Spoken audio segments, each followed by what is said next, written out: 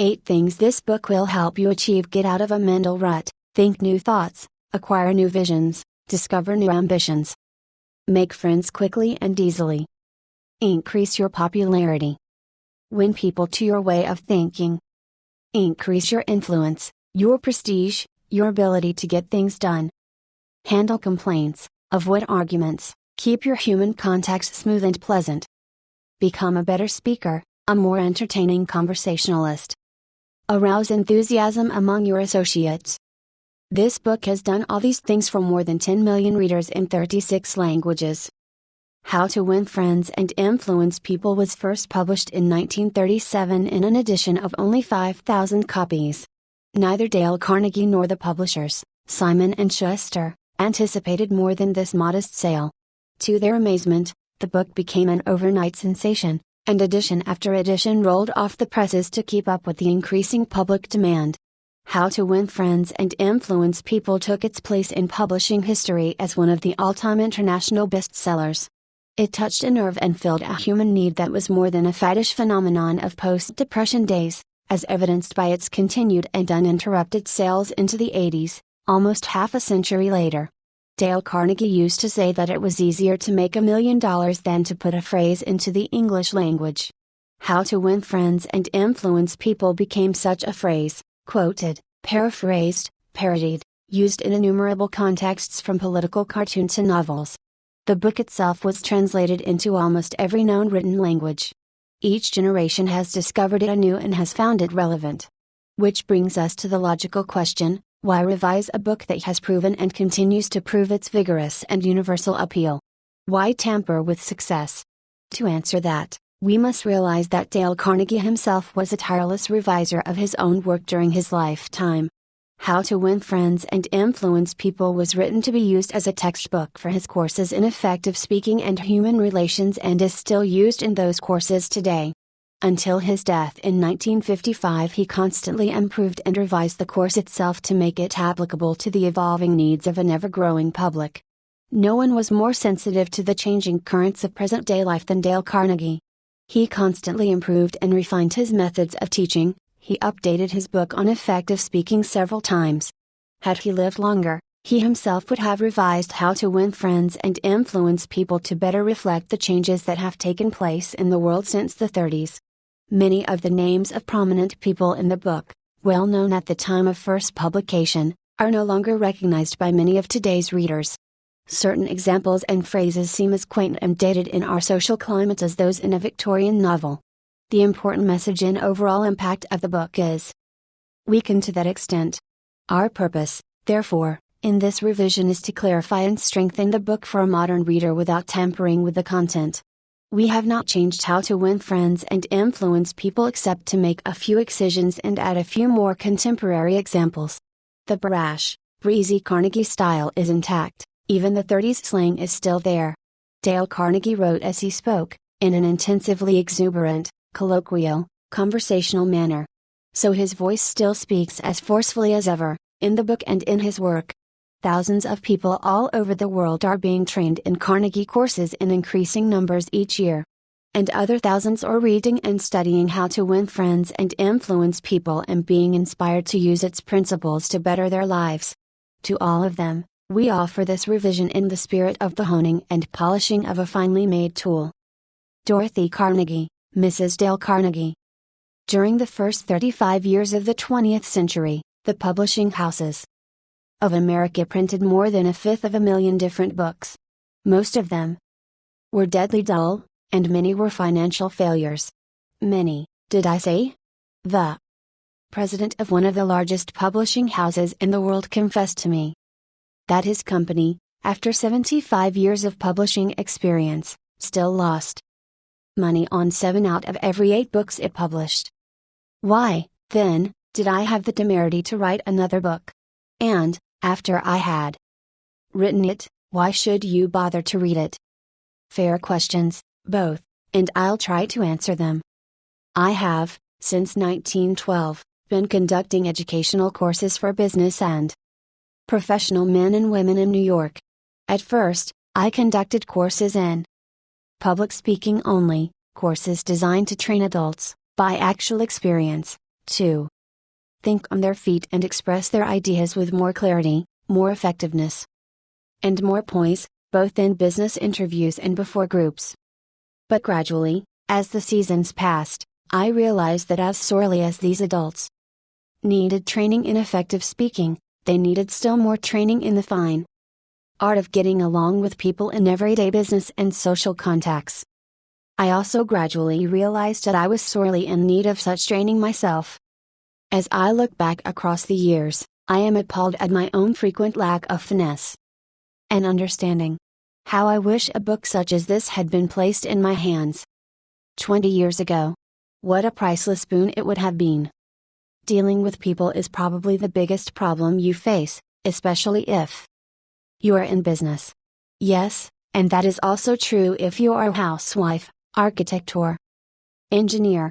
Research done a few years ago under the auspices of the Carnegie Foundation for the Advancement of Teaching uncovered a most important and significant fact, a fact later confirmed by additional studies made at the Carnegie Institute of Technology.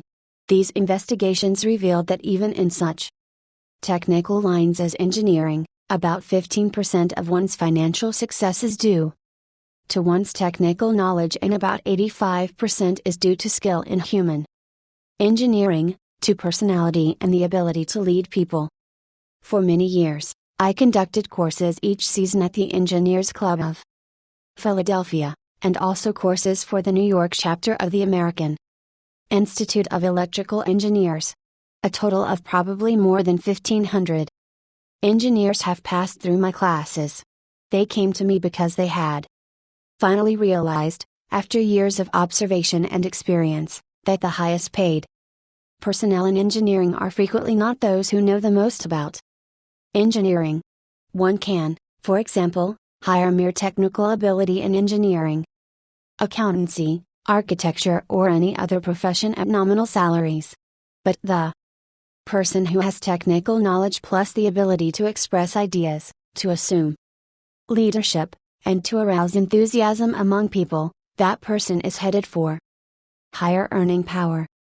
In the heyday of his activity, John D. Rockefeller said that the ability to deal with people is as purchasable a commodity as sugar or coffee. And I will pay more for that ability, said John D., than for any other under the sun. Wouldn't you suppose that every college in the land would conduct courses to develop the highest priced ability under the sun? But if there is just one practical, common sense course of that kind given for adults in even one college in the land, it has escaped my attention up to the present writing. The University of Chicago and the United YMCA schools conducted a survey to determine what adults want to study. That survey cost $25,000 and took 2 years. The last part of the survey was made in Meriden, Connecticut. It had been chosen as a typical American town. Every adult in Meriden was interviewed and requested to answer 156 questions. Questions such as what is your business or profession? Your education? How do you spend your spare time? What is your income? Your hobbies? Your ambitions? Your problems? What subjects are you most interested in studying? And so on. That survey revealed that health is the prime interest of adults, and that their second interest is people, how to understand and get along with people, how to make people like you, and how to win others to your way of thinking. So the committee conducting this survey resolved to conduct such a course for adults in Meriden. They searched diligently for a practical textbook on the subject and found not one. Finally, they approached one of the world's outstanding authorities on adult education and asked him if he knew of any book that met the needs of this group. No, he replied, I know what those adults want. But the book they'd need has never been written. I knew from experience that this statement was true, for I myself had been searching for years to discover a practical, working handbook on human relations. Since no such book existed, I have tried to write one for use in my own courses. And here it is. I hope you like it. In preparation for this book, I read everything that I could find on the subject, everything from newspaper columns, magazine articles, records of the family courts, the writings of the old philosophers and the new psychologists. In addition, I hired a trained researcher to spend 1.5 years in various libraries reading everything I had missed, plowing through erudite tomes on psychology, poring over hundreds of magazine articles, searching through countless biographies, trying to ascertain how the great leaders of all ages had dealt with people. We read their biographies. We read the life stories of all great leaders from Julius Caesar to Thomas Edison. I recall that we read over 100 biographies of Theodore Roosevelt alone. We were determined to spare no time, no expense, to discover every practical idea that anyone had ever used throughout the ages for winning friends and influencing people. I personally interviewed scores of successful people, some of them world famous, inventors like Marconi and Edison, political leaders like Franklin D. Roosevelt and James Farley, business leaders like Owen D. Young, movie stars like Clark Gable and Mary Pickford, and explorers like Martin Johnson, and tried to discover the techniques they used in human relations. From all this material, I prepared a short talk. I called it How to Win Friends and Influence People. I say short. It was short in the beginning, but it soon expanded to a lecture that consumed 1 hour and 30 minutes. 4 years, I gave this talk each season to the adults in the Carnegie Institute courses in New York.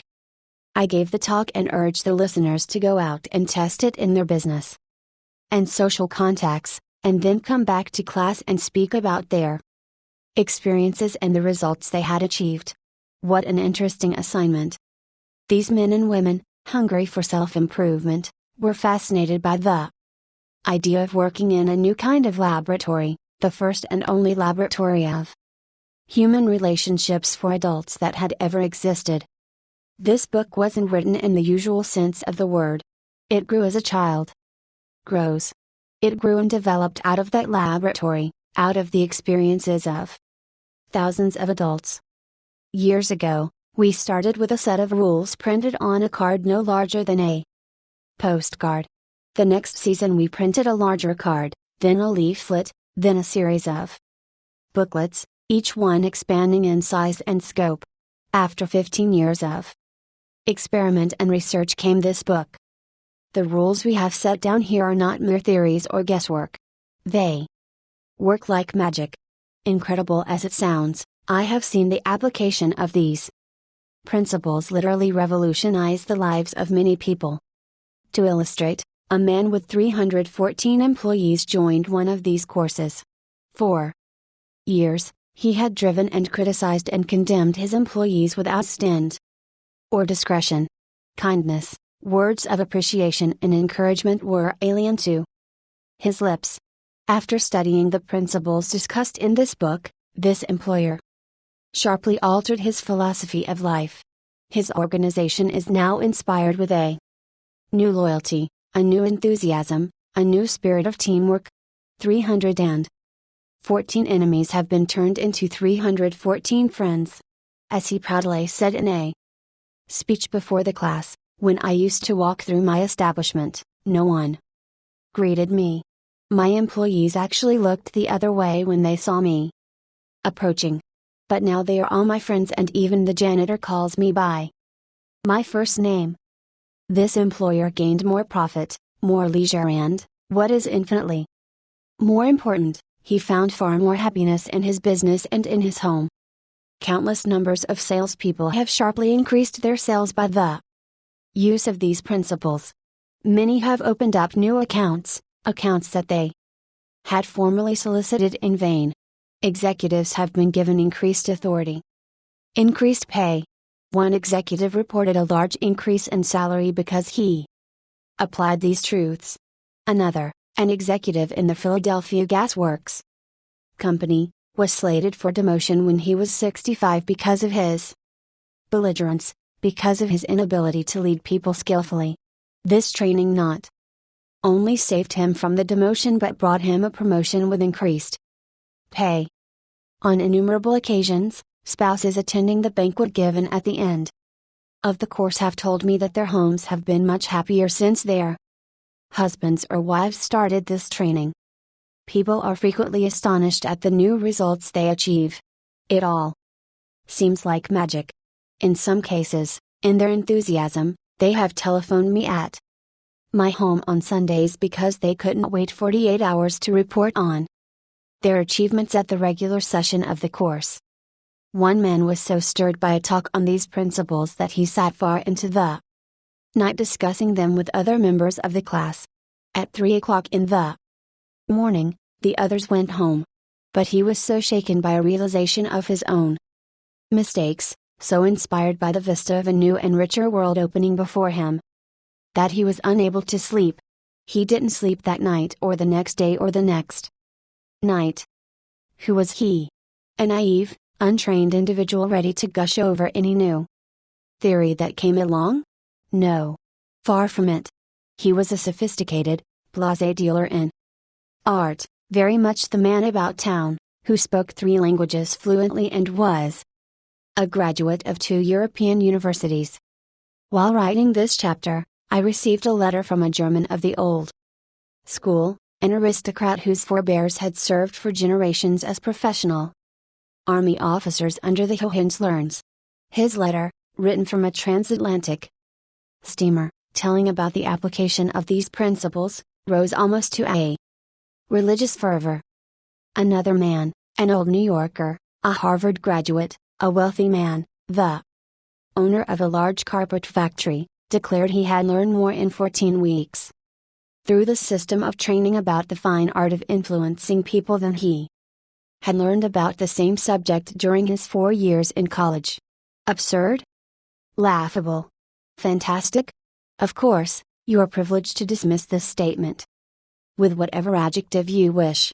I am merely reporting, without comment, a declaration made by a conservative and eminently successful Harvard graduate in a public address to approximately 600 people at the Yale Club in New York on the evening of Thursday, February 23, 1933.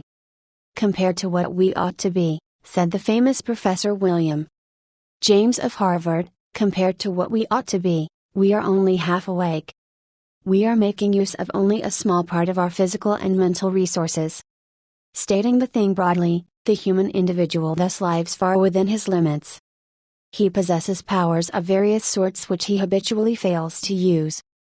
Those powers which you habitually fail to use.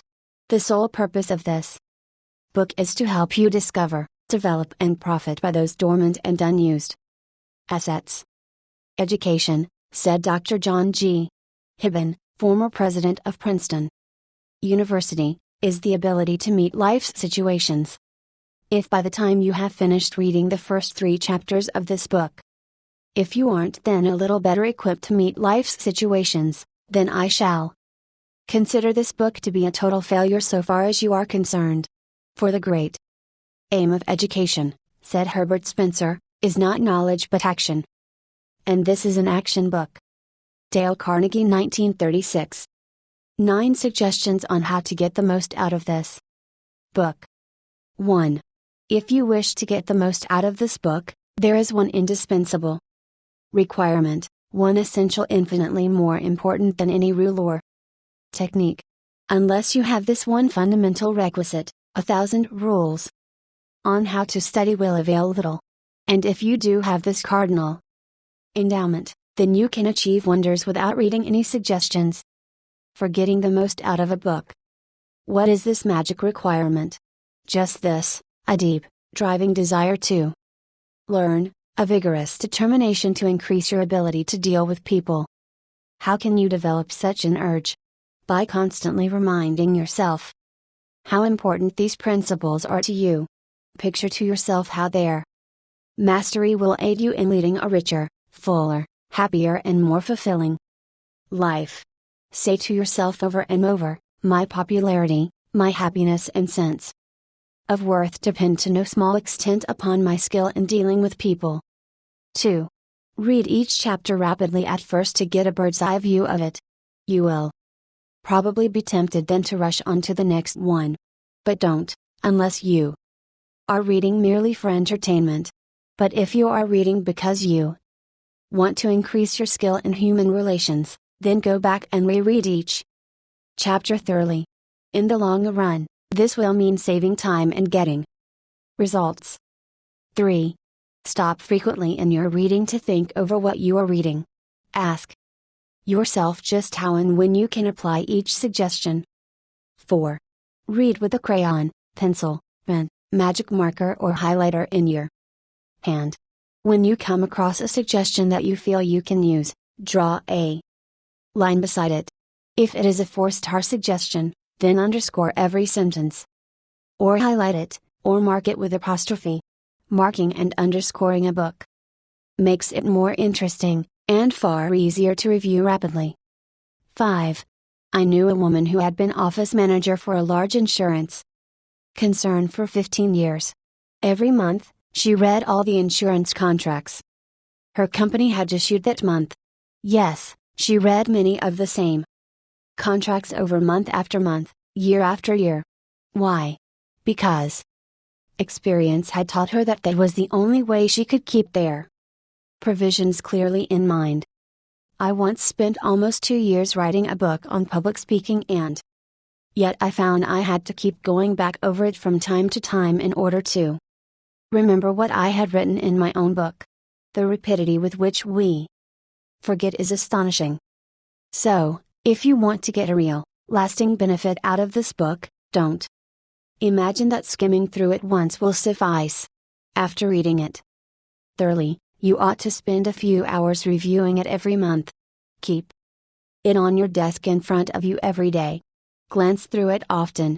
Keep constantly impressing yourself with the rich possibilities for improvement that still lie in the offing.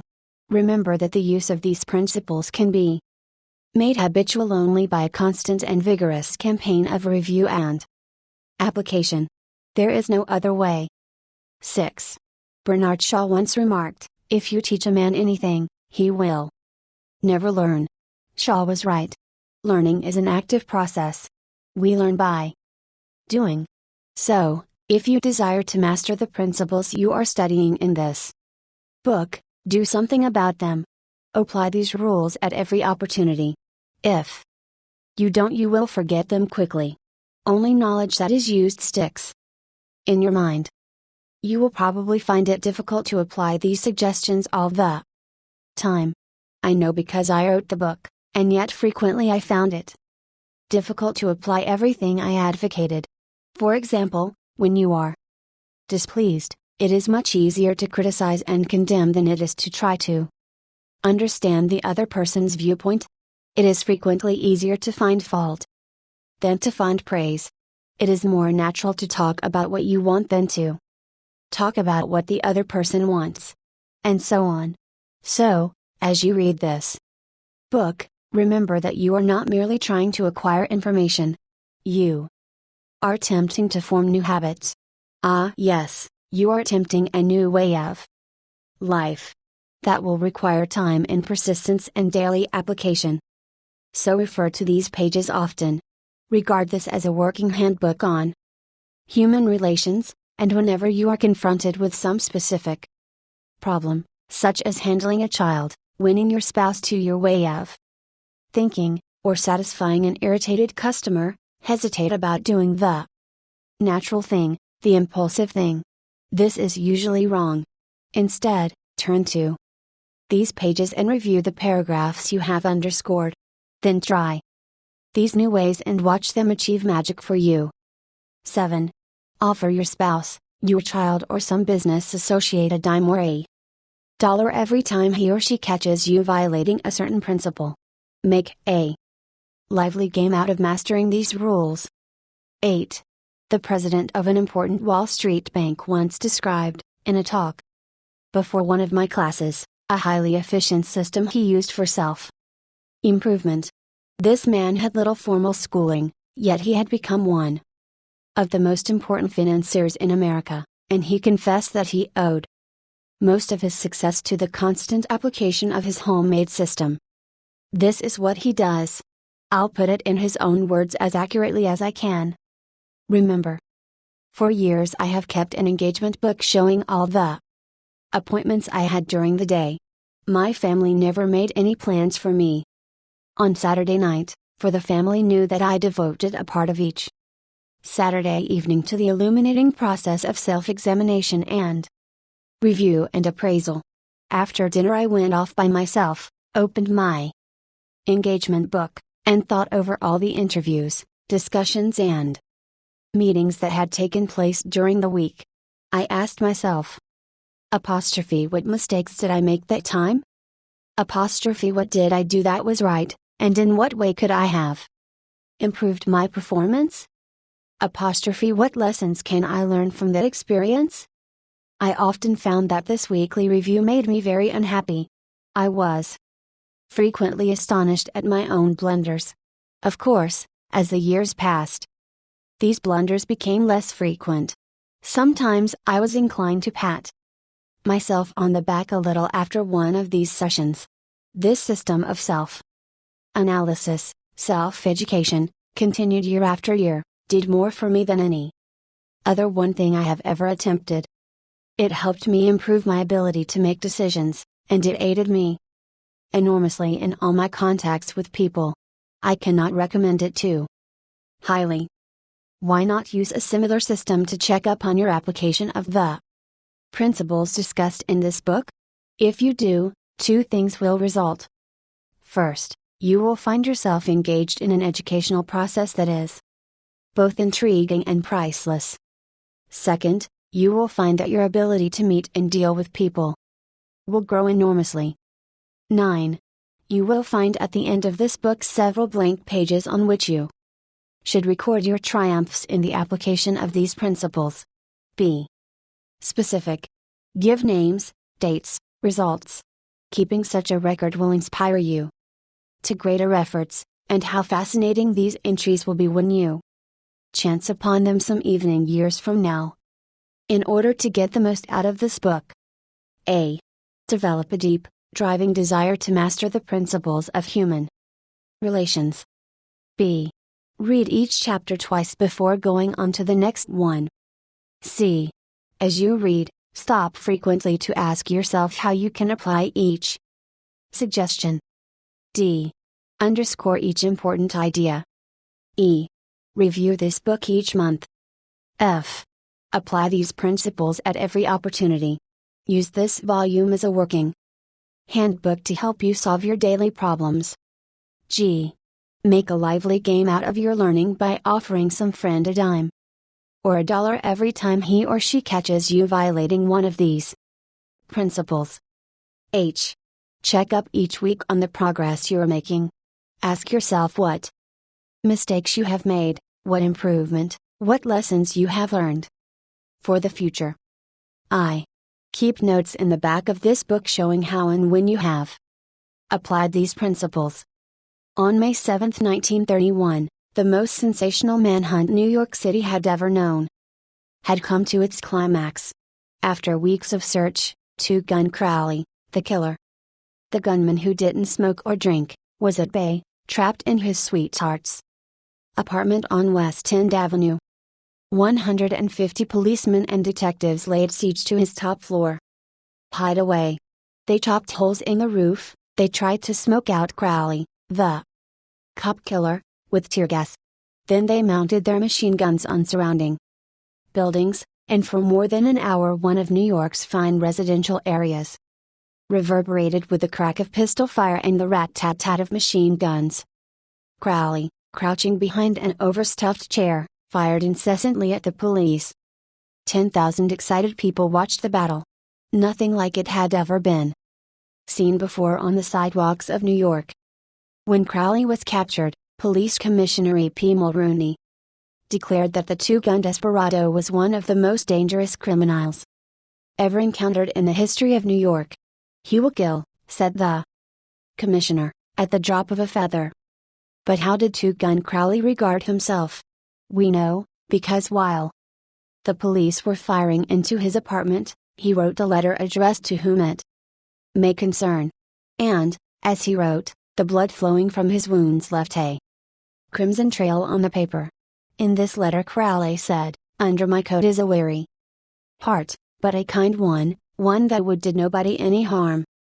A short time before this, Crowley had been having a necking party with his girlfriend on a country road out on Long Island.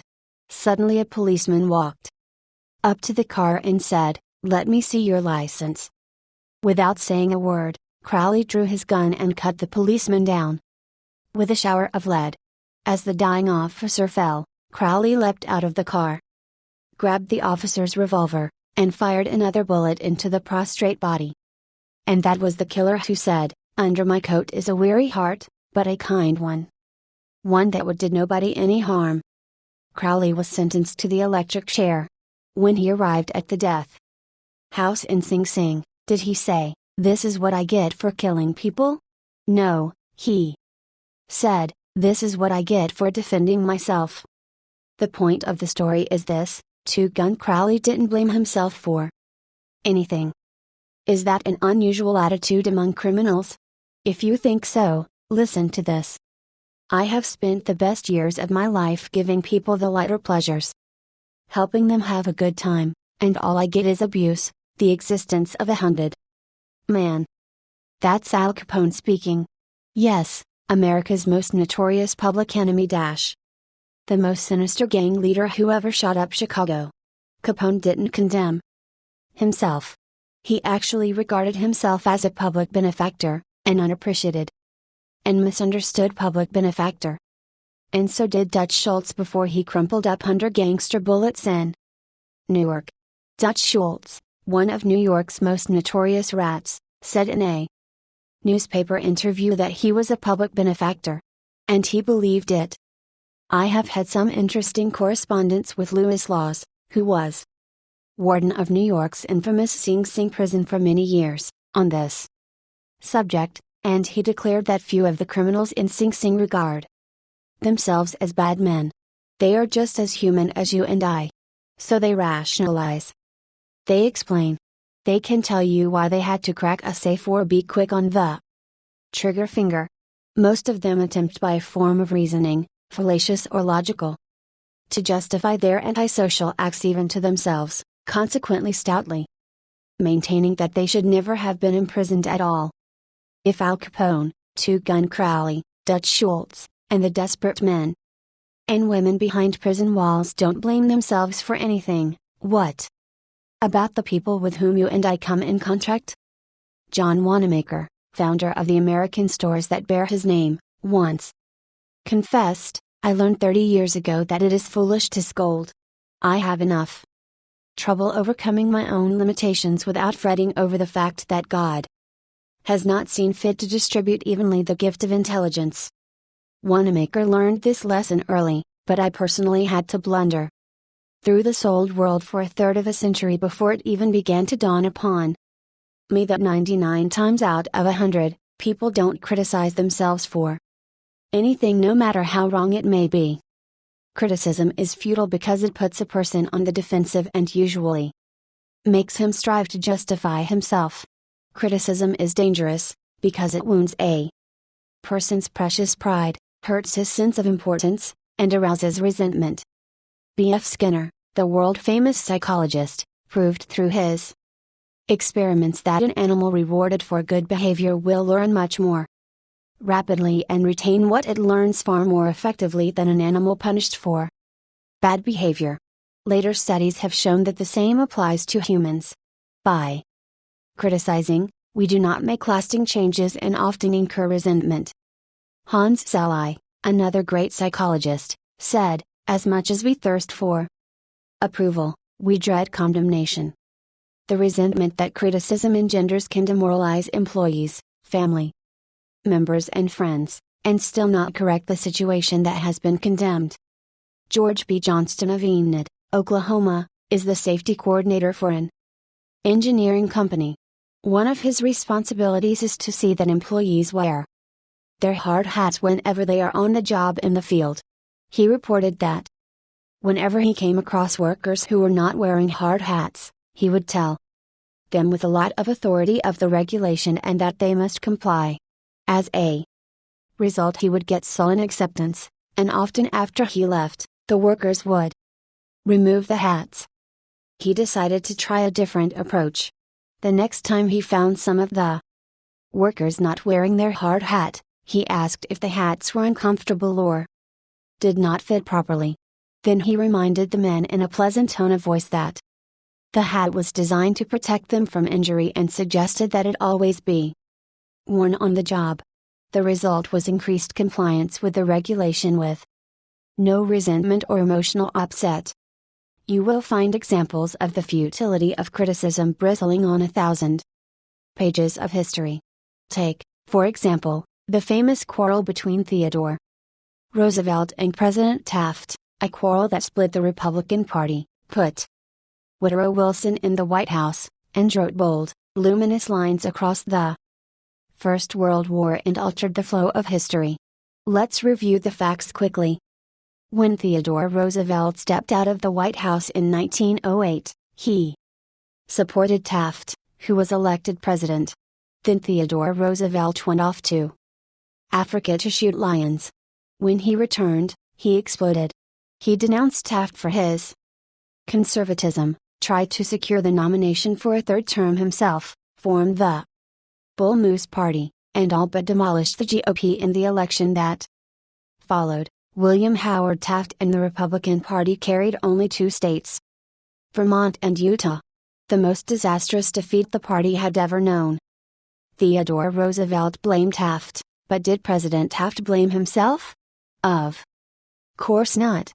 With tears in his eyes, Taft said, "I don't see how I could have done any differently from what I have." Who was to blame? Roosevelt or Taft? Frankly, I don't know, and I don't care. The point I am trying to make is that all of Theodore Roosevelt's criticism didn't persuade Taft that he was wrong. It merely made Taft strive to justify himself and to reiterate with tears in his eyes, "I don't see how I could have done any differently from what I have." Or, take the Teapot Dome oil scandal. It kept the newspapers ringing with indignation in the early 1920s. It rocked the nation. Within the memory of living men, nothing like it had ever happened before in American public life. Here are the bare facts of the scandal. Albert B. Fall, Secretary of the Interior in Harding's cabinet, was entrusted with the leasing of government oil reserves at Elk Hill and Teapot Dome, oil reserves that had been set aside for the future use of the Navy. Did Secretary Fall permit competitive bidding? No, sir. He handed the fat, juicy contract outright to his friend Edward L. Doheny. And what did Doheny do? He gave Secretary Fall what he was pleased to call a loan of $100,000. Then, in a high-handed manner, Secretary Fall ordered United States Marines into the district to drive off competitors whose adjacent wells were sapping oil out of the Elk Hill reserves. These competitors, driven off their ground at the ends of guns and bayonets, rushed into court, and blew the lid off the Teapot Dome scandal. A stench rose so vile that it ruined the Harding administration, nauseated an entire nation, threatened to wreck the Republican Party, and put Albert B. Fall behind prison bars. Fall was condemned viciously, condemned as few men in public life have ever been. Did he repent? Never. Years later, Herbert Hoover intimated in a public speech that President Harding's death had been due to mental anxiety and worry because a friend had betrayed him. When Mrs. Fall heard that, she sprang from her chair, she wept, she shook her fists at fate and screamed, "What? Harding betrayed by Fall? No. My husband never betrayed anyone. This whole house full of gold would not tempt my husband to do wrong. He is the one who has been betrayed and led to the slaughter and crucified." There you are, human nature in action, wrongdoers, blaming everybody but themselves. We are all like that. So when you and I are tempted to criticize someone tomorrow, let's remember Al Capone, Two Gun Crowley and Albert Fall. Let's realize that criticisms are like homing pigeons. They always return home. Let's realize that the person we are going to correct and condemn will probably justify himself or herself, and condemn us in return, or, like the gentle Taft, will say, I don't see how I could have done any differently from what I have. On the morning of April 15, 1865, Abraham Lincoln lay dying in a hall bedroom of a cheap lodging house directly across the street from Ford's Theater, where John Wilkes Booth had shot him. Lincoln's long body lay stretched diagonally across a sagging bed that was too short for him. A cheap reproduction of Rosa Bonheur's famous painting The Horse Fair hung above the bed, and a dismal gas jet flickered yellow light. As Lincoln lay dying, Secretary of War Stanton said, "There lies the most perfect ruler of men that the world has ever seen." What was the secret of Lincoln's success in dealing with people? I studied the life of Abraham Lincoln for 10 years and devoted all of 3 years to writing and rewriting a book entitled Lincoln the Unknown. I believe I have made as detailed and exhaustive study of Lincoln's personality and home life as it is possible for any being to make. I made a special study of Lincoln's method of dealing with people. Did he indulge in criticism? Oh, yes. As a young man in the Pigeon Creek Valley of Indiana, he not only criticized but he wrote letters and poems ridiculing people and dropped these letters on the country roads, where they were sure to be found. One of these letters aroused resentments that burned for a lifetime. Even after Lincoln had become a practicing lawyer in Springfield, Illinois, he attacked his opponents openly in letters published in the newspapers. But he did this just once too often. In the autumn of 1842 he ridiculed a vain, pugnacious politician by the name of James Shields. Lincoln lampooned him through an anonymous letter published in the Springfield Journal. The town roared with laughter. Shields, sensitive and proud, boiled with indignation. He found out who wrote the letter, leapt on his horse, started after Lincoln, and challenged him to fight a duel. Lincoln didn't want to fight. He was opposed to dueling, but he couldn't get out of it and save his honor. He was given the choice of weapons.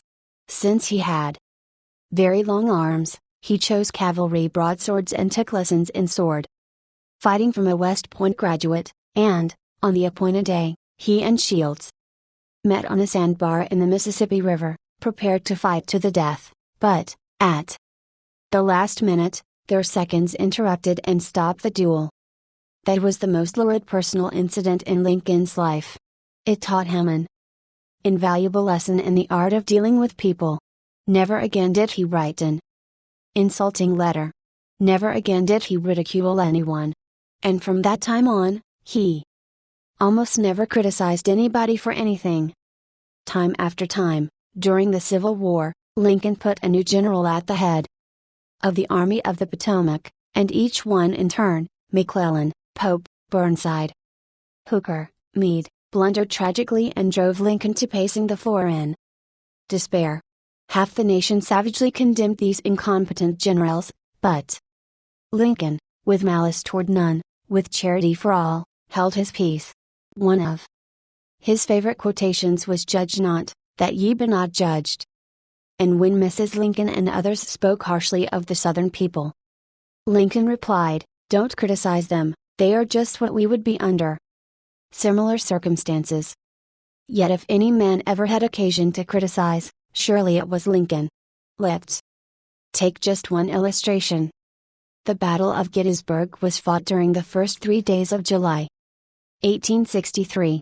During the night of July 4th, Lee began to retreat southward while storm clouds deluged the country with rain. When Lee reached the Potomac with his defeated army, he found a swollen, impassable river in front of him, and a victorious Union army behind him. Lee was in a trap. He couldn't escape. Lincoln saw that. Here was a golden, heaven-sent opportunity, the opportunity to capture Lee's army and end the war immediately. So, with a surge of hope, Lincoln ordered Meade not to call a council of war but to attack Lee immediately. Lincoln telegraphed his orders and then sent a special messenger to Meade demanding immediate action. And what did General Meade do? He did the very opposite of what he was told to do. He called a council of war in direct violation of Lincoln's orders. He hesitated. He procrastinated. He telegraphed all manner of excuses. He refused point blank to attack Lee. Finally the waters receded and Lee escaped over the Potomac with his forces. Lincoln was furious. What does this mean? Lincoln cried to his son Robert. Great God! What does this mean? We had them within our grasp, and had only to stretch forth our hands and they were ours, yet nothing that I could say or do could make the army move. Under the circumstances, almost any general could have defeated Lee. If I had gone up there, I could have whipped him myself. In bitter disappointment, Lincoln sat down and wrote me this letter. And remember, at this period of his life Lincoln was extremely conservative and restrained in his phraseology. So this letter coming from Lincoln in 1863 was tantamount to the severest rebuke. My dear General, I do not believe you appreciate the magnitude of the misfortune involved in Lee's escape. He was within our easy grasp. And to have closed upon him would, in connection with our other late successes, have ended the war. As it is, the war will be prolonged indefinitely. If you could not safely attack Lee last Monday, how can you possibly do so south of the river, when you can take with you very few, no more than 2/3 of the force you then had in hand? It would be unreasonable to expect, and I do not expect, that you can now effect much. Your golden opportunity is gone, and I am distressed immeasurably because of it. What do you suppose Meade did when he read the letter? Meade never saw that letter. Lincoln never mailed it. It was found among his papers after his death. My guess is, and this is only a guess, that after writing that letter, Lincoln looked out of the window and said to himself, just a minute. Maybe I ought not to be so hasty. It is easy enough for me to sit here in the quiet of the White House and order Meade to attack, but if I had been up at Gettysburg, and if I had seen as much blood as Meade has seen during the last week, and if my ears had been pierced with the screams and shrieks of the wounded and dying, maybe I wouldn't be so anxious to attack either. If I had Meade's timid temperament, perhaps I would have done just what he had done. Anyhow, it is water under the bridge now. If I send this letter, it will relieve my feelings, but it will make Meade try to justify himself. It will make him condemn me. It will arouse hard feelings, impair all his further usefulness as a commander, and perhaps force him to resign from the army. So, as I have already said, Lincoln put the letter aside, for he had learned by bitter experience that sharp criticisms and rebukes almost invariably end in futility. Theodore Roosevelt said that when he, as president, was confronted with a perplexing problem, he used to lean back and look up at a large painting of Lincoln which hung above his desk in the White House and ask himself, what would Lincoln do if he were in my shoes? How would he solve this problem? Mark Twain lost his temper occasionally and wrote letters that turned the paper brown. For example, he once wrote to a man who had aroused his ire. The thing for you is a burial permit. You have only to speak and I will see that you get it. On another occasion he wrote to an editor about a proofreader's attempts to improve my spelling and punctuation. He ordered, set the matter according to my copy hereafter and see that the proofreader retains his suggestions in the mush of his decayed brain. The writing of these stinging letters made Mark Twain feel better. They allowed him to blow off steam, and the letters didn't do any real harm, because Mark's wife secretly lifted them out of the mail. They were never sent. Do you know someone you would like to change and regulate and improve? Good. That is fine. I am all in favor of it. But why not begin on yourself? From a purely selfish standpoint, that is a lot more profitable than trying to improve others, yes, and a lot less dangerous. Don't complain about the snow on your neighbor's roof, said Confucius, when your own doorstep is unclean.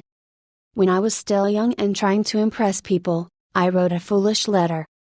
To Richard Harding Davis, an author who once loomed large on the literary horizon of America. I was preparing a magazine article about authors, and I asked Davis to tell me about his method of work. A few weeks earlier, I had received a letter from someone with this notation at the bottom, dictated but not read. I was quite impressed. I felt that the writer must be very big and busy and important. I wasn't the slightest bit busy, but I was eager to make an impression on Richard Harding Davis, so I ended my short note with the words, dictated but not read. He never troubled to answer the letter. He simply returned it to me with this scribbled across the bottom: "Your bad manners are exceeded only by your bad manners." True, I had blundered, and perhaps I deserved this rebuke. But, being human, I resented it. I resented it so sharply that when I read of the death of Richard Harding Davis 10 years later, the one thought that still persisted in my mind, I am ashamed to admit, was the hurt he had given me. If you and I want to stir up a resentment tomorrow that may wrangle across the decades and endure until death, just let us indulge in a little stinging criticism. No matter how certain we are that it is justified. When dealing with people, let us remember we are not dealing with creatures of logic. We are dealing with creatures of emotion, creatures bristling with prejudices and motivated by pride and vanity. Bitter criticism caused the sensitive Thomas Hardy, one of the finest novelists ever to enrich English literature, to give up forever the writing of fiction. Criticism drove Thomas Chatterton, the English poet, to suicide. Benjamin Franklin, tactless in his youth, became so diplomatic, so adroit at handling people, that he was made American ambassador to France. The secret of his success? "I will speak ill of no man," he said, "and speak all the good I know of everybody." Any fool can criticize, condemn and complain, and most fools do. But it takes character and self-control to be understanding and forgiving. "A great man shows his greatness," said Carlyle, "by the way he treats little men." Bob Hoover, a famous test pilot and frequent performer at air shows, was returning to his home in Los Angeles from an air show in San Diego. As described in the magazine Flight Operations, at 300 feet in the air, both engines suddenly stopped. By deft maneuvering he managed to land the plane, but it was badly damaged although nobody was hurt. Hoover's first act after the emergency landing was to inspect the airplane's fuel. Just as he suspected, the World War II propeller plane he had been flying had been fueled with jet fuel rather than gasoline. Upon returning to the airport, he asked to see the mechanic who had serviced his airplane. The young man was sick with the agony of his mistake.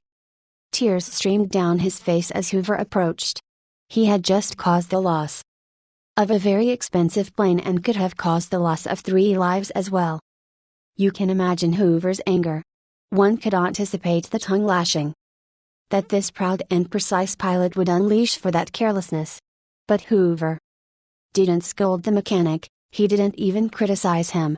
Instead, he put his big arm around the man's shoulder and said, "To show you I'm sure that you'll never do this again, I want you to service my F-51 tomorrow." Often parents are tempted to criticize their children. You would expect me to say don't. But I will not.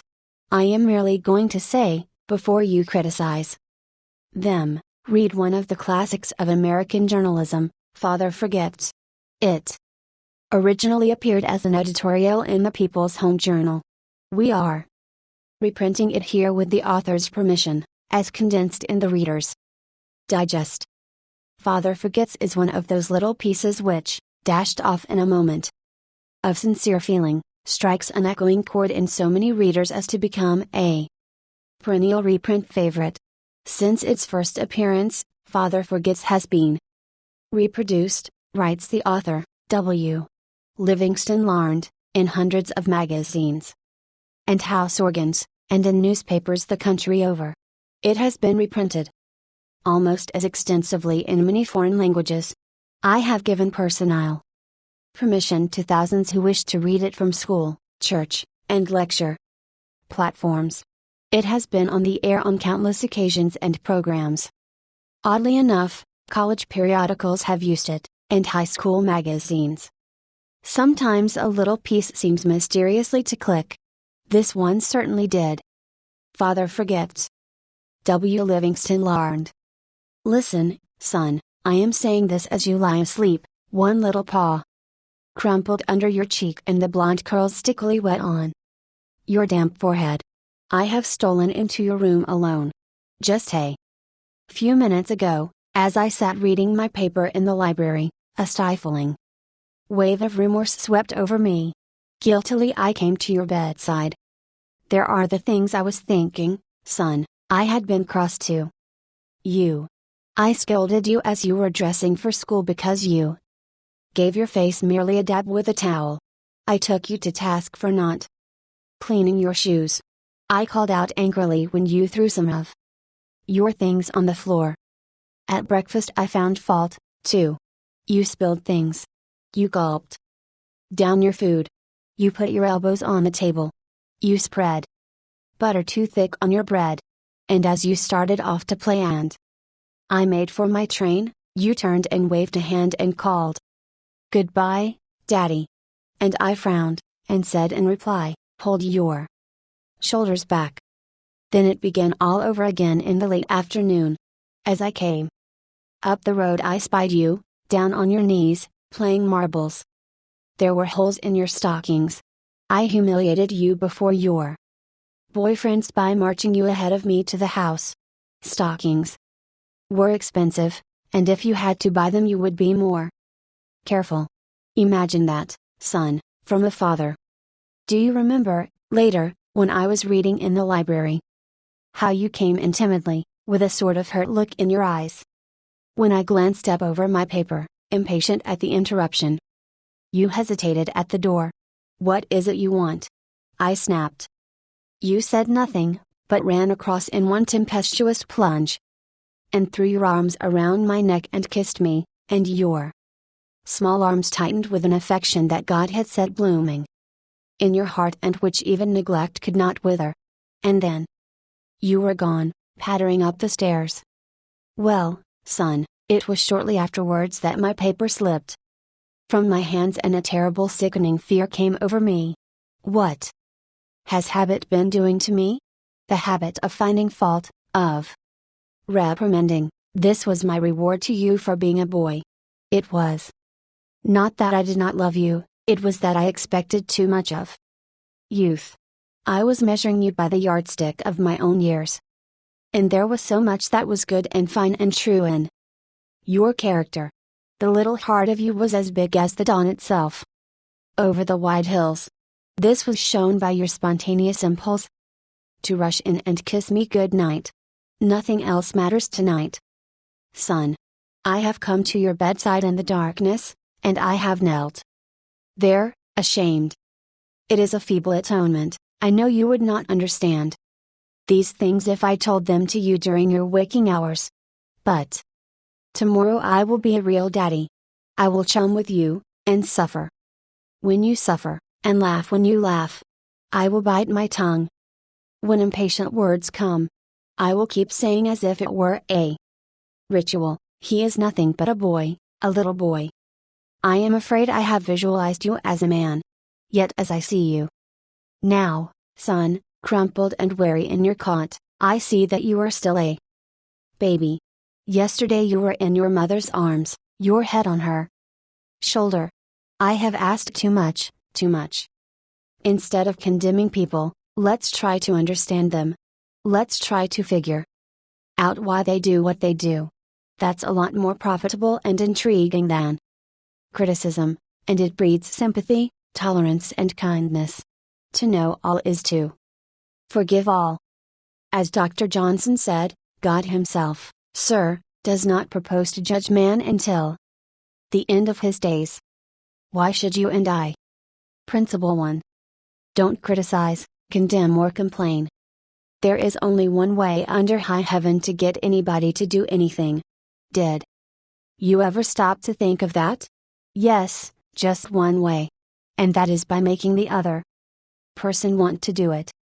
Remember, there is no other way. Of course, you can make someone want to give you his watch by sticking a revolver in his ribs. You can make your employees give you cooperation, until your back is turned, by threatening to fire them. You can make a child do what you want it to do by a whip or a threat. But these crude methods have sharply undesirable repercussions. The only way I can get you to do anything is by giving you what you want. What do you want? Sigmund Freud said that everything you and I do springs from two motives: the sex urge and the desire to be great. John Dewey, one of America's most profound philosophers, phrased it a bit differently. Dr. Dewey said that the deepest urge in human nature is the desire to be important. Remember that phrase, the desire to be important. It is significant.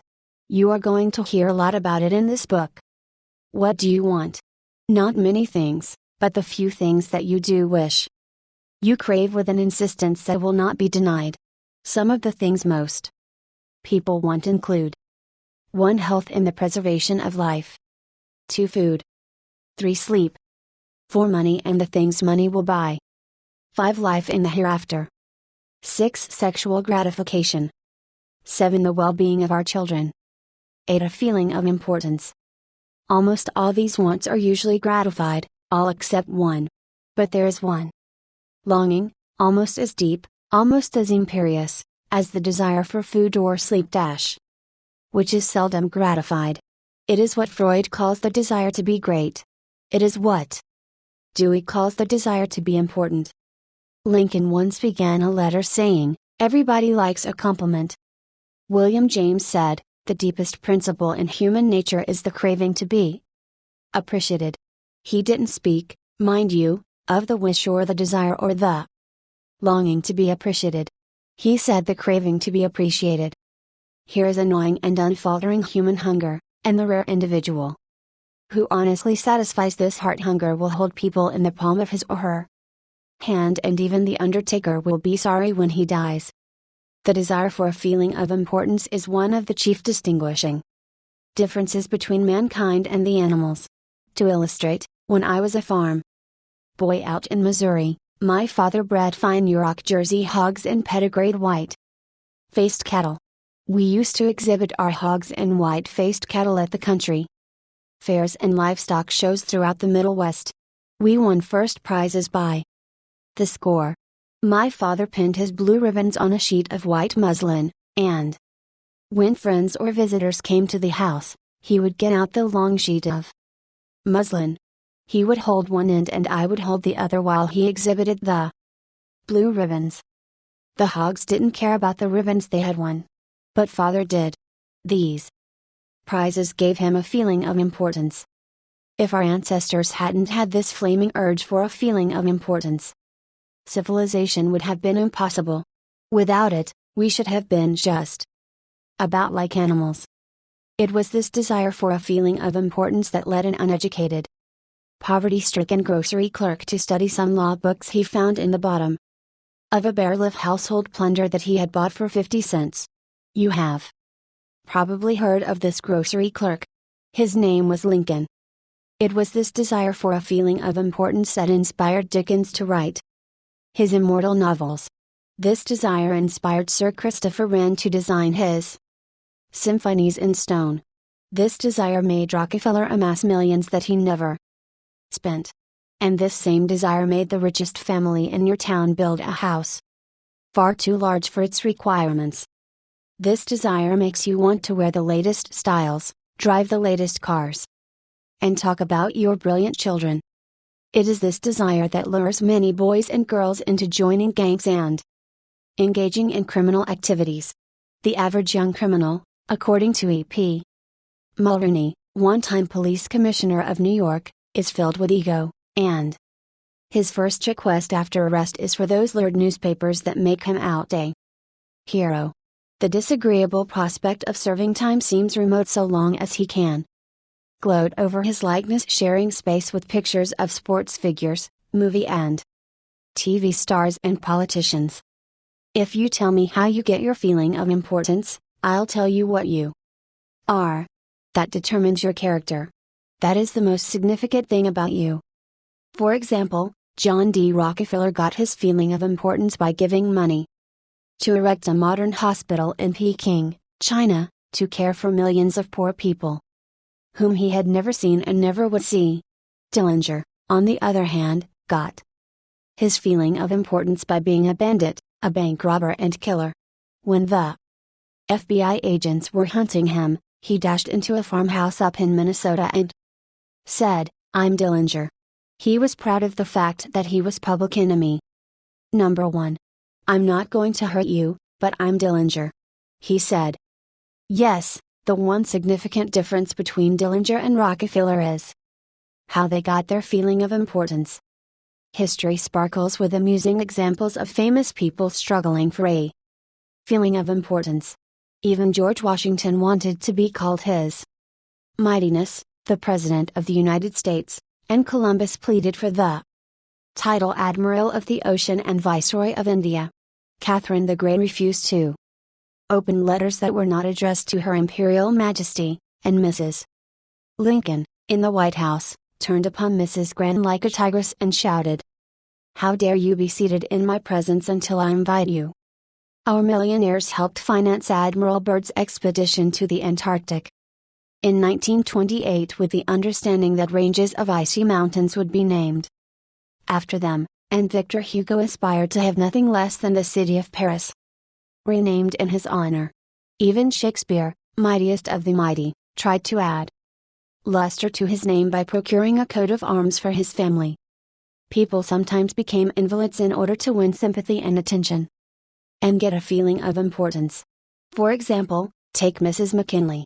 She got a feeling of importance by forcing her husband, the President of the United States, to neglect important affairs of state while he reclined on the bed beside her for hours at a time, his arm about her, soothing her to sleep. She fed her gnawing desire for attention by insisting that he remain with her while she was having her teeth fixed, and once created a stormy scene when he had to leave her alone with the dentist while he kept an appointment with John Hay, his Secretary of State. The writer Mary Roberts Rinehart once told me of a bright, vigorous young woman who became an invalid in order to get a feeling of importance. One day, said Mrs. Rinehart, this woman had been obliged to face something, her age perhaps. The lonely years were stretching ahead and there was little left for her to anticipate. She took to her bed, and for 10 years her old mother traveled to the third floor and back, carrying trays, nursing her. Then one day the old mother, weary with service, lay down and died. For some weeks, the invalid languished, then she got up, put on her clothing, and resumed living again. Some authorities declare that people may actually go insane in order to find, in the dreamland of insanity, the feeling of importance that has been denied them in the harsh world of reality. There are more patients suffering from mental diseases in the United States than from all other diseases combined. What is the cause of insanity? Nobody can answer such a sweeping question, but we know that certain diseases, such as syphilis, break down and destroy the brain cells and result in insanity. In fact, about 1/2 of all mental diseases can be attributed to such physical causes as brain lesions, alcohol, toxins and injuries. But the other half dash. And this is the appalling part of the story, the other half of the people who go insane apparently have nothing organically wrong with their brain cells. In post-mortem examinations, when their brain tissues are studied under the highest powered microscopes, these tissues are found to be apparently just as healthy as yours and mine. Why do these people go insane? I put that question to the head physician of one of our most important psychiatric hospitals. This doctor, who has received the highest honors and the most coveted awards for his knowledge of this subject, told me frankly that he didn't know why people went insane. Nobody knows for sure. But he did say that many people who go insane find in insanity a feeling of importance that they were unable to achieve in the world of reality. Then he told me the story. I have a patient right now whose marriage proved to be a tragedy. She wanted love, sexual gratification, children and social prestige, but life busted all her hopes. Her husband didn't love her. He refused even to eat with her and forced her to serve his meals in his room upstairs. She had no children, no social standing.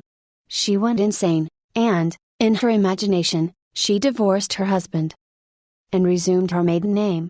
She now believes she has married into English aristocracy, and she insists on being called Lady Smith. And as for children, she imagines now that she has had a new child every night. Each time I call on her she says, "Doctor, I had a baby last night." Life once wrecked all her dream ships on the sharp rocks of reality, but in the sunny, fantasy isles of insanity, all her barkentines race into port with canvas billowing and wind swinging through the masts. Tragic? Oh, I don't know. Her physician said to me, if I could stretch out my hand and restore her sanity, I wouldn't do it. She's much happier as she is. If some people are so hungry for a feeling of importance that they actually go insane to get it, imagine what miracle you and I can achieve by giving people honest appreciation this side of insanity. One of the first people in American business to be paid a salary of over $1 million a year, when there was no income tax and a person earning $50 a week was considered well off, was Charles Schwab. He had been picked by Andrew Carnegie to become the first president of the newly formed United States Steel Company in 1921, when Schwab was only 38 years old. Schwab later left U.S. Steel to take over the then troubled Bethlehem Steel Company, and he rebuilt it into one of the most profitable companies in America. Why did Andrew Carnegie pay $1 million a year, or more than $3,000 a day, to Charles Schwab? Why? Because Schwab was a genius? No. Because he knew more about the manufacture of steel than other people? Nonsense. Charles Schwab told me himself that he had many men working for him who knew more about the manufacture of steel than he did. Schwab says that he was paid this salary largely because of his ability to deal with people. I asked him how he did it. Here is his secret set down in his own words, words that ought to be cast in eternal bronze and hung in every home and school, every shop and office in the land, words that children ought to memorize instead of wasting their time memorizing the conjugation of Latin verbs or the amount of the annual rainfall in Brazil, words that will all but transform your life and mine if we will only live them. I consider my ability to arouse enthusiasm among my people, said Schwab, the greatest asset I possess, and the way to develop the best that is in a person is by appreciation and encouragement. There is nothing else that so kills the ambitions of a person as criticisms from superiors. I never criticize anyone. I believe in giving a person incentive to work. So I am anxious to praise but loath to find fault. If I like anything, I am hearty in my approbation and lavish in my praise. That is what Schwab did. But what do average people do? The exact opposite. If they don't like a thing, they bawl out their subordinates. If they do like it, they say nothing. As the old couplet says, once I did bad and that I heard ever, twice I did good, but that I heard never. In my wide association in life, meeting with many and great people in various parts of the world, Schwab declared, I have yet to find the person, however great or exalted his station, who did not do better work and put forth greater effort under a spirit of approval than he would ever do under a spirit of criticism. That, he said, frankly, was one of the outstanding reasons for the phenomenal success of Andrew Carnegie. Carnegie praised his associates publicly as well as privately. Carnegie wanted to praise his assistants even on his tombstone. He wrote an epitaph for himself which read, "Here lies one who knew how to get around him." Men who were cleverer than himself. Sincere appreciation was one of the secrets of the first John D. Rockefeller's success in handling men. For example, when one of his partners, Edward T. Bedford, lost $1 million for the firm by a bad buy in South America, John D. might have criticized, but he knew Bedford had done his best. And the incident was closed. So Rockefeller found something to praise. He congratulated Bedford because he had been able to save 60% of the money he had invested. "That's splendid," said Rockefeller. "We don't always do as well as that upstairs." I have among my clippings a story that I know never happened, but it illustrates a truth, so I'll repeat it. According to this silly story, a farm woman, at the end of a heavy day's work, set before her menfolks a heaping pile of hay. And when they indignantly demanded whether she had gone crazy, she replied, "Why, how did I know you'd notice? I've been cooking for you men for the last 20 years, and in all that time I ain't heard no word to let me know you wasn't just eating hay." When a study was made a few years ago on runaway wives, what do you think was discovered to be the main reason wives ran away? It was lack of appreciation. And I'd bet that a similar study made of runaway husbands would come out the same way. We often take our spouses so much for granted that we never let them know we appreciate them. A member of one of our classes told of a request made by his wife. She and a group of other women in her church were involved in a self-improvement program. She asked her husband to help her by listing 6 things he believed she could do to help her become a better wife. He reported to the class, "I was surprised by such a request.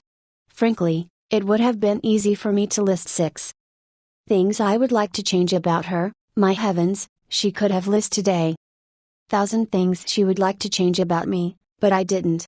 I said to her, 'Let me think about it and give you an answer in the morning.' The next morning I got up very early and called the florist and had them send 6 red roses to my wife with a note saying, 'I can't think of 6 things I would like to change about you. I love you the way you are.'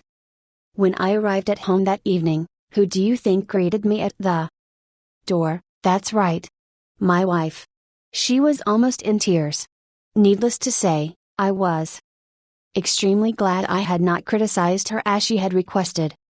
The following Sunday at church, after she had reported the results of her assignment, several women with whom she had been studying came up to me and said, "That was the most considerate thing I have ever heard." It was then I realized the power of appreciation. Florenz Ziegfeld, the most spectacular producer who ever dazzled Broadway, gained his reputation by his subtle ability to glorify the American girl. Time after time, he took drab little creatures that no one ever looked at twice and transformed them on the stage into glamorous visions of mystery and seduction. Knowing the value of appreciation and confidence, he made women feel beautiful by the sheer power of his gallantry and consideration. He was practical. He raised the salary of chorus girls from $30 a week to as high as $175. And he was also chivalrous. On opening night at the Follies, he sent telegrams to the stars in the cast, and he deluged every chorus girl in the show with American Beauty roses.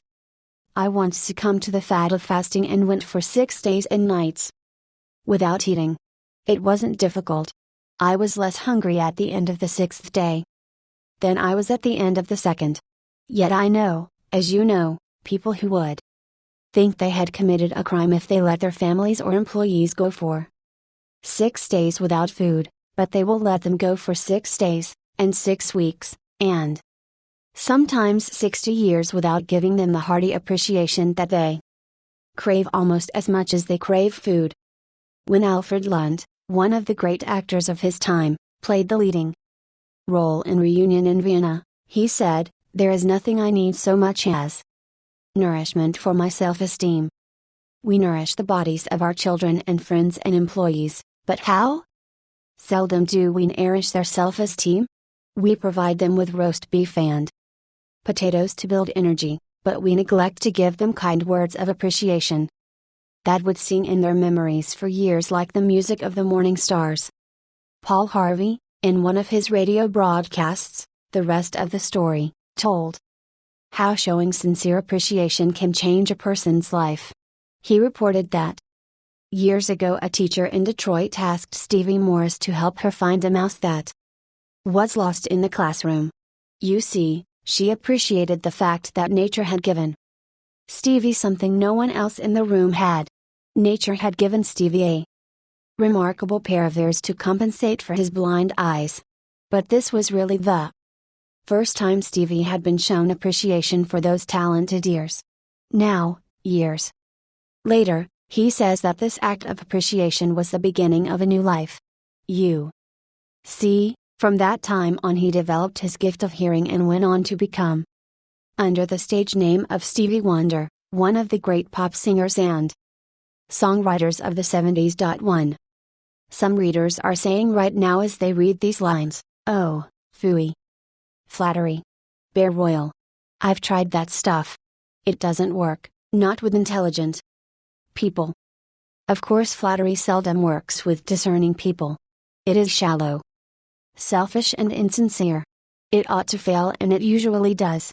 True, some people are so hungry, so thirsty for appreciation that they will swallow anything, just as a starving man will eat grass and fishworms. Even Queen Victoria was susceptible to flattery. Prime Minister Benjamin Disraeli confessed that he put it on thick in dealing with the Queen. To use his exact words, he said he spread it on with a trowel. But Disraeli was one of the most polished, deft and adroit men who ever ruled the far-flung British Empire. He was a genius in his line. What would work for him wouldn't necessarily work for you and me. In the long run, flattery will do you more harm than good. Flattery is counterfeit, and like counterfeit money, it will eventually get you into trouble if you pass it to someone else. The difference between appreciation and flattery? That is simple. One is sincere and the other insincere. One comes from the heart out, the other from the teeth out. One is unselfish, the other selfish. One is universally admired, the other universally condemned. I recently saw a bust of Mexican hero General Alvaro Obregón in the Chapultepec Palace in Mexico City. Below the bust are carved these wise words from General Obregón's philosophy: don't be afraid of enemies who attack you. Be afraid of the friends who flatter you. No. No. No. I am not suggesting flattery. Far from it. I'm talking about a new way of life. Let me repeat. I am talking about a new way of life. King George V had a set of 6 maxims displayed on the walls of his study at Buckingham Palace. One of these maxims said, "Teach me neither to proffer nor receive cheap praise." That's all flattery is, cheap praise. I once read a definition of flattery that may be worth repeating. Flattery is telling the other person precisely what he thinks about himself. Use what language you will, said Ralph Waldo Emerson, you can never say anything but what you are. If all we had to do was flatter, everybody would catch on and we should all be experts in human relations. When we are not engaged in thinking about some definite problem, we usually spend about 95% of our time thinking about ourselves. Now, if we stop thinking about ourselves for a while and begin to think of the other person's good points, we won't have to resort to flattery so cheap and false that it can be spotted almost before it is out of the mouth. One of the most neglected virtues of our daily existence is appreciation. Somehow, we neglect to praise our son or daughter when he or she brings home a good report card, and we fail to encourage our children when they first succeed in baking a cake or building a birdhouse. Nothing pleases children more than this kind of parental interest and approval. The next time you enjoy filet mignon at the club, send word to the chef that it was excellently prepared, and when a tired salesperson shows you unusual courtesy, please mention it. Every minister, lecturer and public speaker knows the discouragement of pouring himself or herself out to an audience and not receiving a single ripple of appreciative comment. What applies to professionals applies doubly to workers. In offices, shops and factories, and our families and friends. In our interpersonal relations, we should never forget that all our associates are human beings and hunger for appreciation. It is the legal tender that all souls enjoy. Try leaving a friendly trail of little sparks of gratitude on your daily trips. You will be surprised how they will set small flames of friendship that will be rose beacons on your next visit. Pamela Dunham of New Fairfield, Connecticut, had among her responsibilities on her job the supervision of a janitor who was doing a very poor job. The other employees would jeer at him and litter the hallways to show him what a bad job he was doing. It was so bad, productive time was being lost in the shop. Without success, Pam tried various ways to motivate this person. She noticed that occasionally he did a particularly good piece of work. She made a point to praise him for it in front of the other people.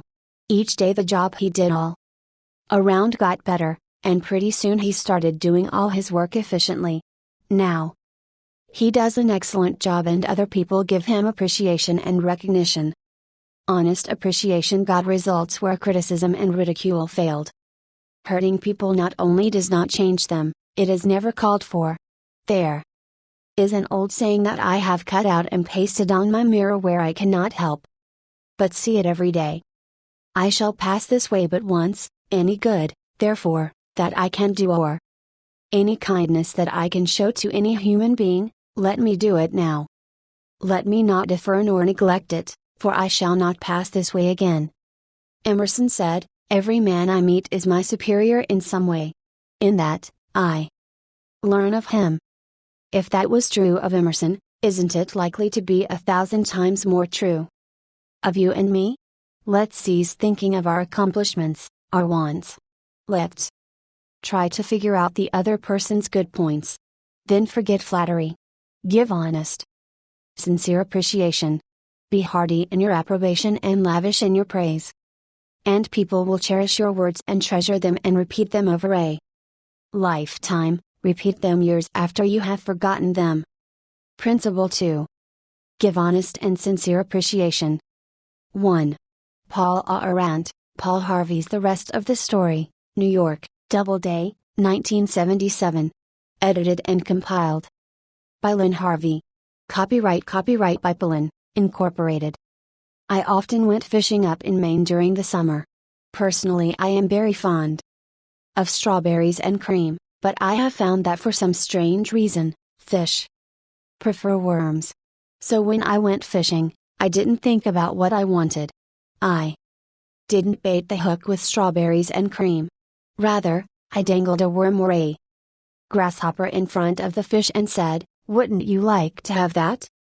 Why not use the same common sense when fishing for people? That is what Lloyd George, Great Britain's Prime Minister during World War I, did. When someone asked him how he managed to stay in power after the other wartime leaders, Wilson, Orlando and Clemenceau, had been forgotten, he replied that if his staying on top might be attributed to any one thing, it would be to his having learned that it was necessary to bait the hook to suit the fish. Why talk about what we want? That is childish. Absurd. Of course, you are interested in what you want. You are eternally interested in it. But no one else is. The rest of us are just like you, we are interested in what we want. So the only way on earth to influence other people is to talk about what they want and show them how to get it. Remember that tomorrow when you are trying to get somebody to do something. If, for example, you don't want your children to smoke, don't preach at them, and don't talk about what you want, but show them that cigarettes may keep them from making the basketball team or winning the 100-yard dash. This is a good thing to remember regardless of whether you are dealing with children or calves or chimpanzees. For example, one day Ralph Waldo Emerson and his son tried to get a calf into the barn. But they made the common mistake of thinking only of what they wanted. Emerson pushed and his son pulled. But the calf was doing just what they were doing. He was thinking only of what he wanted, so he stiffened his legs and stubbornly refused to leave the pasture. The Irish housemaid saw their predicament. She couldn't write essays and books, but, on this occasion at least, she had more horse sense, or calf sense, than Emerson had. She thought of what the calf wanted, so she put her maternal finger in the calf's mouth and let the calf suck her finger as she gently led him into the barn. Every act you have ever performed since the day you were born was performed because you wanted something. How about the time you gave a large contribution to the Red Cross? Yes, that is no exception to the rule. You gave the Red Cross the donation because you wanted to lend a helping hand, you wanted to do a beautiful, unselfish, divine act. Inasmuch as ye have done it unto one of the least of these my brethren, ye have done it unto me. If you hadn't wanted that feeling more than you wanted your money, you would not have made the contribution. Of course, you might have made the contribution because you were ashamed to refuse or because a customer asked you to do it. But one thing is certain. You made the contribution because you wanted something.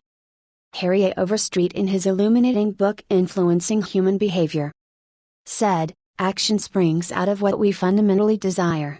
And the best piece of advice which can be given to would-be persuaders, whether in business, in the home, in the school, in politics, is, first, arouse in the other person an eager want.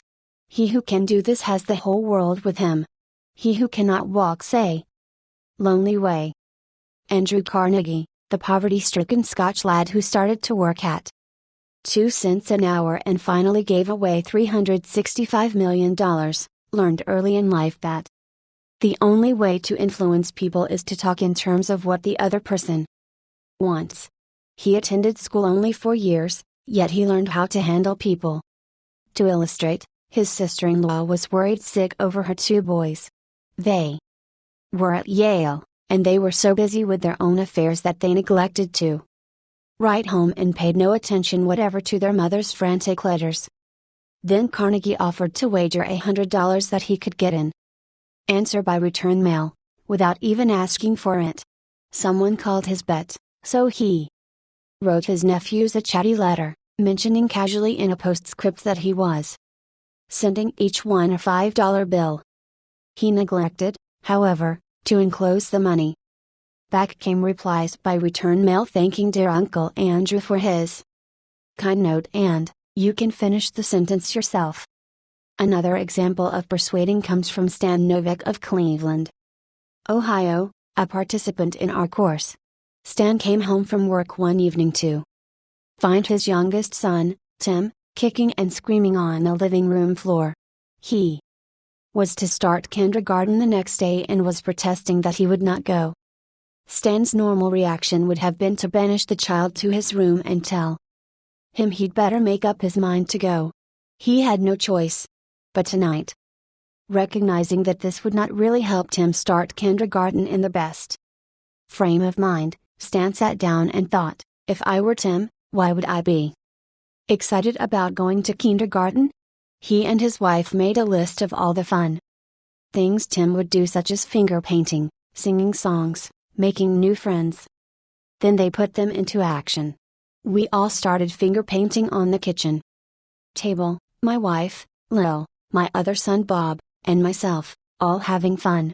Soon Tim was peeping around the corner. Next he was begging to participate. "Oh, no. You have to go to kindergarten first to learn how to finger paint." With all the enthusiasm I could muster, I went through the list talking in terms he could understand, telling him all the fun he would have in kindergarten. The next morning, I thought I was the first one up.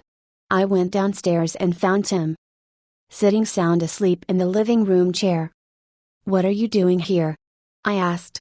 "I'm waiting to go to kindergarten. I don't want to be late." The enthusiasm of our entire family had aroused in Tim an eager want that no amount of discussion or threat could have possibly accomplished. Tomorrow you may want to persuade somebody to do something. Before you speak, pause and ask yourself, how can I make this person want to do it? That question will stop us from rushing into a situation heedlessly, with futile chatter about our desires. At one time I rented the grand ballroom of a certain New York hotel for 20 nights in each season in order to hold a series of lectures. At the beginning of one season, I was suddenly informed that I should have to pay almost 3 times as much rent as formerly. This news reached me after the tickets had been printed and distributed and all the announcements had been made. Naturally, I didn't want to pay the increase, but what was the use of talking to the hotel about what I wanted? They were only interested in what they wanted. So a couple of days later I went to see the manager. I was a bit shocked when I got your letter, I said, but I don't blame you at all. If I had been in your position, I should probably have written a similar letter myself. Your duty as the manager of the hotel is to make all the profit possible. If you don't do that, you will be fired, and you ought to be fired. Now, let's take a piece of paper and write down the advantages and the disadvantages that will accrue to you, if you insist on this increase in rent. Then I took a letterhead and ran a line through the center and headed one column advantages and the other column disadvantages. I wrote down under the head advantages these words, ballroom free. Then I went on to say, you will have the advantage of having the ballroom free to rent for dances and conventions. That is a big advantage, for affairs like that will pay you much more than you can get for a series of lectures. If I tie your ballroom up for 20 nights during the course of the season, it is sure to mean a loss of some very profitable business to you. Now, let's consider the disadvantages. First, instead of increasing your income from me, you are going to decrease it. In fact, you are going to wipe it out because I cannot pay the rent you are asking. I shall be forced to hold these lectures at some other place. There's another disadvantage to you also. These lectures attract crowds of educated and cultured people to your hotel.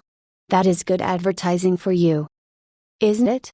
In fact, if you spent $5,000 advertising in the newspapers, you couldn't bring as many people to look at your hotel as I can bring by these lectures. That is worth a lot to a hotel, isn't it? As I talked, I wrote these 2 disadvantages under the proper heading, and handed the sheet of paper to the manager, saying, I wish you would carefully consider both the advantages and disadvantages that are going to accrue to you, and then give me your final decision. I received a letter the next day, informing me that my rent would be increased only 50% instead of 300%. Mind you, I got this reduction without saying a word about what I wanted. I talked all the time about what the other person wanted and how he could get it. Suppose I had done the human, natural thing, suppose I had stormed into his office and said, what do you mean by raising my rent 300%? When you know the tickets have been printed and the announcements made. 300%. Ridiculous. Absurd. I won't pay it. What would have happened then? An argument would have begun to steam and boil and sputter, and you know how arguments end. Even if I had convinced him that he was wrong, his pride would have made it difficult for him to back down and give in. Here is one of the best bits of advice ever given about the fine art of human relationships. If there is any one secret of success, said Henry Ford, it lies in the ability to get the other person's point of view and see things from that person's angle as well as from your own. That is so good, I want to repeat it. If there is any one secret of success, it lies in the ability to get the other person's point of view and see things from that person's angle as well as from your own. That is so simple, so obvious, that anyone ought to see the truth of it at a glance, yet 90% of the people on this earth ignore it 90% of the time. An example? Look at the letters that come across your desk tomorrow morning, and you will find that most of them violate this important canon of common sense. Take this one, a letter written by the head of the radio department of an advertising agency with offices scattered across the continent. This letter was sent to the managers of local radio stations throughout the country. I have set down, in brackets, my reactions to each paragraph. Mr. John Blank. Blankville, Indiana. Dear Mr. Blank. The company desires to retain its position in advertising. Agency leadership in the radio field. Who cares about your company desires? I am worried about my own problems. The bank is foreclosing the mortgage on my house, the bugs are destroying the hollyhocks, the stock market tumbled yesterday. I missed the 8:15 this morning. I wasn't invited to the Joneses' dance last night, the doctor tells me I have high blood pressure and neuritis and dandruff. And then what happens? I come down to the office this morning worried, open my mail and here is some little whippersnapper off in New York yapping about what his company wants. Bah! If he only realized what sort of impression his letter makes, he would get out of the advertising business and start manufacturing sheep dip. This agency's national advertising accounts were the bulwark of the network. Our subsequent clearances of station time have kept us at the top of agencies year after year. You are big and rich and right at the top, are you? So what? I don't give two whoops and Hades if you are as big as General Motors and General Electric and the General Staff of the U.S. Army all combined. If you had as much sense as a half-witted hummingbird, you would realize that I am interested in how big I am, not how big you are. All this talk about your enormous success makes me feel small and unimportant. We desire to service our accounts with the last word on radio station information. You desire, you unmitigated ass. I'm not interested in what you desire or what the President of the United States desires. Let me tell you once and for all that I am interested in what I desire, and you haven't said a word about that yet in this absurd letter of yours. Will you, therefore, put the company on your preferred list for weekly station information, every single detail that will be useful to an agency in intelligently booking time? Preferred list. You have your nerve. You make me feel insignificant by your big talk about your company, and then you ask me to put you on a preferred list, and you don't even say please when you ask it. A prompt acknowledgement of this letter, giving us your latest doings will be mutually helpful. You fool!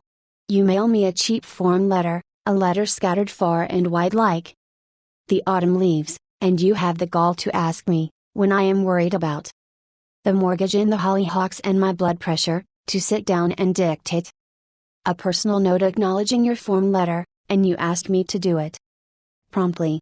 What do you mean, promptly? Don't you know I am just as busy as you are, or, at least, I like to think I am. And while we are on the subject, who gave you the lordly right to order me around? You say it will be mutually helpful. At last, you have begun to see my viewpoint? But you are vague about how it will be to my advantage. Very truly yours, John Doe. Manager Radio Department. P.S. The enclosed reprint from the Blankville Journal will be of interest to you, and you may want to broadcast it over your station. Finally, down here in the postscript, you mentioned something that may help me solve one of my problems.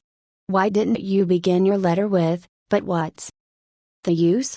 Any advertising man who is guilty of perpetrating such drivel as you have sent me has something wrong with his medulla oblongata. You don't need a letter giving our latest doings. What you need is a quart of iodine in your thyroid gland. Now, if people who devote their lives to advertising and who pose as experts in the art of influencing people to buy, if they write a letter like that, what can we expect from the butcher and baker or the auto mechanic? Here is another letter, written by the superintendent of a large freight terminal to a student of this course, Edward Vermillion. What effect did this letter have on the man to whom it was addressed? Read it and then I'll tell you. Aziraga's Sons, Incorporated. 28 Front Street, Brooklyn, NY 11201. Attention, Mr. Edward Vermeulen. Gentlemen. The operations at our outbound mail receiving station are handicapped because a material percentage of the total business is delivered us in the late afternoon. This condition results in congestion, overtime on the part of our forces, delays to trucks, and in some cases delays to freight. On November 10th, we received from your company a lot of 510 pieces, which reached here at 4:20 p.m. We solicit your cooperation toward overcoming the undesirable effects arising from late receipt of freight. May we ask that, on days on which you ship the volume which was received on the above date, effort be made either to get the truck here earlier, or to deliver us part of the freight during the morning? The advantage that would accrue to you under such an arrangement would be that of more expeditious discharge of your trucks and the assurance that your business would go forward on the date of its receipt. Very truly yours, J. B. Superintendent. After reading this letter, Mr. Vermeulen, sales manager for A. Ziriga's Sons, Incorporated, sent it to me with the following comment. This letter had the reverse effect from that which was intended. The letter begins by describing the terminals difficulties, in which we are not interested, generally speaking. Our cooperation is then requested without any thought as to whether it would inconvenience us, and then finally, in the last paragraph, the fact is mentioned that if we do cooperate it will mean more expeditious discharge of our trucks with the assurance that our freight will go forward on the date of its receipt. In other words, that in which we are most interested is mentioned last, and the whole effect is one of raising a spirit of antagonism rather than of cooperation. Let's see if we can't rewrite and improve this letter. Let's not waste any time talking about our problems. As Henry Ford admonishes, let's get the other person's point of view and see things from his or her angle, as well as from our own. Here is one way of revising the letter. It may not be the best way, but isn't it an improvement? Mr. Edward Vermeulen. C. O. A. Ziriga's Sons, Incorporated. 28 Front Street, Brooklyn, NY 11201. Dear Mr. Vermeulen, your company has been one of our good customers for 14 years. Naturally, we are very grateful for your patronage and are eager to give you the speedy, efficient service you deserve. However, we regret to say that it isn't possible for us to do that when your trucks bring us a large shipment late in the afternoon, as they did on November 10th. Why? Because many other customers make late afternoon deliveries also. Naturally, that causes congestion. That means your trucks are held up unavoidably at the pier and sometimes even your freight is delayed. That's bad, but it can be avoided. If you make your deliveries at the pier in the morning when possible, your trucks will be able to keep moving, your freight will get immediate attention, and our workers will get home early at night to enjoy a dinner of the delicious macaroni and noodles that you manufacture. Regardless of when your shipments arrive, we shall always cheerfully do all in our power to serve you promptly. You are busy. Please don't trouble to answer this note. Yours truly, J. B. Superintendent. Barbara Anderson, who worked in a bank in New York, desired to move to Phoenix, Arizona, because of the health of her son. Using the principles she had learned in our course, she wrote the following letter to 12 banks in Phoenix. Dear Sir, my 10 years of bank experience should be of interest to a rapidly growing bank like yours. In various capacities in bank operations with the Bankers Trust Company in New York, leading to my present assignment as branch manager, I have acquired skills in all phases of banking, including depositor relations, credits, loans and administration. I will be relocating to Phoenix in May and I am sure I can contribute to your growth and profit. I will be in Phoenix the week of April 3rd and would appreciate the opportunity to show you how I can help your bank meet its goals. Sincerely, Barbara L. Anderson. Do you think Mrs. Anderson received any response from that letter? 11 of the 12 banks invited her to be interviewed, and she had a choice of which banks offer to accept. Why? Mrs. Anderson did not state what she wanted, but wrote in the letter how she could help them, and focused on their wants, not her own. Thousands of salespeople are pounding the pavements today, tired, discouraged and underpaid. Why? Because they are always thinking only of what they want. They don't realize that neither you nor I want to buy anything. If we did, we would go out and buy it. But both of us are eternally interested in solving our problems. And if salespeople can show us how their services or merchandise will help us solve our problems, they won't need to sell us. We'll buy. And customers like to feel that they are buying, not being sold. Yet many salespeople spend a lifetime in selling without seeing things from the customer's angle. For example, for many years I lived in Forest Hills, a little community of private homes in the center of Greater New York. One day as I was rushing to the station, I chanced to meet a real estate operator who had bought and sold property in that area for many years. He knew Forest Hills well.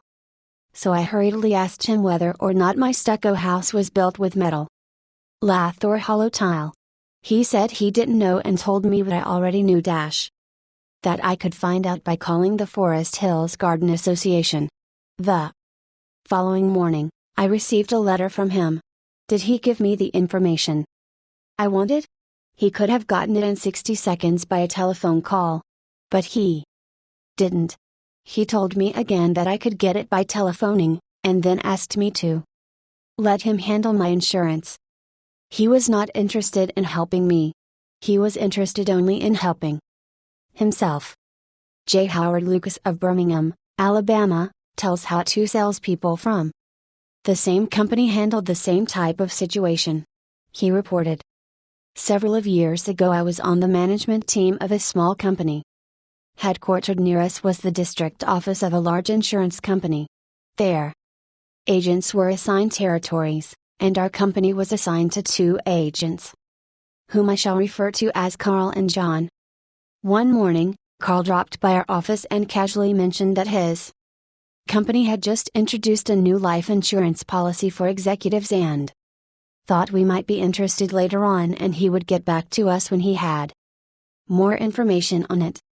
The same day, John saw us on the sidewalk while returning from a coffee break, and he shouted, 'Hey Luke, hold up, I have some great news for you, fellows.'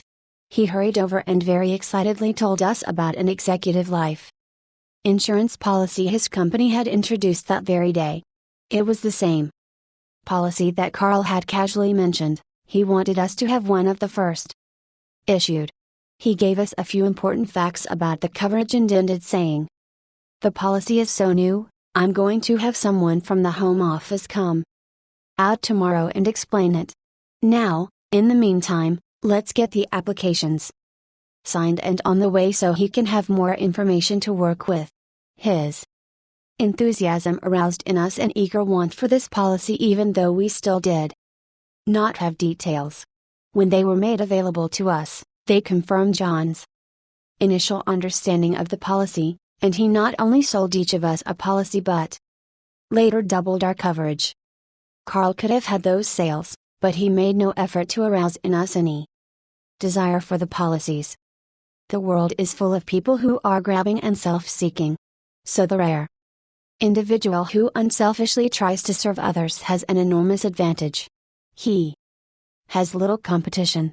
Owen D. Young, a noted lawyer and one of America's great business leaders, once said, "People who can put themselves in the place of other people, who can understand the workings of their minds, need never worry about what the future has in store for them." If out of reading this book you get just one thing, an increased tendency to think always in terms of other people's point of view, and see things from their angle, if you get that one thing out of this book, it may easily prove to be one of the building blocks of your career. Looking at the other person's point of view and arousing in him an eager want for something is not to be construed as manipulating that person so that he will do something that is only for your benefit and his detriment. Each party should gain from the negotiation. In the letters to Mr. Vermeulen, both the sender and the receiver of the correspondence gained by implementing what was suggested. Both the bank and Mrs. Anderson won by her letter in that the bank obtained a valuable employee and Mrs. Anderson a suitable job. And in the example of John's sale of insurance to Mr. Lucas, both gained through this transaction. Another example in which everybody gains through this principle of arousing an eager want comes from Michael E. Whitten of Warwick, Rhode Island, who is a territory salesman for the Shell Oil Company. Mike wanted to become the #1 salesperson in his district, but one service station was holding him back. It was run by an older man who could not be motivated to clean up his station. It was in such poor shape that sales were declining significantly. This manager would not listen to any of Mike's pleas to upgrade the station. After many exhortations and heart-to-heart talks, all of which had no impact, Mike decided to invite the manager to visit the newest Shell station in his territory. The manager was so impressed by the facilities at the new station that when Mike visited him the next time, his station was cleaned up and had recorded a sales increase. This enabled Mike to reach the #1 spot in his district. All his talking and discussion hadn't helped, but by arousing an eager want in the manager, by showing him the modern station, he had accomplished his goal. And both the manager and Mike benefited.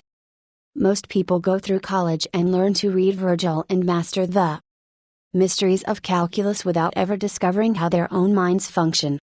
For instance, I once gave a course in effective speaking for the young college graduates who were entering the employ of the Carrier Corporation, the large air conditioning manufacturer. One of the participants wanted to persuade the others to play basketball in their free time, and this is about what he said: "I want you to come out and play basketball. I like to play basketball, but the last few times I've been to the gymnasium there haven't been enough people to get up a game. 2 or 3 of us got by throwing the ball around the other night, and I got a black eye. I wish all of you would come down tomorrow night. I want to play basketball." Did he talk about anything you want? You don't want to go to a gymnasium that no one else goes to, do you? You don't care about what he wants. You don't want to get a black eye. Could he have shown you how to get the things you want by using the gymnasium? Surely. More pep. Keener retch to the appetite. Clearer brain. Fun. Games. Basketball.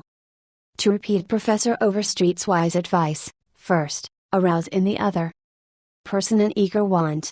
He who can do this has the whole world with him. He who cannot walks a lonely way. One of the students in the author's training course was worried about his little boy. The child was underweight and refused to eat properly. His parents used the usual method. They scolded and nagged. Mother wants you to eat this and that. Father wants you to grow up to be a big man. Did the boy pay any attention to these pleas? Just about as much as you pay to one fleck of sand on a sandy beach. No one with a trace of horse sense would expect a child 3 years old to react to the viewpoint of a father 30 years old. Yet that was precisely what that father had expected. It was absurd. He finally saw that. So he said to himself, "What does that boy want? How can I tie up what I want to what he wants?" It was easy for the father when he started thinking about it. His boy had a tricycle that he loved to ride up and down the sidewalk in front of the house in Brulgan. A few doors down the street lived a bully, a bigger boy who would pull the little boy off his tricycle and ride it himself. Naturally, the little boy would run screaming to his mother, and she would have to come out and take the bully off the tricycle and put her little boy on again. This happened almost every day. What did the little boy want? It didn't take a Sherlock Holmes to answer that one. His pride, his anger, his desire for a feeling of importance, all the strongest emotions in his makeup, goaded him to get revenge, to smash the bully in the nose. And when his father explained that the boy would be able to wallop the daylights out of the bigger kid someday if he would only eat the things his mother wanted him to eat, when his father promised him that there was no longer any problem of dietetics, that boy would have eaten spinach, sauerkraut, salt mackerel, anything in order to be big enough to whip the bully who had humiliated him so often. After solving that problem, the parents tackled another. The little boy had the unholy habit of wetting his bed. He slept with his grandmother. In the morning, his grandmother would wake up and feel the sheet and say, "Look, Johnny, what you did again last night." He would say, "No, I didn't do it. You did it." Scolding, spanking, shaming him, reiterating that the parents didn't want him to do it, none of these things kept the bed dry. So the parents asked, "How can we make this boy want to stop wetting his bed?" What were his wants? First, he wanted to wear pajamas like Daddy instead of wearing a nightgown like Grandmother. Grandmother was getting fed up with his nocturnal iniquities, so she gladly offered to buy him a pair of pajamas if he would reform. Second, he wanted a bed of his own. Grandmother didn't object. His mother took him to a department store in Brooklyn, winked at the salesgirl, and said, "Here is a little gentleman who would like to do some shopping." The salesgirl made him feel important by saying, "Young man, what can I show you?" He stood a couple of inches taller and said, "I want to buy a bed for myself." When he was shown the one his mother wanted him to buy, she winked at the salesgirl and the boy was persuaded to buy it. The bed was delivered the next day, and that night, when father came home, the little boy ran to the door shouting, "Daddy! Daddy! Come upstairs and see my bed that I bought." The father, looking at the bed, obeyed Charles Schwab's injunction. He was hearty in his approbation and lavish in his praise. "You are not going to wet this bed, are you?" the father said. "Oh no, no. I am not going to wet this bed." The boy kept his promise, for his pride was involved. That was his bed. He and he alone had bought it. And he was wearing pajamas now like a little man. He wanted to act like a man. And he did. Another father, K.T. Dutchman, a telephone engineer, a student of this course, couldn't get his 3-year-old daughter to eat breakfast food. The usual scolding, pleading, coaxing methods had all ended in futility. So the parents asked themselves, how can we make her want to do it? The little girl loved to imitate her mother, to feel big and grown up, so one morning they put her on a chair and let her make the breakfast food. At just the psychological moment, father drifted into the kitchen while she was stirring the cereal and she said, "Oh, look, Daddy, I am making the cereal this morning." She ate 2 helpings of the cereal without any coaxing, because she was interested in it. She had achieved a feeling of importance, she had found in making the cereal an avenue of self-expression. William Winter once remarked that self-expression is the dominant necessity of human nature.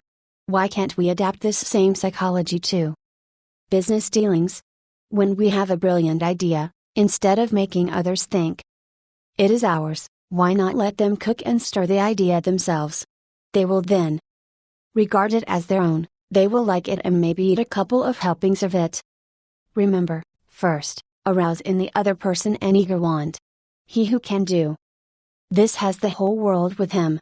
He who cannot walks a lonely way. Principle 3. Arouse in the other person an eager want. In a nutshell. Fundamental techniques in handling people. Principle 1. Don't criticize, condemn or complain. Principle 2. Give honest and sincere appreciation. Principle 3. arouse in the other person an eager want. Why read this book to find out how to win friends? Why not study the technique of the greatest winner of friends the world has ever known? Who is he? You may meet him tomorrow coming down the street. When you get within 10 feet of him, he will begin to wag his tail. If you stop and pat him, he will almost jump out of his skin to show you how much he likes you. And you know that behind this show of affection on his part, there are no ulterior motives. He doesn't want to sell you any real estate, and he doesn't want to marry you. Did you ever stop to think that a dog is the only animal that doesn't have to work for a living? A hen has to lay eggs, a cow has to give milk, and a canary has to sing. But a dog makes his living by giving you nothing but love. When I was 5 years old, my father bought a little yellow-haired pup for 50 cents. He was the light and joy of my childhood. Every afternoon about 4:30, he would sit in the front yard with his beautiful eyes staring steadfastly at the path, and as soon as he heard my voice or saw me swinging my dinner pail through the buckbrush, he was off like a shot, racing breathlessly up the hill to greet me with leaps of joy and barks of sheer ecstasy. Tippy was my constant companion for 5 years. Then one tragic night, I shall never forget it, he was killed within 10 feet of my head, killed by lightning. Tippy's death was the tragedy of my boyhood. You never read a book on psychology, Tippy. You didn't need to. You knew by some divine instinct that you can make more friends in 2 months by becoming genuinely interested in other people than you can in 2 years by trying to get other people interested in you. Let me repeat that. You can make more friends in 2 months by becoming interested in other people than you can in 2 years by trying to get other people interested in you. Yet I know and you know people who blunder through life trying to wigwag other people into becoming interested in them. Of course, it doesn't work. People are not interested in you. They are not interested in me. They are interested in themselves, morning, noon and after dinner. The New York Telephone Company made a detailed study of telephone conversations to find out which word is the most frequently used. You have guessed it, it is the personal pronoun I. It was used 3,900 times in 500 telephone conversations. I. When you see a group photograph that you are in, whose picture do you look for first? If we merely try to impress people and get people interested in us, we will never have many true, sincere friends. Friends, real friends, are not made that way. Napoleon tried it, and in his last meeting with Josephine he said, "Josephine, I have been as fortunate as any man ever was on this earth, and yet, at this hour, you are the only person in the world on whom I can rely." And historians doubt whether he could rely even on her. Alfred Adler, the famous Viennese psychologist, wrote a book entitled What Life Should Mean to You. In that book he says, it is the individual who is not interested in his fellow men who has the greatest difficulties in life and provides the greatest injury to others. It is from among such individuals that all human failures spring. You may read scores of erudite tomes on psychology without coming across a statement more significant for you and me. Adler's statement is so rich with meaning that I am going to repeat it in italics. It is the individual who is not interested in his fellow men who has the greatest difficulties in life and provides the greatest injury to others. It is from among such individuals that all human failures spring. I once took a course in short story writing at New York University, and during that course the editor of a leading magazine talked to our class. He said he could pick up any one of the dozens of stories that drifted across his desk every day. And after reading a few paragraphs he could feel whether or not the author liked people. If the author doesn't like people, he said, people won't like his or her stories. This hard-boiled editor stopped twice in the course of his talk on fiction. writing and apologized for preaching a sermon. "I am telling you," he said, "the same things your preacher would tell you, but remember, you have to be interested in people if you want to be a successful writer of stories. If that is true of writing fiction, you can be sure it is true of dealing with people face to face." I spent an evening in the dressing room of Howard Thurston the last time he appeared on Broadway. Thurston was the acknowledged dean of magicians. For 40 years he had traveled all over the world, time and again, creating illusions, mystifying audiences, and making people gasp with astonishment. More than 60 million people had paid admission to his show, and he had made almost $2 million in profit. I asked Mr. Thurston to tell me the secret of his success. His schooling certainly had nothing to do with it, for he ran away from home as a small boy, became a hobo, rode in boxcars, slept in haystacks, begged his food from door to door, and learned to read by looking out of boxcars at signs along the railway. Did he have a superior knowledge of magic? No, he told me hundreds of books had been written about legerdemain and scores of people knew as much about it as he did. But he had two things that the others didn't have. First, he had the ability to put his personality across the footlights. He was a master showman. He knew human nature. Everything he did, every gesture, every intonation of his voice, every lifting of an eyebrow had been carefully rehearsed in advance, and his actions were timed to split seconds. But, in addition to that, Thurston had a genuine interest in people. He told me that many magicians would look at the audience and say to themselves, "Well, there is a bunch of suckers out there, a bunch of hicks, I'll fool them all right." But Thurston's method was totally different. He told me that every time he went on stage he said to himself, "I am grateful because these people come to see me. They make it possible for me to make my living in a very agreeable way. I'm going to give them the very best I possibly can." He declared he never stepped in front of the footlights without first saying to himself over and over, "I love my audience. I love my audience." Ridiculous? Absurd? You are privileged to think anything you like. I am merely passing it on to you without comment as a recipe used by one of the most famous magicians of all time. George Ike of North Warren, Pennsylvania, was forced to retire from his service station business after 30 years when a new highway was constructed over the site of his station. It wasn't long before the idle days of retirement began to bore him, so he started filling in his time trying to play music and talk with many of the accomplished fiddlers. In his humble and friendly way he became generally interested in learning the background and interests of every musician he met. Although he was not a great fiddler himself, he made many friends in this pursuit.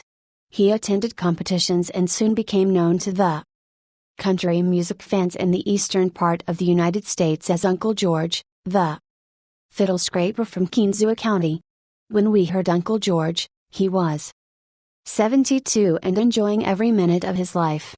By having a sustained interest in other people, he created a new life for himself at a time when most people consider their productive years over. That, too, was one of the secrets of Theodore Roosevelt's astonishing popularity. Even his servants loved him. His valet, James E. Amos, wrote a book about him entitled Theodore Roosevelt, Hero to His Valet. In that book Amos relates this illuminating incident. "My wife one time asked the president about a bob white. She had never seen one and he described it to her fully. Sometime later, the telephone at our cottage rang.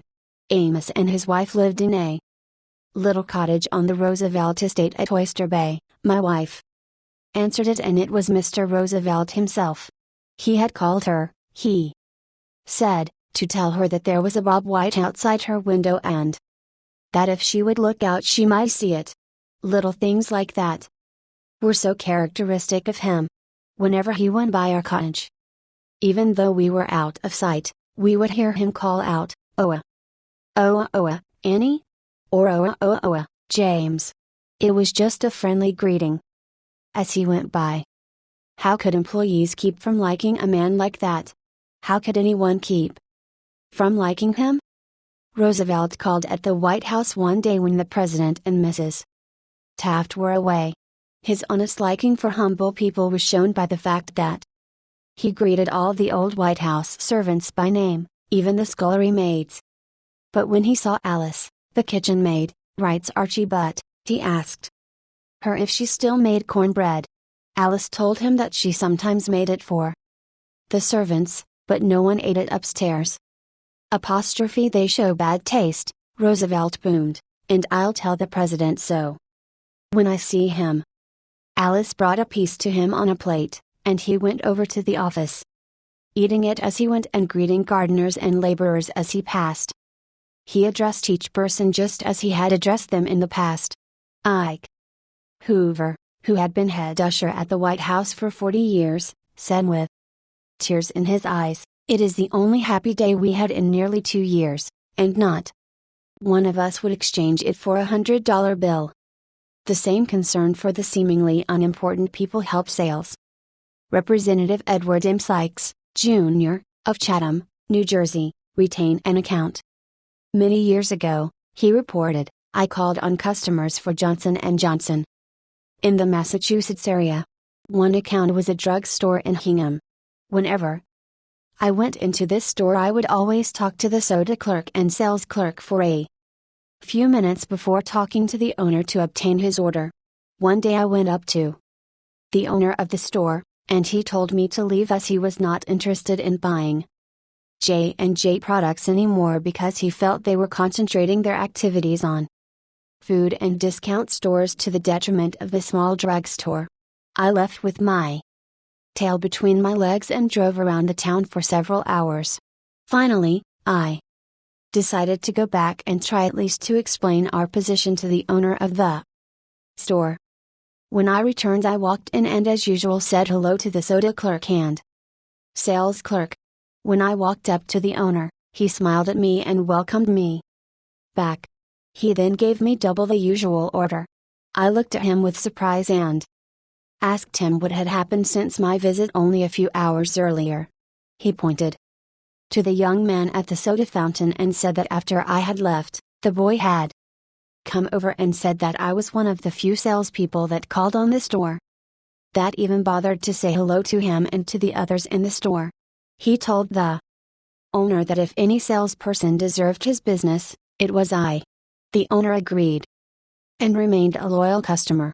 I never forgot that to be genuinely interested in other people is a most important quality for a salesperson to possess, for any person, for that matter. I have discovered from personal experience that one can win the attention and time and cooperation of even the most sought-after people by becoming genuinely interested in them. Let me illustrate. Years ago I conducted a course in fiction writing at the Brooklyn Institute of Arts and Sciences, and we wanted such distinguished and busy authors as Kathleen Norris, Fannie Hurst, Ida Tarbell, Albert Payson Terhune and Rupert Hughes to come to Brooklyn and give us the benefit of their experiences. So we wrote them, saying we admire their work and were deeply interested in getting their advice and learning the secrets of their success. Each of these letters was signed by about 150 students. We said we realized that these authors were busy, too busy to prepare a lecture. So we enclosed a list of questions for them to answer about themselves and their methods of work. They liked that. Who wouldn't like it? So they left their homes and traveled to Brooklyn to give us a helping hand. By using the same method, I persuaded Leslie M. Shaw, Secretary of the Treasury in Theodore Roosevelt's cabinet, George W. Wickersham, Attorney General in Taft's cabinet, William Jennings Bryan, Franklin D. Roosevelt and many other prominent men to come to talk to the students of my courses in public speaking. All of us, be we workers in a factory, clerks in an office or even a king upon his throne, all of us like people who admire us. Take the German Kaiser, for example. At the close of World War I, he was probably the most savagely and universally despised man on this earth. Even his own nation turned against him. When he fled over into Holland to save his neck, the hatred against him was so intense that millions of people would have loved to tear him limb from limb or burn him at the stake. In the midst of all this forest fire of fury, one little boy wrote the Kaiser a simple, sincere letter glowing with kindliness and admiration. This little boy said that no matter what the others thought, he would always love Wilhelm as his emperor. The Kaiser was deeply touched by this letter and invited the little boy to come to see him. The boy came, so did his mother, and the Kaiser married her. That little boy didn't need to read a book on how to win friends and influence people. He knew how instinctively. If we want to make friends, let's put ourselves out to do things for other people, things that require time, energy, unselfishness and thoughtfulness. When the Duke of Windsor was Prince of Wales, he was scheduled to tour South America, and before he started out on that tour he spent months studying Spanish so that he could make public talks in the language of the country, and the South Americans loved him for it. For years I made it a point to find out the birthdays of my friends. How? Although I haven't the foggiest bit of faith in astrology, I began by asking the other party whether he believed the date of one's birth has anything to do with character and disposition. I then asked him or her to tell me the month and day of birth. If he or she said November 24th, for example, I kept repeating to myself, November 24th, November 24th. The minute my friend's back was turned I wrote down the name and birthday and later would transfer it to a birthday book. At the beginning of each year, I had these birthday dates scheduled in my calendar pad, so that they came to my attention automatically. When the natal day arrived, there was my letter or telegram. What a hit it made! I was frequently the only person on earth who remembered. If we want to make friends, let's greet people with animation and enthusiasm. When somebody calls you on the telephone, use the same psychology. Say hello in tones that bespeak how pleased you are to have the person call. Many companies train their telephone operators to greet all callers in a tone of voice that radiates interest and enthusiasm. The caller feels the company is concerned about them. Let's remember that when we answer the telephone tomorrow. Showing a genuine interest in others not only wins friends for you, but may develop in its customers a loyalty to your company. In an issue of the publication of the National Bank of North America of New York, the following letter from Madeline Rosagale, a depositor, was published: 1. I would like you to know how much I appreciate your staff. Everyone is so courteous, polite and helpful. What a pleasure it is, after waiting on a long line, to have the teller greet you pleasantly. Last year my mother was hospitalized for 5 months. Frequently I went to Marie Petruzello, a teller. She was concerned about my mother and inquired about her progress. Is there any doubt that Mrs. Rosagale will continue to use this bank? Charles R. Walters, of one of the large banks in New York City, was assigned to prepare a confidential report on a certain corporation. He knew of only one person who possessed the facts he needed so urgently. As Mr. Walters was ushered into the president's office, a young woman stuck her head through a door and told the president that she didn't have any stamps for him that day. I am collecting stamps for my 12-year-old son, the president explained to Mr. Walters. Mr. Walters stated his mission and began asking questions. The president was vague, general, nebulous. He didn't want to talk, and apparently nothing could persuade him to talk. The interview was brief and barren. Frankly, I didn't know what to do, Mr. Walters said as he related the story to the class. Then I remembered what his secretary had said to him: stamps. 12-year-old son. And I also recalled that the foreign department of our bank collected stamps taken from letters pouring in from every continent washed by the 7 seas. The next afternoon I called on this man and sent in word that I had some stamps for his boy. Was I ushered in with enthusiasm? Yes, sir. He couldn't have shaken my hand with more enthusiasm if he had been running for Congress. He radiated smiles and goodwill. My George will love this one, he kept saying as he fondled the stamps. And look at this. This is a treasure. We spent half an hour talking stamps and looking at a picture of his boy. And then he devoted more than an hour of his time to giving me every bit of information I wanted, without my even suggesting that he do it. He told me all he knew, and then called in his subordinates and questioned them. He telephoned some of his associates. He loaded me down with facts, figures, reports and correspondence. In the parlance of newspaper reporters, I had a scoop. Here is another illustration. C.M. Naffel, Jr., of Philadelphia had tried for years to sell fuel to a large chain store organization. But the chain store company continued to purchase its fuel from an out-of-town dealer and haul it right past the door of Naffel's office.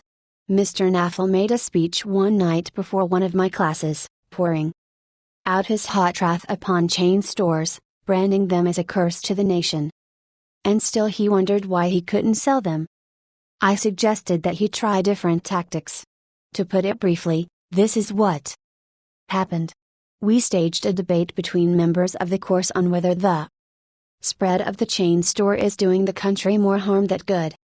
Naffel, at my suggestion, took the negative side. He agreed to defend the chain store, and then went straight to an executive of a chain store organization that he despised and said, "I am not here to try to sell fuel.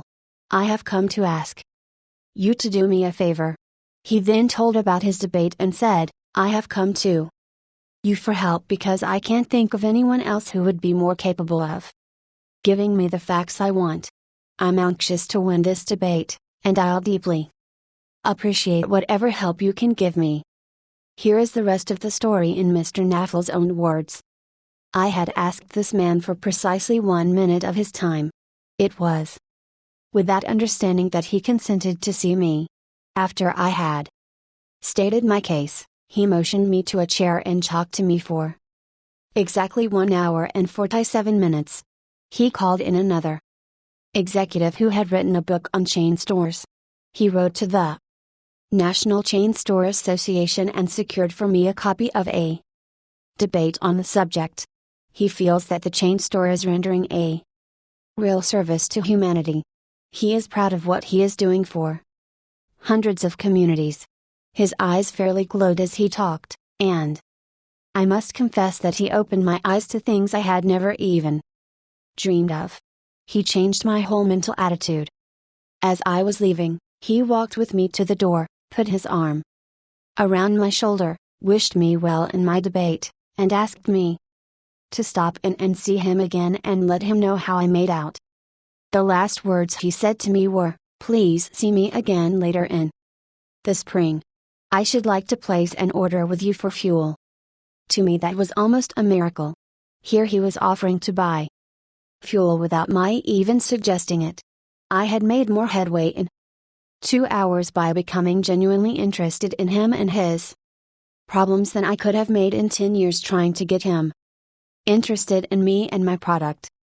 You didn't discover a new truth, Mr. Naffel, for a long time ago, 100 years before Christ was born, a famous old Roman poet, Publilius Syrus, remarked, "We are interested in others when they are interested in us." A show of interest, as with every other principle of human relations, must be sincere. It must pay off not only for the person showing the interest, but for the person receiving the attention. It is a two-way street, both parties benefit. Martin Ginsburg, who took our course in Long Island, New York, reported how the special interest a nurse took in him profoundly affected his life. It was Thanksgiving Day and I was 10 years old. I was in a welfare ward of a city hospital and was scheduled to undergo major orthopedic surgery the next day. I knew that I could only look forward to months of confinement, convalescence and pain. My father was dead, my mother and I lived alone in a small apartment and we were on welfare. My mother was unable to visit me that day.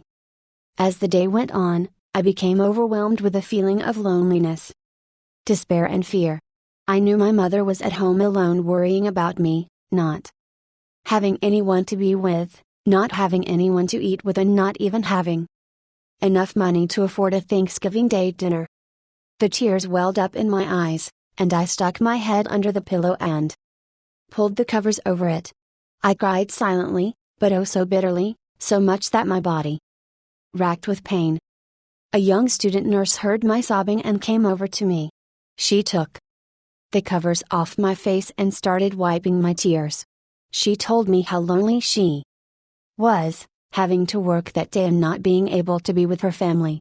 She asked me whether I would have dinner with her. She brought 2 trays of food, sliced turkey, mashed potatoes, cranberry sauce and ice cream for dessert. She talked to me and tried to calm my fears. Even though she was scheduled to go off duty at 4 p.m., she stayed on her own time until almost 11 p.m. She played games with me, talked to me and stayed with me until I finally fell asleep. Many Thanksgivings have come and gone since I was 10, but one never passes without me remembering that particular one and my feelings of frustration, fear, loneliness and the warmth and tenderness of the stranger that somehow made it all bearable. If you want others to like you, if you want to develop real friendships, if you want to help others at the same time as you help yourself, keep this principle in mind. Principle 1. Become genuinely interested in other people. 1. Eagle, publication of the National Bank of North America, New York, March 31, 1978. At a dinner party in New York, one of the guests, a woman who had inherited money, was eager to make a pleasing impression on everyone. She had squandered a modest fortune on sables, diamonds and pearls. But she hadn't done anything whatever about her face. It radiated sourness and selfishness. She didn't realize what everyone knows, namely, that the expression one wears on one's face is far more important than the clothes one wears on one's back. Charles Schwab told me his smile had been worth $1 million. And he was probably understating the truth. For Schwab's personality, his charm, his ability to make people like him, were almost wholly responsible for his extraordinary success, and one of the most delightful factors in his personality was his captivating smile. Actions speak louder than words, and a smile says, "I like you. You make me happy. I am glad to see you." That is why dogs make such a hit. They are so glad to see us that they almost jump out of their skins. So, naturally, we are glad to see them. A baby's smile has the same effect. Have you ever been in a doctor's waiting room and looked around at all the glum faces waiting impatiently to be seen? Dr. Stephen K. Sproul, a veterinarian in Raytown, Missouri, told of a typical spring day when his waiting room was full of clients waiting to have their pets inoculated. No one was talking to anyone else, and all were probably thinking of a dozen other things they would rather be doing than wasting time sitting in that office. He told one of our classes, there were 6 or 7 clients waiting when a young woman came in with a 9-month-old baby and a kitten. As luck would have it, she sat down next to a gentleman who was more than a little distraught about the long wait for service. The next thing he knew, the baby just looked up at him with that great big smile that is so characteristic of babies. What did that gentleman do? Just what you and I would do, of course. He smiled back at the baby. Soon he struck up a conversation with a woman about her baby and his grandchildren, and soon the entire reception room joined in, and the boredom and tension were converted into a pleasant and enjoyable experience. An insincere grin? No. That doesn't fool anybody. We know it is mechanical and we resent it. I am talking about a real smile, a heartwarming smile, A smile that comes from within, the kind of smile that will bring a good price in the marketplace. Professor James V. McConnell, a psychologist at the University of Michigan, expressed his feelings about a smile. People who smile, he said, tend to manage, teach and sell more effectively, and to raise happier children. There's far more information in a smile than a frown. That's why encouragement is a much more effective teaching device than punishment. The employment manager of a large New York department store told me she would rather hire a sales clerk who hadn't finished grade school, if he or she has a pleasant smile, than to hire a doctor of philosophy with a somber face. The effect of a smile is powerful, even when it is unseen. Telephone companies throughout the United States have a program called Phone Power, which is offered to employees who use the telephone for selling their services or products. In this program, they suggest that you smile when talking on the phone. Your smile comes through in your voice. Robert Grier, manager of a computer department for a Cincinnati, Ohio company, told how he had successfully found the right applicant for a hard-to-fill position. I was desperately trying to recruit a PhD in computer science for my department. I finally located a young man with ideal qualification who was about to be graduated from Purdue University. After several phone conversations, I learned that he had several offers from other companies, many of them larger and better known than mine. I was delighted when he accepted my offer. After he started on the job, I asked him why he had chosen us over the others. He paused for a moment and then he said, I think it was because managers in the other companies spoke on the phone in a cold, business-like manner, which made me feel like just another business transaction. Your voice sounded as if you were glad to hear from me. That you really wanted me to be part of your organization. You can be assured, I am still answering my phone with a smile. The chairman of the board of directors of one of the largest rubber companies in the United States told me that, according to his observations, people rarely succeed at anything unless they have fun doing it. This industrial leader doesn't put much faith in the old adage that hard work alone is the magic key that will unlock the door to our desires. I have known people, he said, who succeeded because they had a rip-roaring good time conducting their business. Later, I saw those people change as the fun became work. The business had grown dull. They lost all joy in it, and they failed. You must have a good time meeting people if you expect them to have a good time meeting you. I have asked thousands of business people to smile at someone every hour of the day for a week and then come to class and talk about the results. How did it work? Let's see. Here is a letter from William B. Steinhardt, a New York stockbroker. His case isn't isolated. In fact, it is typical of hundreds of cases. I have been married for over 18 years, wrote Mr. Steinhardt, and in all that time I seldom smiled at my wife or spoke 24 words to her from the time I got up until I was ready to leave for business. I was one of the worst grouches who ever walked down Broadway. When you asked me to make a talk about my experience with smiles, I thought I would try it for a week. So the next morning, while combing my hair, I looked at my glum mug in the mirror and said to myself, Bill, you are going to wipe the scowl off that sourpuss of yours today. You are going to smile. And you are going to begin right now. As I sat down to breakfast, I greeted my wife with a good morning, my dear, and smiled as I said it. You warned me that she might be surprised. Well, you underestimated her reaction. She was bewildered. She was shocked. I told her that in the future she could expect this as a regular occurrence, and I kept it up every morning. This changed attitude of mine brought more happiness into our home in the 2 months since I started than there was during the last year. As I leave for my office, I greet the elevator operator in the apartment house with a good morning and a smile. I greet the doorman with a smile. I smile at the cashier in the subway booth when I ask for change. As I stand on the floor of the stock exchange, I smile at people who until recently never saw me smile. I soon found that everybody was smiling back at me.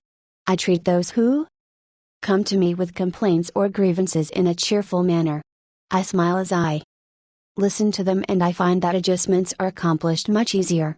I find that smiles are bringing me dollars, many dollars every day. I share my office with another broker. One of his clerks is a likable young chap, and I was so elated about the results I was getting that I told him recently about my new philosophy of human relations. He then confessed that when I first came to share my office with his firm, he thought me a terrible grouch, and only recently changed his mind. He said I was really human when I smiled. I have also eliminated criticism from my system. I give appreciation and praise now instead of condemnation. I have stopped talking about what I want. I am now trying to see the other person's viewpoint. And these things have literally revolutionized my life. I am a totally different man, a happier man, a richer man, richer in friendships and happiness, the only things that matter much after all. You don't feel like smiling? Then what? 2 things. First, force yourself to smile. If you are alone, force yourself to whistle or hum a tune or sing. Act as if you are already happy, and that will tend to make you happy. Here is the way the psychologist and philosopher William James put it. Action seems to follow feeling, but really action and feeling go together. And by regulating the action, which is under the more direct control of the will, we can indirectly regulate the feeling, which is not. Thus the sovereign voluntary path to cheerfulness, if our cheerfulness be lost, is to sit up cheerfully and to act and speak as if cheerfulness were already there. Everybody in the world is seeking happiness, and there is one sure way to find it. That is by controlling your thoughts. Happiness doesn't depend on outward conditions. It depends on inner conditions. It isn't what you have or who you are or where you are or what you are doing that makes you happy or unhappy. It is what you think about it. For example, 2 people may be in the same place, doing the same thing, both may have about an equal amount of money and prestige, and yet one may be miserable and the other happy. Why? Because of a different mental attitude. I have seen just as many happy faces among the poor peasants toiling with their primitive tools in the devastating heat of the tropics as I have seen in air conditioned offices in New York, Chicago or Los Angeles. There is nothing either good or bad, said Shakespeare, but thinking makes it so. Abe Lincoln once remarked that most folks are about as happy as they make up their minds to be. He was right. I saw a vivid illustration of that truth as I was walking up the stairs of the Long Island Railroad station in New York. Directly in front of me 30 or 40 crippled boys on canes and crutches were struggling up the stairs. One boy had to be carried up. I was astonished at their laughter and gaiety. I spoke about it to one of the men in charge of the boys. Oh, yes, he said, when a boy realizes that he is going to be a cripple for life, he is shocked at first, but after he gets over the shock, he usually resigns himself to his fate and then becomes as happy as normal boys. I felt like taking my hat off to those boys. They taught me a lesson I hope I shall never forget. Working all by oneself in a closed-off room in an office not only is lonely, but it denies one the opportunity of making friends with other employees in the company. Señora Maria Gonzalez of Guadalajara, Mexico, had such a job. She envied the shared comradeship of other people in the company as she heard their chatter and laughter. As she passed them in the hall during the first weeks of her employment, she shyly looked the other way. After a few weeks, she said to herself, "Maria, you can't expect those women to come to you. You have to go out and meet them." The next time she walked to the water cooler, she put on her brightest smile and said, "Hi, how are you today?" to each of the people she met. The effect was immediate. Smiles and hellos were returned, the hallway seemed brighter, the job friendlier. Acquaintanceships developed and some ripened into friendships. Her job and her life became more pleasant and interesting. Peruse this bit of sage advice from the essayist and publisher Elbert Hubbard, but remember, perusing it won't do you any good unless you apply it. Whenever you go out of doors, draw the chin in, carry the crown of the head high, and fill the lungs to the utmost, drink in the sunshine. Greet your friends with a smile, and put soul into every handclasp. Do not fear being misunderstood and do not waste a minute thinking about your enemies. Try to fix firmly in your mind what you would like to do, and then, without veering off direction, you will move straight to the goal. Keep your mind on the great and splendid things you would like to do, and then, as the days go gliding away, you will find yourself unconsciously seizing upon the opportunities that are required for the fulfillment of your desire, just as the coral insect takes from the running tide the element it needs. Picture in your mind the able, earnest, useful person you desire to be, and the thought you hold is hourly transforming you into that particular individual. Thought is supreme. Preserve a right mental attitude, the attitude of courage, frankness, and good cheer. To think rightly is to create all things come through desire, and every sincere prayer is answered. We become like that on which our hearts are fixed. Carry your chin in and the crown of your head high. We are gods in the chrysalis. The ancient Chinese were a wise lot, wise in the ways of the world, and they had a proverb that you and I ought to cut out and paste inside our hats. It goes like this: a man without a smiling face must not open a shop. Your smile is a messenger of your goodwill. Your smile brightens the lives of all who see it. To someone who has seen a dozen people frown, scowl, or turn their faces away, your smile is like the sun breaking through the clouds. Especially when that someone is under pressure from his bosses, his customers, his teachers, or parents, or children, a smile can help him realize that all is not hopeless, that there is joy in the world. Some years ago, a department store in New York City, in recognition of the pressures its sales clerks were under during the Christmas rush, presented the readers of its advertisements with the following homely philosophy: the value of a smile at Christmas. It costs nothing, but creates much. It enriches those who receive, without impoverishing those who give. It happens in a flash, and the memory of it sometimes lasts forever. None are so rich they can get along without it, and none so poor but are richer for its benefits. It creates happiness in the home, fosters goodwill in a business, and is the countersign of friends. It is rest to the weary, daylight to the discouraged, sunshine to the sad, and nature's best antidote for trouble. Yet it cannot be bought, begged, borrowed, or stolen, for it is something that is no earthly good to anybody till it is given away. And if in the last minute rush of Christmas buying some of our salespeople should be too tired to give you a smile, may we ask you to leave one of yours? For nobody needs a smile so much as those who have none left to give. Principle 2. Smile.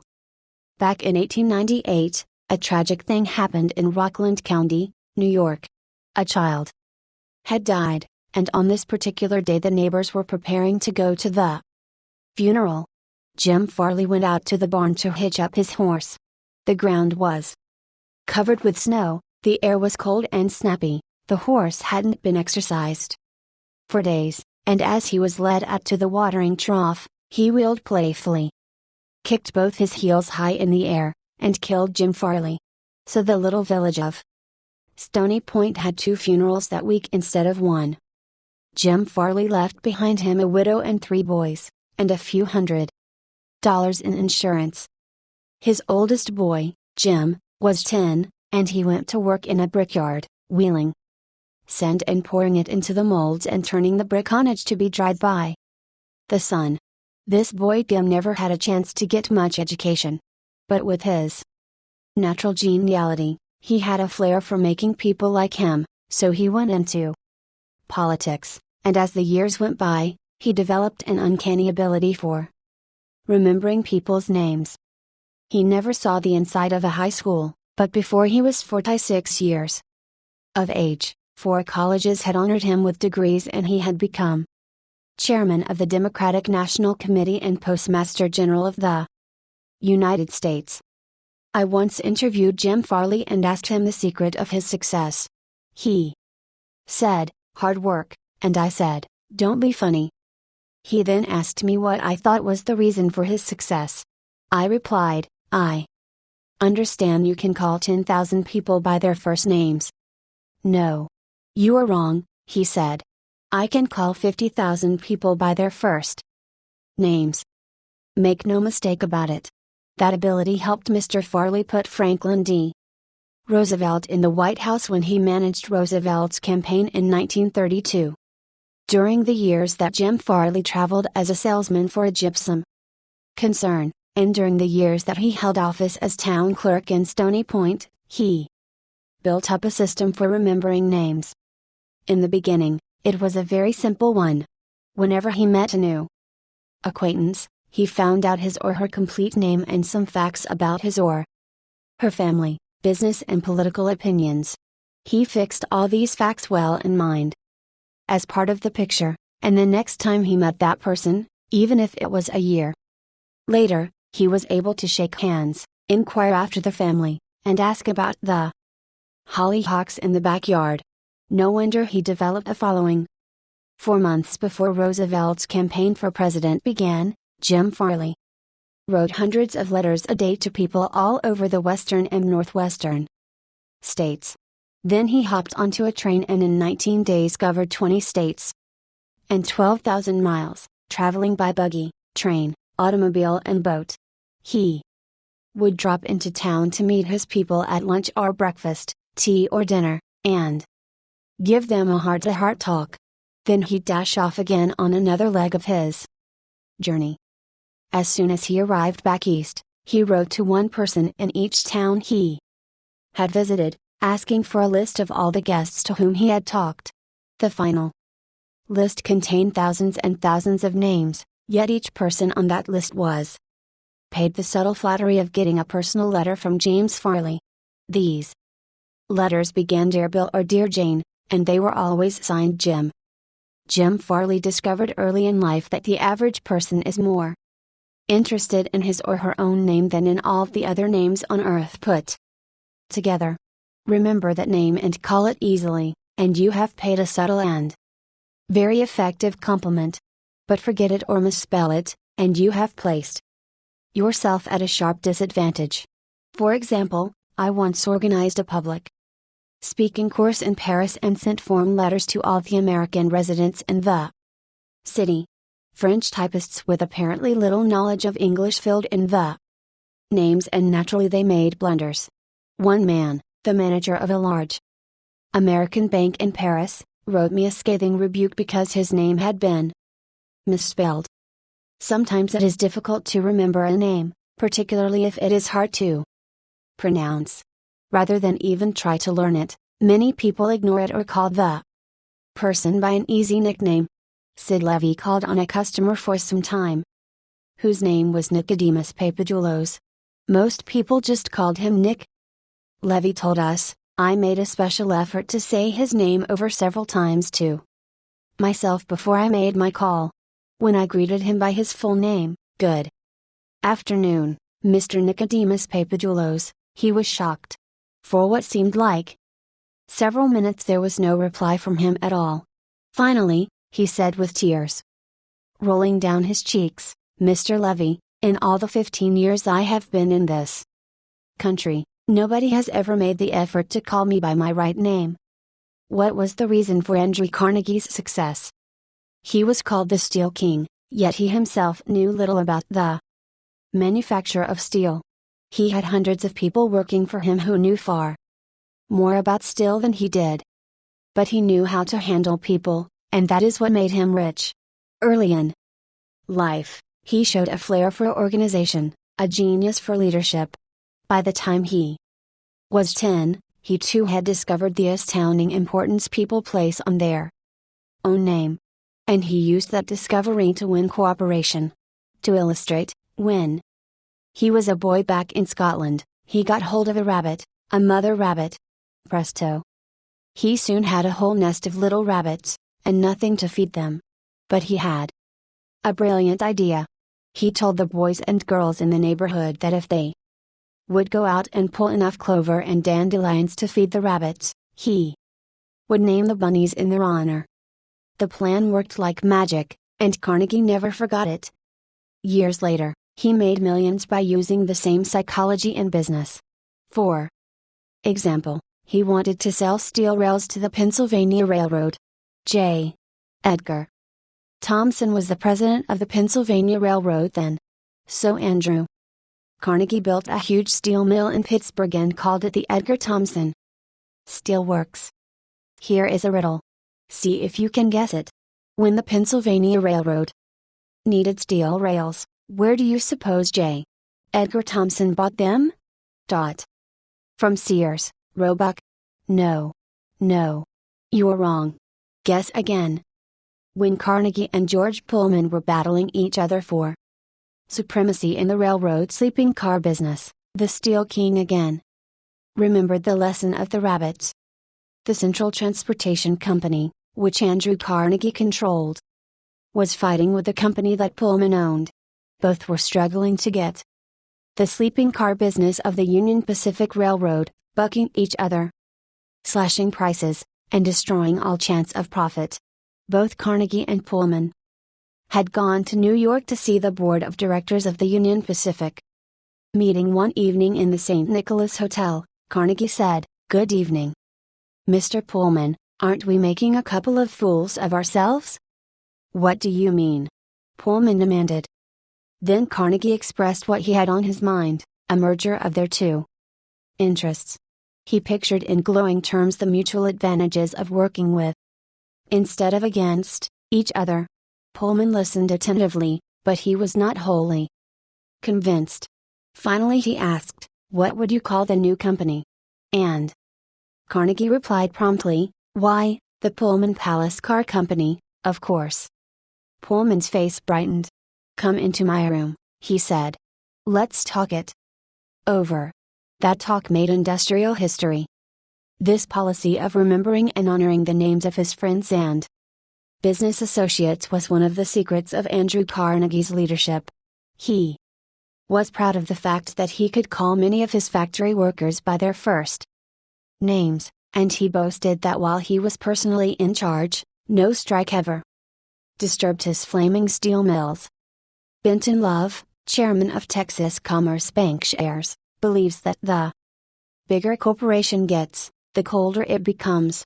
One way to warm it up, he said, is to remember people's names. The executive who tells me he can't remember names is at the same time telling me he can't remember a significant part of his business and is operating on quicksand. Karen Kirsch of Rancho Palos Verdes, California, a flight attendant for TWA, made it a practice to learn the names of as many passengers in her cabin as possible and use the name when serving them. This resulted in many compliments on her service expressed both to her directly and to the airline. One passenger wrote, "I haven't flown TWA for some time, but I'm going to start flying nothing but TWA from now on. You make me feel that your airline has become a very personalized airline, and that is important to me." People are so proud of their names that they strive to perpetuate them at any cost. Even blustering, hard-boiled old P.T. Barnum, the greatest showman of his time, disappointed because he had no sons to carry on his name, offered his grandson, C.H. Seeley, $25,000 if he would call himself Barnum Seeley. For many centuries, nobles and magnates supported artists, musicians and authors so that their creative works would be dedicated to them. Libraries and museums owe their richest collections to people who cannot bear to think that their names might perish from the memory of the race. The New York Public Library has its Astor and Lenox collections. The Metropolitan Museum perpetuates the names of Benjamin Altman and J.P. Morgan. And nearly every church is beautified by stained glass windows commemorating the names of their donors. Many of the buildings on the campus of most universities bear the names of donors who contributed large sums of money for this honor. Most people don't remember names, for the simple reason that they don't take the time and energy necessary to concentrate and repeat and fix names indelibly in their minds. They make excuses for themselves, they are too busy. But they were probably no busier than Franklin D. Roosevelt, and he took time to remember and recall even the names of mechanics with whom he came into contact. To illustrate, the Chrysler organization built a special car for Mr. Roosevelt, who could not use a standard car because his legs were paralyzed.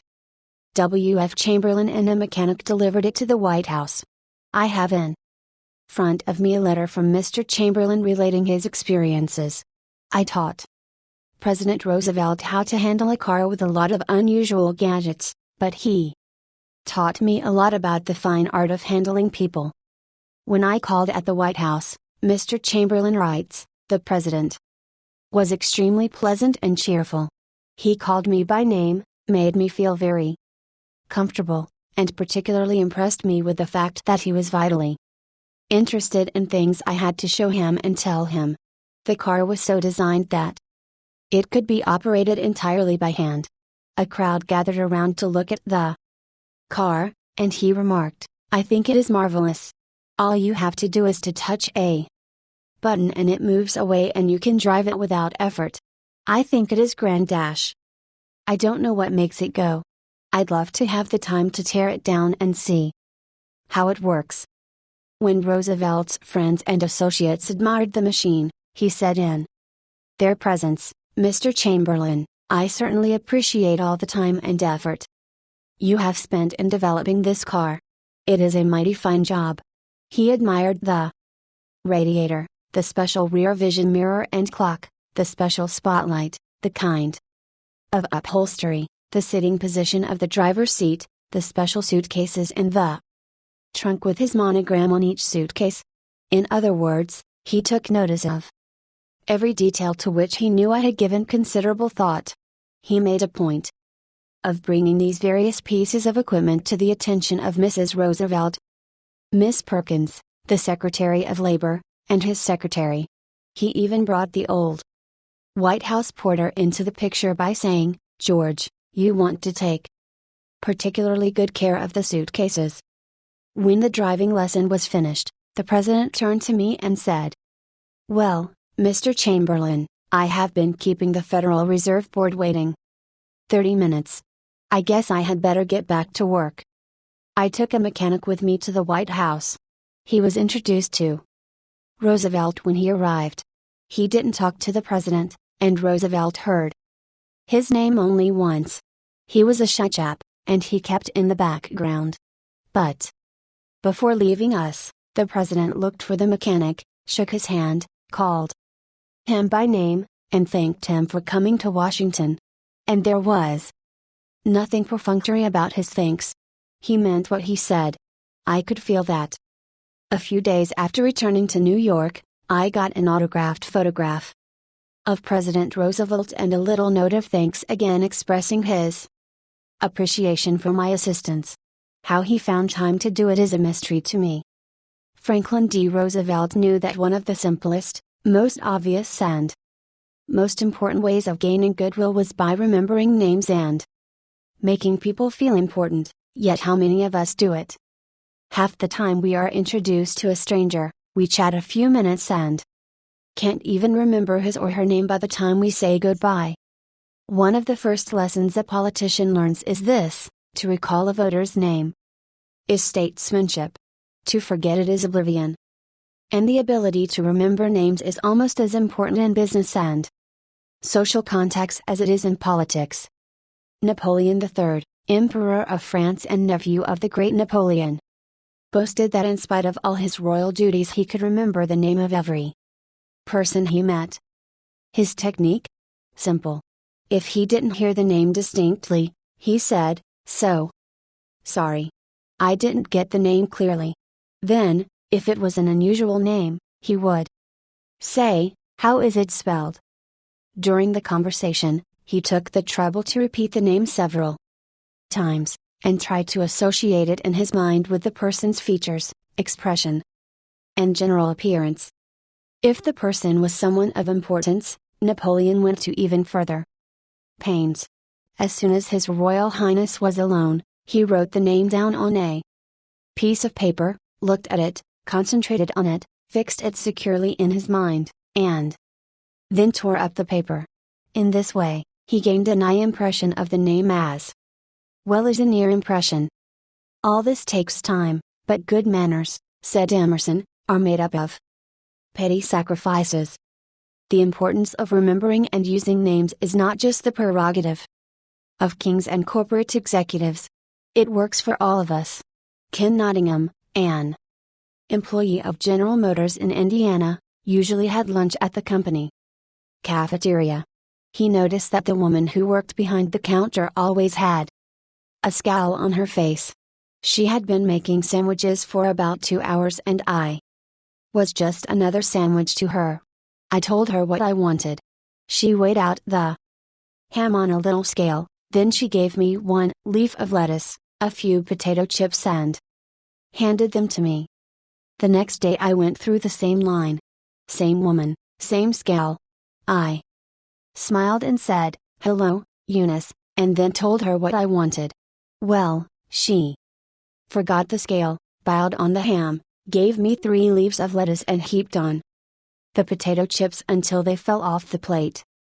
We should be aware of the magic contained in a name and realize that this single item is wholly and completely owned by the person with whom we are dealing, and nobody else. The name sets the individual apart, it makes him or her unique among all others. The information we are imparting or the request we are making takes on a special importance when we approach the situation with the name of the individual. From the waitress to the senior executive, the name will work magic as we deal with others. Principle 3. Remember that a person's name is to that person the sweetest and most important sound in any language. Some time ago, I attended a bridge party. I don't play bridge, and there was a woman there who didn't play bridge either. She had discovered that I had once been Lowell Thomas's manager before he went on the radio and that I had traveled in Europe a great deal while helping him prepare the illustrated travel talks he was then delivering.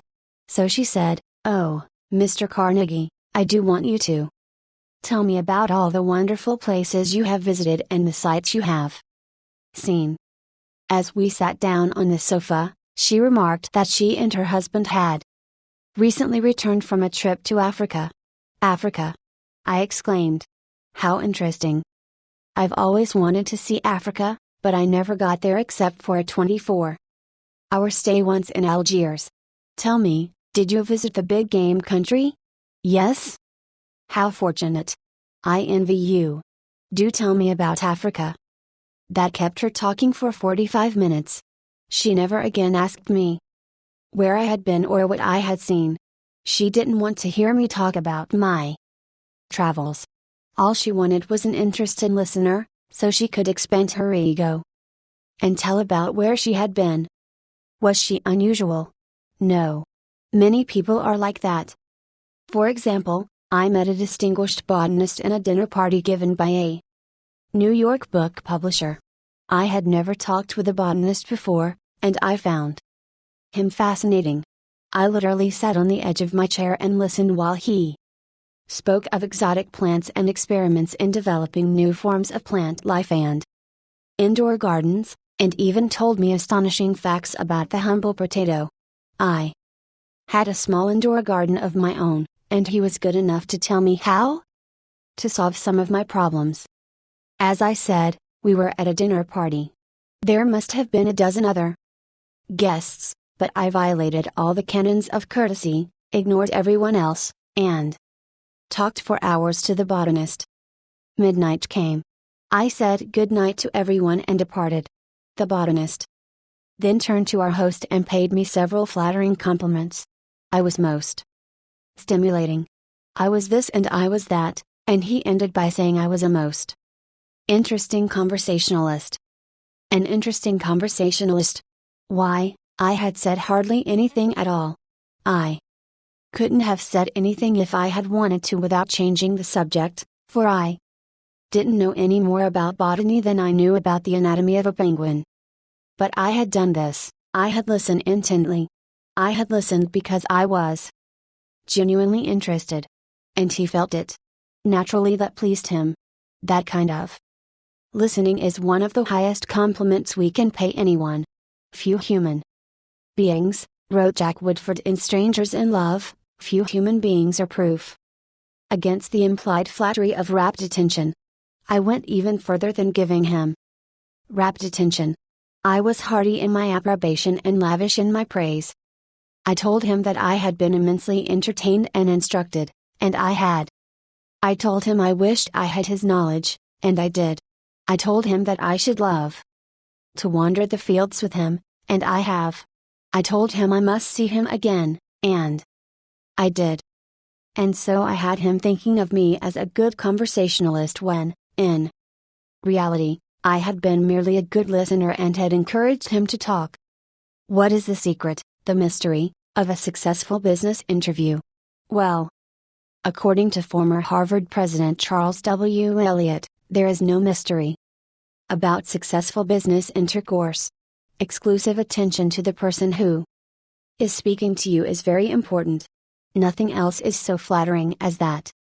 Eliot himself was a past master of the art of listening.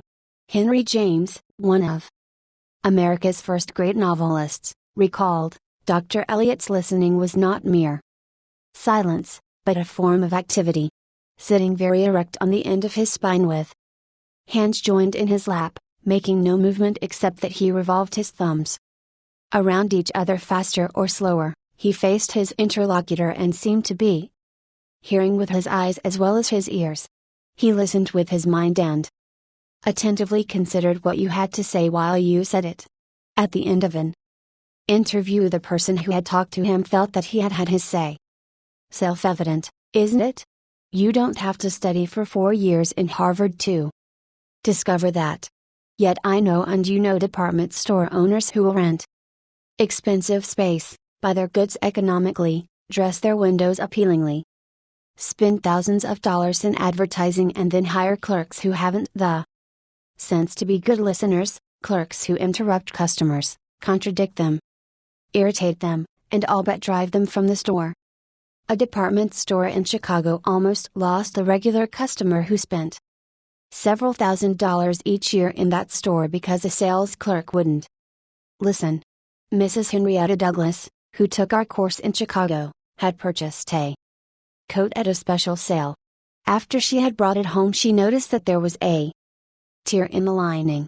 She came back the next day and asked the sales clerk to exchange it. The clerk refused even to listen to her complaint. You bought this at a special sale, she said. She pointed to a sign on the wall. Read that, she exclaimed. All sales are final. Once you bought it, you have to keep it. So, up the lining yourself. But this was damaged merchandise, Mrs. Douglas complained.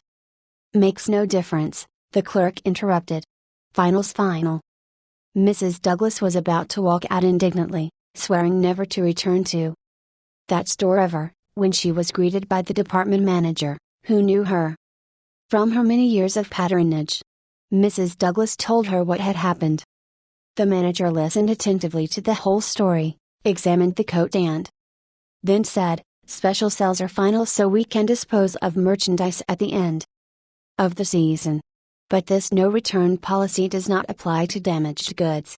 We will certainly repair or replace the lining, or if you prefer, give you your money back. What a difference in treatment! If that manager had not come along and listened to the customer, a long-term patron of that store could have been lost forever. Listening is just as important in one's home life as in the world of business. Millie Esposito of Croton-on-Hudson, New York, made it her business to listen carefully when one of her children wanted to speak with her. One evening she was sitting in the kitchen with her son, Robert, and after a brief discussion of something that was on his mind, Robert said, "Mom, I know that you love me very much." Mrs. Esposito was touched and said, "Of course I love you very much. Did you doubt it?" Robert responded, "No, but I really know you love me because whenever I want to talk to you about something you stop whatever you are doing and listen to me." The chronic kicker, even the most violent critic, will frequently soften and be subdued in the presence of a patient, sympathetic listener, a listener who will be silent while the irate fault finder dilates like a king cobra and spews the poison out of his system. To illustrate, the New York Telephone Company discovered a few years ago that it had to deal with one of the most vicious customers who ever cursed a customer service representative. And he did curse. He raved. He threatened to tear the phone out by its roots. He refused to pay certain charges that he declared were false. He wrote letters to the newspapers. He filed innumerable complaints with the Public Service Commission, and he started several suits against the telephone company. At last, one of the company's most skillful troubleshooters was sent to interview this stormy petrel. This troubleshooter listened and let the cantankerous customer enjoy himself pouring out his tirade. The telephone representative listened and said yes and sympathized with his grievance. He raved on and I listened for nearly 3 hours, the troubleshooter said, as he related his experiences before one of the author's classes. Then I went back and listened some more. I interviewed him 4 times, and before the 4th visit was over I had become a charter member of an organization he was starting. He called it the Telephone Subscribers Protective Association. I am still a member of this organization, and, so far as I know, I'm the only member in the world today besides Mr. I listened and sympathized with him on every point that he had made.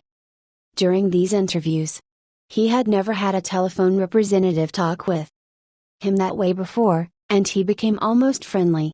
The point on which I went to see him was not even mentioned on the first visit, nor was it mentioned on the second or third, but upon the 4th interview, I closed the case completely. He paid all his bills in full, and for the first time in the history of his difficulties with the telephone company he voluntarily withdrew his complaints from the Public Service Commission. Doubtless Mr. had considered himself a holy crusader, defending the public rights against callous exploitation. But in reality, what he had really wanted was a feeling of importance. He got this feeling of importance at first by kicking and complaining. But as soon as he got his feeling of importance from a representative of the company, his imagined grievances vanished into thin air. One morning years ago, an angry customer stormed into the office of Julian F. Detmer, founder of the Detmer Wool & Company, which later became the world's largest distributor of woolens to the tailoring trade. "This man owed us a small sum of money," Mr. Detmer explained to me. The customer denied it, but we knew he was wrong. So our credit department had insisted that he pay. After getting a number of letters from our credit department, he packed his grip, made a trip to Chicago, and hurried into my office to inform me not only that he was not going to pay that bill, but that he was never going to buy another dollar's worth of goods from the Detmer Wool & Company. I listened patiently to all he had to say. I was tempted to interrupt, but I realized that would be bad policy. So I let him talk himself out. When he finally simmered down and got in a receptive mood, I said quietly, "I want to thank you for coming to Chicago to tell me about this. You have done me a great favor. For if our credit department has annoyed you, it may annoy other good customers, and that would be just too bad. Believe me, I am far more eager to hear this than you are to tell it." That was the last thing in the world he expected me to say. I think he was a trifle disappointed, because he had come to Chicago to tell me a thing or two. But here I was thanking him instead of scrapping with him. I assured him we would wipe the charge off the books and forget it, because he was a very careful man with only one account to look after, while our clerks had to look after thousands. Therefore, he was less likely to be wrong than we were. I told him that I understood exactly how he felt and that, if I were in his shoes, I should undoubtedly feel precisely as he did. Since he wasn't going to buy from us anymore, I recommended some other woolen houses. In the past, we had usually lunched together when he came to Chicago, so I invited him to have lunch with me this day. He accepted reluctantly, but when we came back to the office he placed a larger order than ever before. He returned home in a softened mood and, wanting to be just as fair with us as we had been with him, looked over his bills, found one had been mislaid, and sent us a check with his apologies. Later, when his wife presented him with a baby boy, he gave his son the middle name of Detmer, and he remained a friend and customer of the house until his death 22 years afterwards. Years ago, a poor Dutch immigrant boy washed the windows of a bakery shop after school to help support his family. His people were so poor that in addition he used to go out in the street with a basket every day and collect stray bits of coal that had fallen in the gutter where the coal wagons had delivered fuel. That boy, Edward Bach, never got more than 6 years of schooling in his life, yet eventually he made himself one of the most successful magazine editors in the history of American journalism. How did he do it? That is a long story, but how he got his start can be told briefly. He got his start by using the principles in this chapter. He left school when he was 13, and became an office boy for Western Union, but he didn't for one moment give up the idea of an education. Instead, he started to educate himself. He saved his car fares and went without lunch until he had enough money to buy an Encyclopedia of American Biography, and then he did an unheard of thing. He read the lives of famous people and wrote them, asking for additional information about their childhoods. He was a good listener. He asked famous people to tell him more about themselves. He wrote General James A. Garfield, who was then running for president, and asked if it was true that he was once a towboy on a canal, and Garfield replied. He wrote General Grant asking about a certain battle, and Grant drew a map for him and invited this 14-year-old boy to dinner and spent the evening talking to him. Soon our Western Union messenger boy was corresponding with many of the most famous people in the nation: Ralph Waldo Emerson, Oliver Wendell Holmes, Longfellow, Mrs. Abraham Lincoln, Louisa May Alcott, General Sherman and Jefferson Davis. Not only did he correspond with these distinguished people, but as soon as he got a vacation, he visited many of them as a welcome guest in their homes. This experience imbued him with a confidence that was invaluable. These men and women fired him with a vision and ambition that shaped his life. And all this, let me repeat, was made possible solely by the application of the principles we are discussing here. Isaac F. Marcusson, a journalist who interviewed hundreds of celebrities, declared that many people fail to make a favorable impression because they don't listen attentively. They have been so much concerned with what they are going to say next that they do not keep their ears open. Very important people have told me that they prefer good listeners to good talkers, but the ability to listen seems rarer than almost any other good trait. And not only important personages crave a good listener, but ordinary folk do too. As the Reader's Digest once said, many persons call a doctor when all they want is an audience. During the darkest hours of the Civil War, Lincoln wrote to an old friend in Springfield, Illinois, asking him to come to Washington.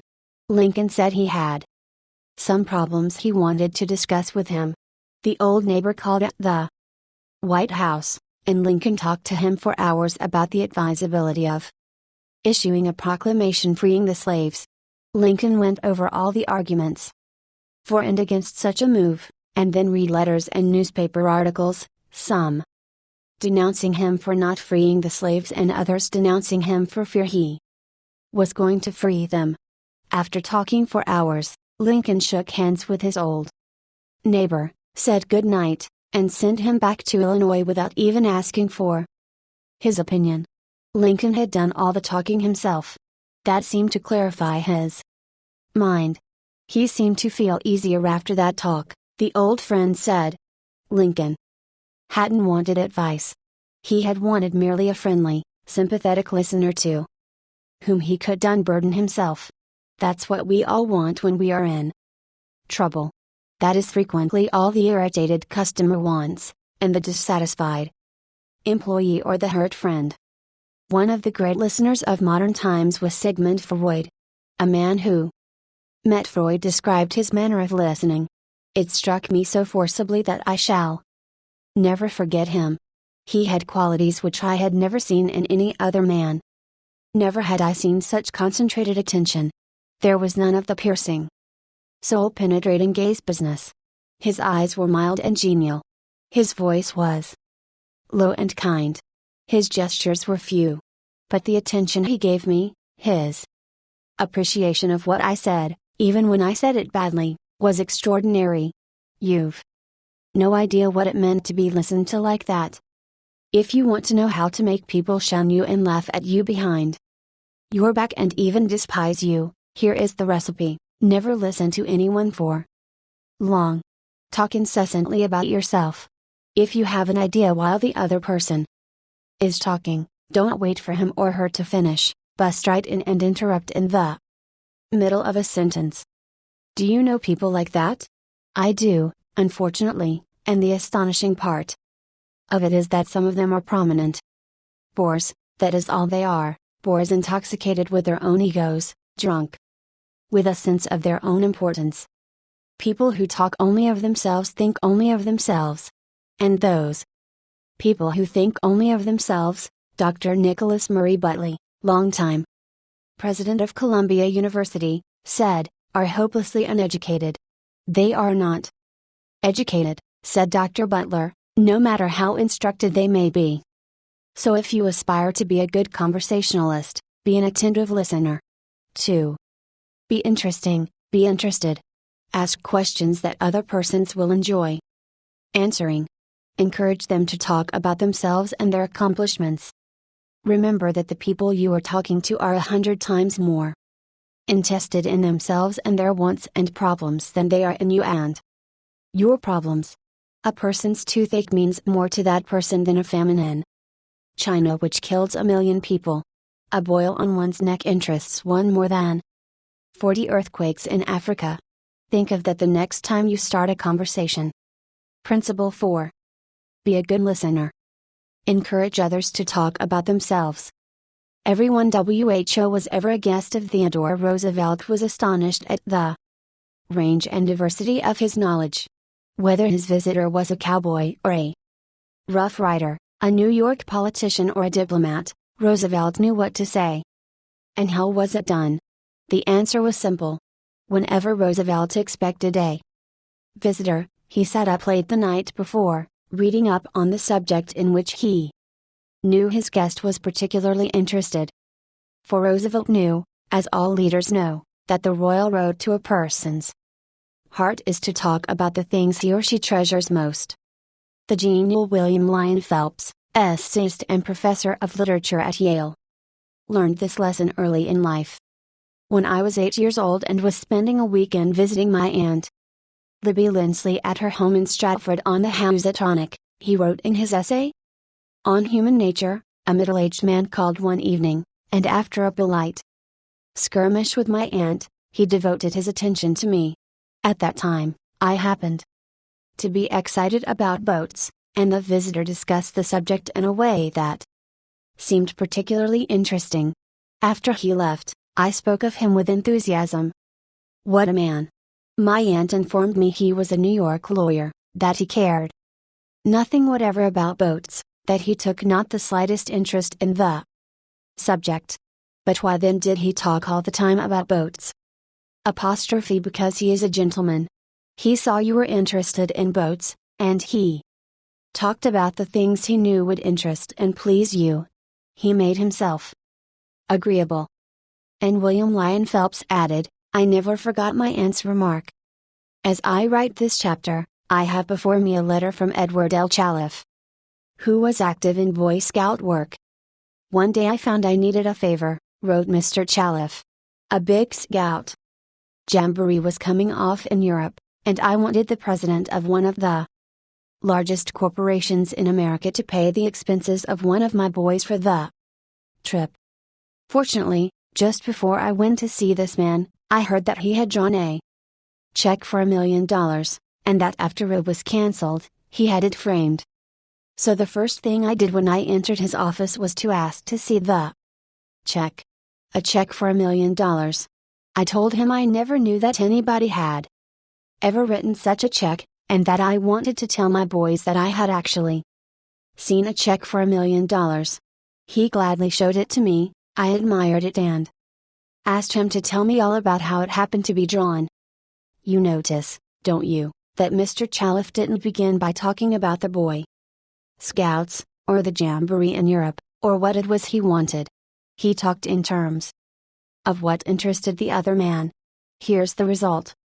Presently, the man I was interviewing said, Oh, by the way, what was it you wanted to see me about? So I told him. To my vast surprise, Mr. Chalif continues, he not only granted immediately what I asked for, but much more. I had asked him to send only one boy to Europe, but he sent 5 boys and myself, gave me a letter of credit for $1,000 and told us to stay in Europe for 7 weeks. He also gave me letters of introduction to his branch presidents, putting them at our service, and he himself met us in Paris and showed us the town. Since then, he has given jobs to some of the boys whose parents were in want, and he is still active in our group. Yet I know if I hadn't found out what he was interested in, and got him warmed up first, I wouldn't have found him 1/10 as easy to approach. Is this a valuable technique to use in business? Is it? Let's see. Take Henry G. Duvernoy of Duvernoy & Sons, a wholesale baking firm in New York. Mr. Duvernoy had been trying to sell bread to a certain New York hotel. He had called on the manager every week for 4 years. He went to the same social affairs the manager attended. He even took rooms in the hotel and lived there in order to get the business. But he failed. Then, said Mr. Duvernoy, after studying human relations, I resolved to change my tactics. I decided to find out what interested this man, what caught his enthusiasm. I discovered he belonged to a society of hotel executives called the Hotel Greeters of America. He not only belonged, but his bubbling enthusiasm had made him president of the organization, and the president of the International Greeters. No matter where its conventions were held, he would be there. So when I saw him the next day, I began talking about the greeters. What a response I got! What a response! He talked to me for half an hour about the greeters, his tones vibrant with enthusiasm. I could plainly see that this society was not only his hobby, it was the passion of his life. Before I left his office, he had sold me a membership in his organization. In the meantime, I had said nothing about bread. But a few days later, the steward of his hotel phoned me to come over with samples and prices. I don't know what you did to the old boy, the steward greeted me, but he sure is sold on you. Think of it.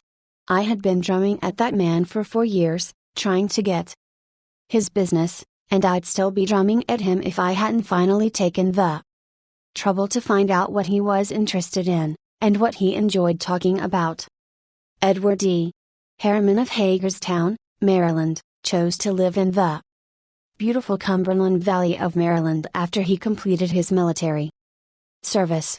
Unfortunately, at that time there were few jobs available in the area. A little research uncovered the fact that a number of companies in the area were either owned or controlled by an unusual business maverick, R.J. Funkhauser. whose rise from poverty to riches intrigued Mr. Harriman. However, he was known for being inaccessible to job seekers. Mr. Harriman wrote, I interviewed a number of people and found that his major interest was anchored in his drive for power and money. Since he protected himself from people like me by use of a dedicated and stern secretary, I studied her interests and goals, and only then I paid an unannounced visit at her office. She had been Mr. Funkhauser's orbiting satellite for about 15 years. When I told her I had a proposition for him which might translate itself into financial and political success for him, she became enthused. I also conversed with her about her constructive participation in his success. After this conversation, she arranged for me to meet Mr. Funkhauser. I entered his huge and impressive office determined not to ask directly for a job. He was seated behind a large carved desk and thundered at me, How about it, young man? I said, Mr. Funkhauser, I believe I can make money for you. He immediately rose and invited me to sit in one of the large upholstered chairs. I enumerated my ideas and the qualifications I had to realize these ideas, as well as how they would contribute to his personal success and that of his businesses. RJ, as he became known to me, hired me at once, and for over 20 years I have grown in his enterprises and we both have prospered. Talking in terms of the other person's interest pays off for both parties. Howard Z. Herzog, a leader in the field of employee communications, has always followed this principle. When asked what reward he got from it, Mr. Herzog responded that he not only received a different reward from each person but that, in general, the reward had been an enlargement of his life each time he spoke to someone. Principle 5. Talk in terms of the other person's interests. I was waiting in line to register a letter in the post office at 33rd Street and 8th Avenue in New York. I noticed that the clerk appeared to be bored with the job, weighing envelopes, handing out stamps, making change, issuing receipts, the same monotonous grind year after year. So I said to myself, I am going to try to make that clerk like me. Obviously, to make him like me, I must say something nice, not about myself, but about him. So I asked myself, what is there about him that I can honestly admire? That is sometimes a hard question to answer, especially with strangers, but, in this case, it happened to be easy. I instantly saw something I admired no end. So while he was weighing my envelope, I remarked with enthusiasm, I wish I had your head of hair. He looked up, half startled, his face beaming with smiles. Well, it isn't as good as it used to be, he said modestly.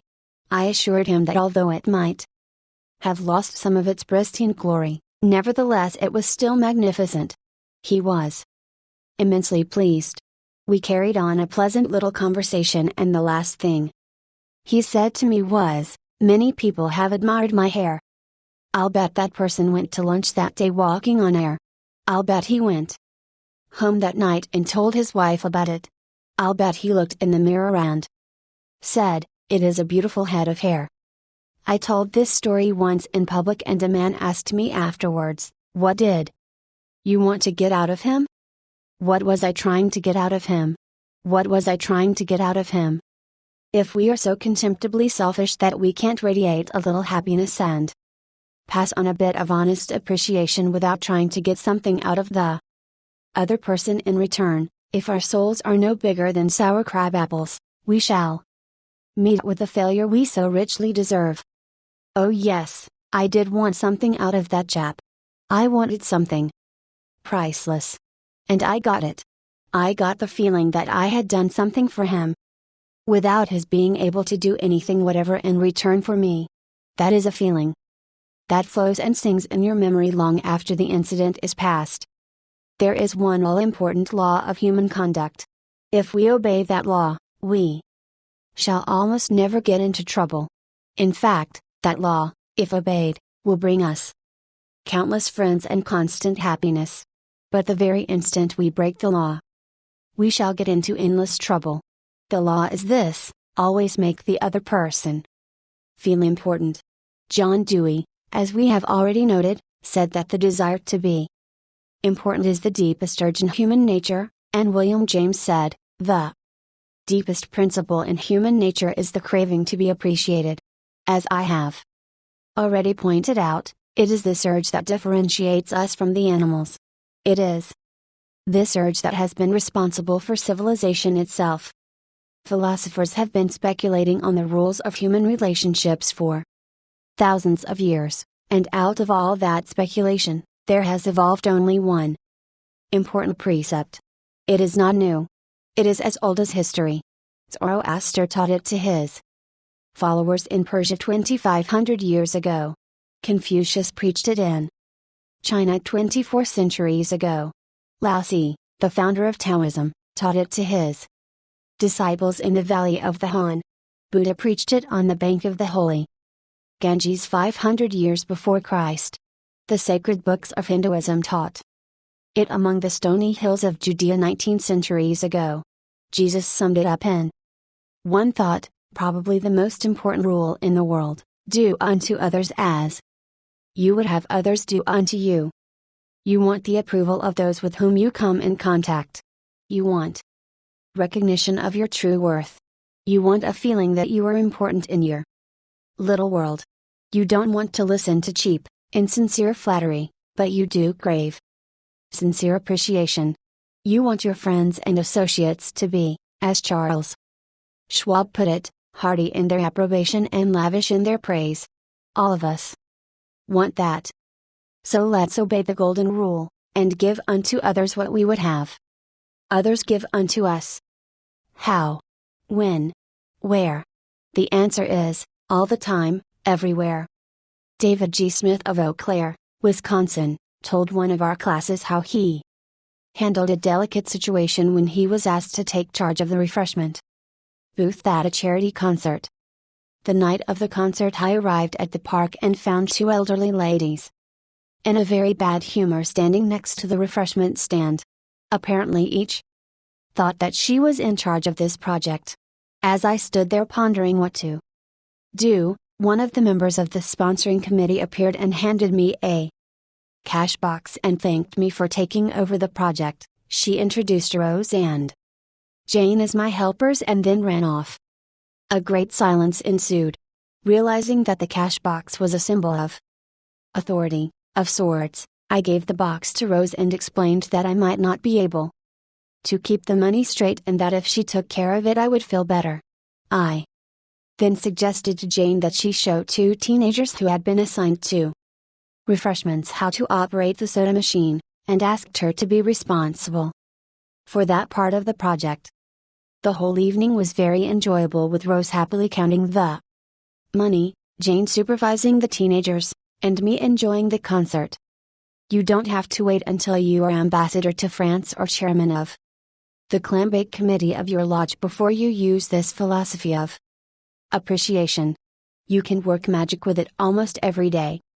If, for example, the waitress brings us mashed potatoes when we have ordered French fried, let's say, "I'm sorry to trouble you, but I prefer the French fried." She'll probably reply, "No trouble at all," and will be glad to change the potatoes, because we have shown respect for her. Little phrases such as "I'm sorry to trouble you, would you be so kind as to dash? Won't you please? Would you mind? Thank you," little courtesies like these oil the cogs of the monotonous grind of everyday life, and incidentally, they are the hallmark of good breeding. Let's take another illustration. Hawkins' novels, The Christian, The Deemster, The Monksman, among them, were all bestsellers in the early part of this century, 20th. Millions of people read his novels, countless millions. He was the son of a blacksmith. He never had more than 8 years schooling in his life, yet when he died he was the richest literary man of his time. The story goes like this: Hawkins loved sonnets and ballads, so he devoured all of Dante Gabriel Rossetti's poetry. He even wrote a lecture chanting the praises of Rossetti's artistic achievement, and sent a copy to Rossetti himself. Rossetti was delighted. Any young man who has such an exalted opinion of my ability, Rossetti probably said to himself, must be brilliant. So, Rossetti invited this blacksmith's son to come to London and act as his secretary. That was the turning point in Hawkins's life, for, in his new position, he met the literary artists of the day. Profiting by their advice and inspired by their encouragement, he launched upon a career that emblazoned his name across the sky. His home, Greba Castle, on the Isle of Man, became a mecca for tourists from the far corners of the world, and he left a multi-million-dollar estate. Yet who knows, he might have died poor and unknown had he not written an essay expressing his admiration for a famous man. Such is the power, the stupendous power, of sincere heartfelt appreciation. Rossetti considered himself important. That is not strange. Almost everyone considers himself important, very important. The life of many a person could probably be changed if only someone would make him feel important. Ronald J. Rowland, who is one of the instructors of our course in California, is also a teacher of arts and crafts. He wrote to us about a student named Chris in his beginning crafts class. Chris was a very quiet, shy boy lacking in self-confidence, the kind of student that often does not receive the attention he deserves. I also teach an advanced class that had grown to be somewhat of a status symbol and a privilege for a student to have earned the right to be in it. On Wednesday, Chris was diligently working at his desk. I really felt there was a hidden fire deep inside him. I asked Chris if he would like to be in the advanced class. How I wish I could express the look in Chris's face, the emotions in that shy 14-year-old boy, trying to hold back his tears. Who, me, Mr. Rowland? Am I good enough? Yes, Chris, you are good enough. I had to leave at that point because tears were coming to my eyes. As Chris walked out of class that day, seemingly 2 inches taller, he looked at me with bright blue eyes and said in a positive voice, "Thank you, Mr. Rowland." Chris taught me a lesson I will never forget, our deep desire to feel important. To help me never forget this rule, I made a sign which reads, "You are important." This sign hangs in the front of the classroom for all to see and to remind me that each student I face is equally important. The unvarnished truth is that almost all the people of you meet feel themselves superior to you in some way, and a sure way to their hearts is to let them realize in some subtle way that you realize their importance, and recognize it sincerely. Remember what Emerson said, "Every man I meet is my superior in some way. In that, I learn of him." And the pathetic part of it is that frequently those who have the least justification for a feeling of achievement bolster up their egos by a show of tumult and conceit which is truly nauseating. As Shakespeare put it, apostrophe man. Proud man, dressed in a little brief authority, plays such fantastic tricks before high heaven, as make the angels weep. I am going to tell you how business people in my own courses have applied these principles with remarkable results. Let's take the case of a Connecticut attorney. Because of his relatives, he prefers not to have his name mentioned. Shortly after joining the course, Mr. R drove to Long Island with his wife to visit some of her relatives. She left him to chat with an old aunt of hers and then rushed off by herself to visit some of the younger relatives. Since he soon had to give a speech professionally on how he applied the principles of appreciation, he thought he would gain some worthwhile experience talking with the elderly lady. So he looked around the house to see what he could honestly admire. "This house was built about 1890, wasn't it?" he inquired. "Yes," she replied, "that is precisely the year it was built." "It reminds me of the house I was born in," he said. "It's beautiful. Well built. Roomy. You know, they don't build houses like this anymore." "You're right, The old lady agreed. The young folks nowadays don't care for beautiful homes. All they want is a small apartment, and then they go gadding about in their automobiles. This is a dream house, she said in a voice vibrating with tender memories. This house was built with love. My husband and I dreamed about it for years. Before we built it, we didn't have an architect. We planned it all ourselves. She showed Mr. R. about the house, and he expressed his hearty admiration for the beautiful treasure she had picked up in her travels and cherished over a lifetime: paisley shawls, an old English tea set, Wedgwood china, French beds and chairs, Italian paintings, and silk draperies that had once hung in a French chateau. After showing Mr. R. through the house, she took him out to the garage. There, jacked up on blocks, was a Packard car, in mint condition. My husband bought that car for me shortly before he passed on, she said softly. I have never ridden in it since his death. You appreciate nice things. And I'm going to give this car to you. Why, Auntie, he said, you overwhelm me. I appreciate your generosity, of course, but I couldn't possibly accept it. I'm not even a relative of yours. I have a new car, and you have many relatives that would like to have that Packard. Relatives? She exclaimed. Yes, I have relatives who are just waiting till I die so they can get that car. But they are not going to get it. If you don't want to give it to them, you can very easily sell it to a second-hand dealer, he told her. Sell it? She cried. Do you think I would sell this car? Do you think I could stand to see strangers riding up and down the street in that car that my husband bought for me? I wouldn't dream of selling it. I'm going to give it to you. You appreciate beautiful things. He tried to get out of accepting the car, but he couldn't without hurting her feelings. This lady, left all alone in a big house with her paisley shawls, her French antiques, and her memories, was starving for a little recognition. She had once been young and beautiful and sought after. She had once built a house warm with love and had collected things from all over Europe to make it beautiful. Now, in the isolated loneliness of old age, she craved a little human warmth, a little genuine appreciation, and no one gave it to her. And when she found it, like a spring in the desert, her gratitude couldn't adequately express itself with anything less than the gift of her cherished Packard. Let's take another case, Donald M. McMahon, who was superintendent of Lewis and Valentine, nurserymen and landscape architects in Rye, New York, related this incident.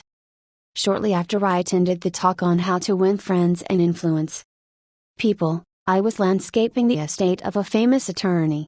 The owner came out to give me a few instructions about where he wished to plant a mass of rhododendrons and azaleas. I said, Judge, you have a lovely hobby. I've been admiring your beautiful dogs. I understand you win a lot of blue ribbons every year at the show in Madison Square Garden. The effect of this little expression of appreciation was striking. Yes, the judge replied, I do have a lot of fun with my dogs. Would you like to see my kennel? He spent almost an hour showing me his dogs and the prizes they had won. He even brought out their pedigrees and explained about the bloodlines responsible for such beauty and intelligence. Finally, turning to me, he asked, Do you have any small children? Yes, I do, I replied, I have a son. Well, wouldn't he like a puppy? The judge inquired. Oh, yes, he'd be tickled pink. All right, I'm going to give him one, the judge announced. He started to tell me how to feed the puppy. Then he paused. You'll forget it if I tell you. I'll write it out. So the judge went in the house, typed out the pedigree and feeding instructions, and gave me a puppy worth several $100 and 1 hour and 15 minutes of his valuable time, largely because I had expressed my honest admiration for his hobby and achievements. George Eastman, of Kodak fame, invented the transparent film that made motion pictures possible, amassed a fortune of $100 million, and made himself one of the most famous businessmen on earth. Yet in spite of all these tremendous accomplishments, he craved little recognitions even as you and I. To illustrate, when Eastman was building the Eastman School of Music and also Kilburn Hall in Rochester, James Adamson, then president of the Superior Seating Company of New York, wanted to get the order to supply the theater chairs for these buildings. Phoning the architect, Mr. Adamson made an appointment to see Mr. Eastman in Rochester. When Adamson arrived, the architect said, "I know you want to get this order, but I can tell you right now that you won't stand a ghost of a show if you take more than 5 minutes of George Eastman's time. He is a strict disciplinarian. He is very busy. So tell your story quickly and get out." Adamson was prepared to do just that. When he was ushered into the room, he saw Mr. Eastman bending over a pile of papers at his desk. Presently, Mr. Eastman looked up, removed his glasses, and walked toward the architect and Mr. Adamson, saying, "Good morning, gentlemen, what can I do for you?" The architect introduced them, and then Mr. Adamson said, "While we've been waiting for you, Mr. Eastman, I've been admiring your office. I wouldn't mind working in a room like this myself. I'm in the interior woodworking business, and I never saw a more beautiful office in all my life." George Eastman replied, "You remind me of something I had almost forgotten. It is beautiful, isn't it? I enjoyed it a great deal when it was first built. But I come down here now with a lot of other things on my mind and sometimes don't even see the room for weeks at a time." Adamson walked over and rubbed his hand across her panel. "This is English oak, isn't it? A little different texture from the Italian oak." "Yes," Eastman replied. "Imported English oak. It was selected for me by a friend who specializes in fine woods." Then Eastman showed him about the room, commenting on the proportions, the coloring, the hand carving and other effects he had helped to plan and execute. While drifting about the room, admiring the woodwork, they paused before a window, and George Eastman, in his modest, soft-spoken way, pointed out some of the institutions through which he was trying to help humanity: the University of Rochester, the General Hospital, the Homeopathic Hospital, the Friendly Home, the Children's Hospital. Mr. Adamson congratulated him warmly on the idealistic way he was using his wealth to alleviate the sufferings of humanity. Presently, George Eastman unlocked a glass case and pulled out the first camera he had ever owned, an invention he had bought from an Englishman. Adamson questioned him at length about his early struggles to get started in business, and Mr. Eastman spoke with real feeling about the poverty of his childhood, telling how his widowed mother had kept a boarding house while he clerked in an insurance office. The terror of poverty haunted him day and night, and he resolved to make enough money so that his mother wouldn't have to work. Mr. Adamson drew him out with further questions and listened, absorbed, while he related the story of his experiments with dry photographic plates. He told how he had worked in an office all day, and sometimes experimented all night, taking only brief naps while the chemicals were working, sometimes working and sleeping in his clothes for 72 hours at a stretch. James Adamson had been ushered into Eastman's office at 10:15 and had been warned that he must not take more than 5 minutes, but an hour had passed, then 2 hours passed, and they were still talking. Finally, George Eastman turned to Adamson and said, "The last time I was in Japan I bought some chairs, brought them home, and put them in my sun porch. But the sun peeled the paint, so I went downtown the other day and bought some paint and painted the chairs myself. Would you like to see what sort of job I can do painting chairs? All right. Come up to my home and have lunch with me and I'll show you." After lunch, Mr. Eastman showed Adamson the chairs he had brought from Japan. They weren't worth more than a few dollars, but George Eastman, now a multimillionaire, was proud of them because he himself had painted them. The order for the seats amounted to $90,000. Who do you suppose got the order, James Adamson or one of his competitors?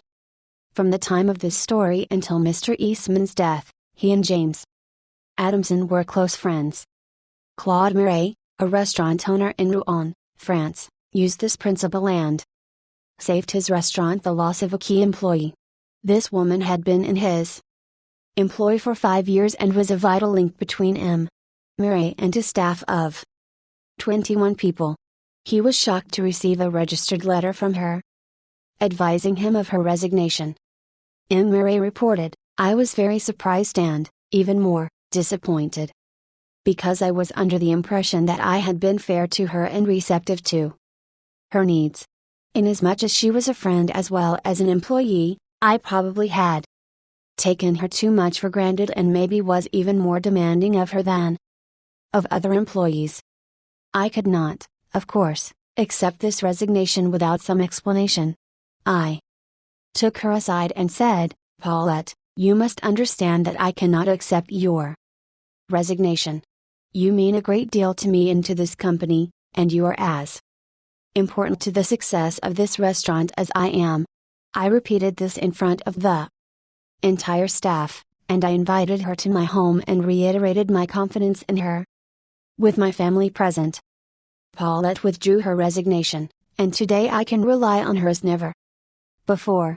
I frequently reinforce this by expressing my appreciation for what she does and showing her how important she is to me and to the restaurant." "Talk to people about themselves," said Disraeli, one of the shrewdest men who ever ruled the British Empire. "Talk to people about themselves and they will listen for hours." Principle 6. Make the other person feel important, and do it sincerely. In a nutshell. 6 ways to make people like you. Principle 1. Become genuinely interested in other people. Principle 2. Smile. Principle 3. Remember that a person's name is to that person the sweetest and most important sound in any language. Principle 4. Be a good listener. Encourage others to talk about themselves. Principle 5. Talk in terms of the other person's interests. Principle 6. Make the other person feel important, and do it sincerely. Shortly after the close of World War I, I learned an invaluable lesson one night in London. I was manager at the time for Sir Ross Smith. During the war, Sir Ross had been the Australian ace out in Palestine, and shortly after peace was declared, he astonished the world by flying halfway around it in 30 days. No such feat had ever been attempted before. It created a tremendous sensation. The Australian government awarded him $50,000, the King of England knighted him, and, for a while, he was the most talked about man under the Union Jack. I was attending a banquet one night given in Sir Ross's honor, and during the dinner, the man sitting next to me told a humorous story which hinged on the quotation, "There's a divinity that shapes our ends, rough hew them how we will." The raconteur mentioned that the quotation was from the Bible. He was wrong. I knew that. I knew it positively. There couldn't be the slightest doubt about it. And so, to get a feeling of importance and display my superiority, I appointed myself as an unsolicited and unwelcome committee of one to correct him. He stuck to his guns. What? From Shakespeare? Impossible. Absurd. That quotation was from the Bible. And he knew it. The storyteller was sitting on my right, and Frank Gammond, an old friend of mine, was seated at my left. Mr. Gammond had devoted years to the study of Shakespeare. So the storyteller and I agreed to submit the question to Mr. Gammond. Mr. Gammond listened, kicked me under the table, and then said, "Dale, you are wrong. The gentleman is right. It is from the Bible." On our way home that night, I said to Mr. Gammond, "Frank, you knew that quotation was from Shakespeare." "Yes, of course," he replied, Hamlet, Act 5, Scene 2. But we were guests at a festive occasion, my dear Dale. Why prove to a man he is wrong? Is that going to make him like you? Why not let him save his face? He didn't ask for your opinion. He didn't want it. Why argue with him? Always avoid the acute angle. The man who said that taught me a lesson I'll never forget.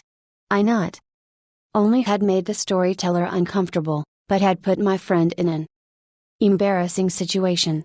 How much better it would have been had I not become argumentative. It was a sorely needed lesson because I had been an inveterate arguer. During my youth, I had argued with my brother about everything under the Milky Way. When I went to college, I studied logic and argumentation and went in for debating contests. Talk about being from Missouri, I was born there. I had to be shown. Later, I taught debating and argumentation in New York, and once, I am ashamed to admit, I planned to write a book on the subject. Since then, I have listened to, engaged in, and watched the effect of thousands of arguments. As a result of all this, I have come to the conclusion that there is only one way under high heaven to get the best of an argument, and that is to avoid it. Avoid it as you would avoid rattlesnakes and earthquakes. 9 times out of 10, an argument ends with each of the contestants more firmly convinced than ever that he is absolutely right. You can't win an argument. You can't, because if you lose it, you lose it, and if you win it, you lose it. Why? Well, suppose you triumph over the other man and shoot his argument full of holes and prove that he is non compos mentis. Then what? You will feel fine. But what about him? You have made him feel inferior. You have hurt his pride. He will resent your triumph. And dash. A man convinced against his will is of the same opinion still. Years ago, Patrick J. O'Hare joined one of my classes. He had had little education, and how he loved to scrap. He had once been a chauffeur, and he came to me because he had been trying, without much success, to sell trucks. A little questioning brought out the fact that he was continually scrapping with and antagonizing the very people he was trying to do business with.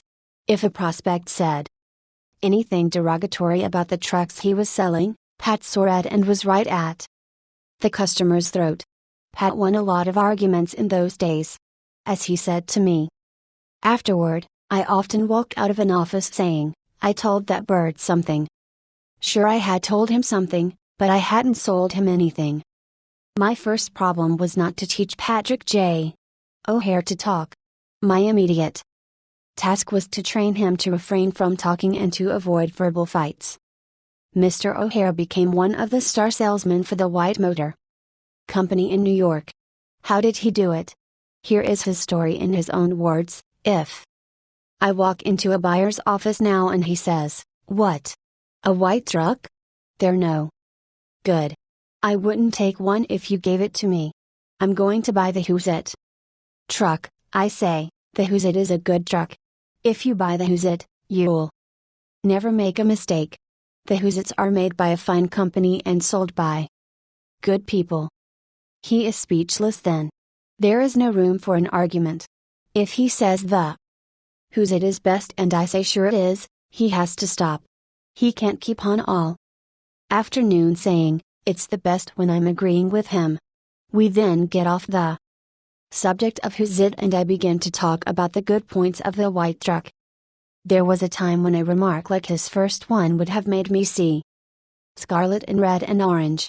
I would start arguing against the Who's It, and the more I argued against it, the more my prospect argued in favor of it, and the more he argued, the more he sold himself on my competitor's product. As I look back now, I wonder how I was ever able to sell anything. I lost years of my life in scrapping and arguing. I keep my mouth shut now. It pays. As wise old Ben Franklin used to say, if you argue and wrinkle and contradict, you may achieve a victory sometimes, but it will be an empty victory because you will never get your opponent's goodwill. So figure it out for yourself. Which would you rather have, an academic, theatrical victory or a person's goodwill? You can seldom have both. The Boston Transcript once printed this bit of significant doggerel. Here lies the body of William J., who died maintaining his right-of-way dash. He was right, dead right, as he sped along. But he's just as dead as if he were wrong. You may be right, dead right, as you speed along in your argument, but as far as changing another's mind is concerned, you will probably be just as futile as if you were wrong. Frederick S. Parsons, an income tax consultant, had been disputing and wrangling for an hour with a government tax inspector. An item of $9,000 was at stake. Mr. Parsons claimed that this $9,000 was in reality a bad debt, that it would never be collected, that it ought not to be taxed. Bad debt, my eye, retorted the inspector. It must be taxed.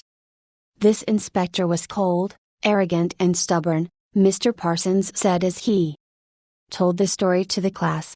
Reason was wasted and so were facts. The longer we argued, the more stubborn he became.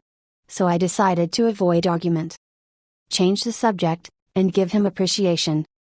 I said, I suppose this is a very petty matter in comparison with the really important and difficult decisions you're required to make. I've made a study of taxation myself. But I've had to get my knowledge from books. You're getting yours from the firing line of experience. I sometimes wish I had a job like yours. It would teach me a lot. I meant every word I said. Well. The inspector straightened up in his chair, leaned back, and talked for a long time about his work, telling me of the clever frauds he had uncovered. His tone gradually became friendly, and presently he was telling me about his children. As he left, he advised me that he would consider my problem further and give me his decision in a few days. He called at my office 3 days later and informed me that he had decided to leave the tax return exactly as it was filed. This tax inspector was demonstrating one of the most common of human frailties. He wanted a feeling of importance, and as long as Mr. Parsons argued with him, he got his feeling of importance by loudly asserting his authority.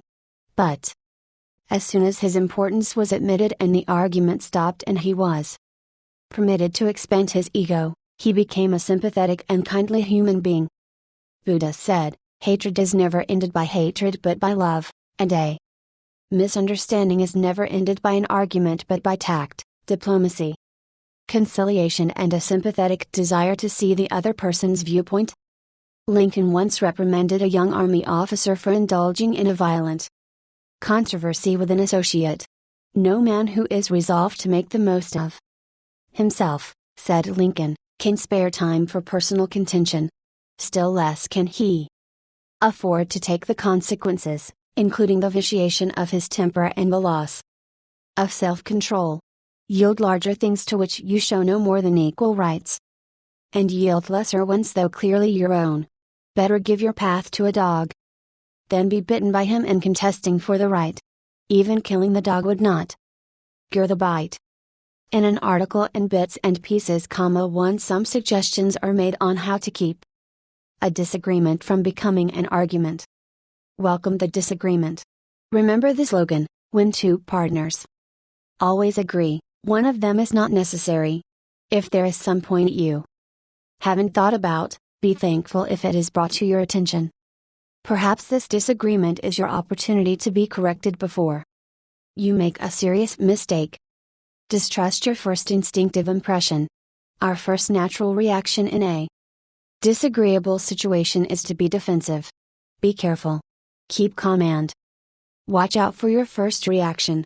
It may be you at your worst, not your best. Control your temper. Remember, you can measure the size of a person by what makes him or her angry. Listen first. Give your opponents a chance to talk. Let them finish. Do not resist, defend or debate. This only raises barriers. Try to build bridges of understanding. Don't build higher barriers of misunderstanding. Look for areas of agreement. When you have heard your opponents out, dwell first on the points and areas on which you agree. Be honest. Look for areas where you can admit error and say so. Apologize for your mistakes. It will help disarm your opponents and reduce defensiveness. Promise to think over your opponent's ideas and study them carefully. And mean it. Your opponents may be right. It is a lot easier at this stage to agree to think about their points than to move rapidly ahead. And find yourself in a position where your opponents can say, "We tried to tell you, but you wouldn't listen." Thank your opponents sincerely for their interest. Anyone who takes the time to disagree with you is interested in the same things you are. Think of them as people who really want to help you, and you may turn your opponents into friends. Postpone action to give both sides time to think through the problem.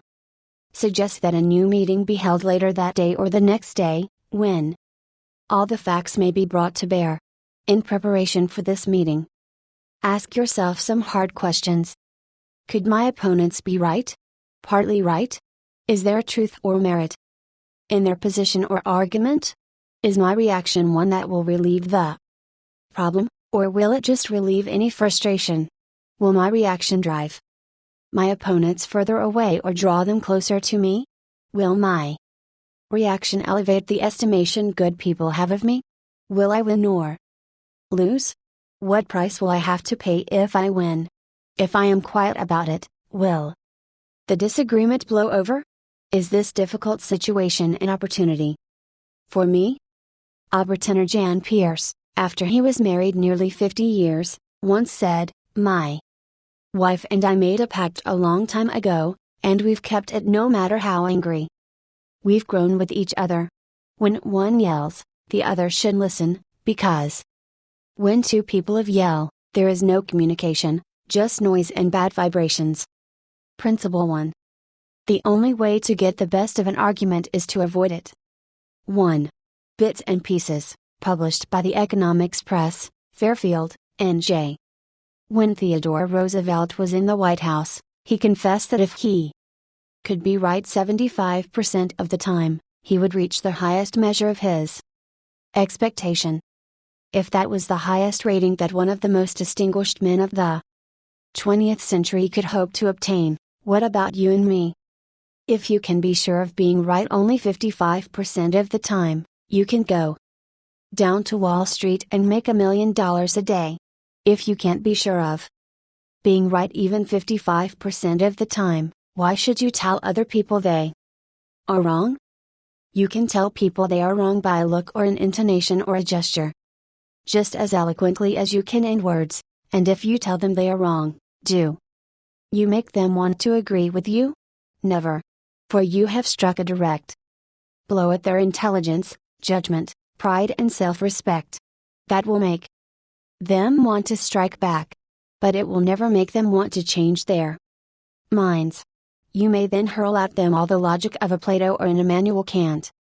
But you will not alter their opinions, for you have hurt their feelings. Never begin by announcing, "I am going to prove so and so to you." That's bad. That's tantamount to saying, "I'm smarter than you are. I'm going to tell you a thing or two and make you change your mind." That is a challenge. It arouses opposition and makes the listener want to battle with you before you even start. It is difficult, under even the most benign conditions, to change people's minds. So why make it harder? Why handicap yourself? If you are going to prove anything, don't let anybody know it. Do it so subtly, so adroitly, that no one will feel that you are doing it. This was expressed succinctly by Alexander Pope. Men must be taught as if you taught them not, and things unknown proposed as things forgot. Over 300 years ago Galileo said, "You cannot teach a man anything. You can only help him to find it within himself." As Lord Chesterfield said to his son, "Be wiser than other people if you can, but do not tell them so." Socrates said repeatedly to his followers in Athens, "One thing only I know, and that is that I know nothing." Well, I can't hope to be any smarter than Socrates, so I have quit telling people they are wrong. And I find that it pays. If a person makes a statement that you think is wrong, yes, even that you know is wrong, isn't it better to begin by saying, well, now, look. I thought otherwise, but I may be wrong. I frequently am. And if I am wrong, I want to be put right. Let's examine the facts. There's magic, positive magic, in such phrases as, I may be wrong, I frequently am. Let's examine the facts. Nobody in the heavens above or on the earth beneath or in the waters under the earth will ever object to your saying, I may be wrong. Let's examine the facts. One of our class members who used this approach in dealing with customers was Harold Drink, a Dodge dealer in Billings, Montana. He reported that because of the pressures of the automobile business, he was often hard boiled and callous when dealing with customers' complaints. This caused flared tempers, loss of business and general unpleasantness. He told his class, recognizing that this was getting me nowhere fast, I tried a new tack. I would say something like this, our dealership has made so many mistakes that I am frequently ashamed. We may have erred in your case. Tell me about it. This approach becomes quite disarming, and by the time the customer releases his feelings, he is usually much more reasonable when it comes to settling the matter. In fact, several customers have thanked me for having such an understanding attitude.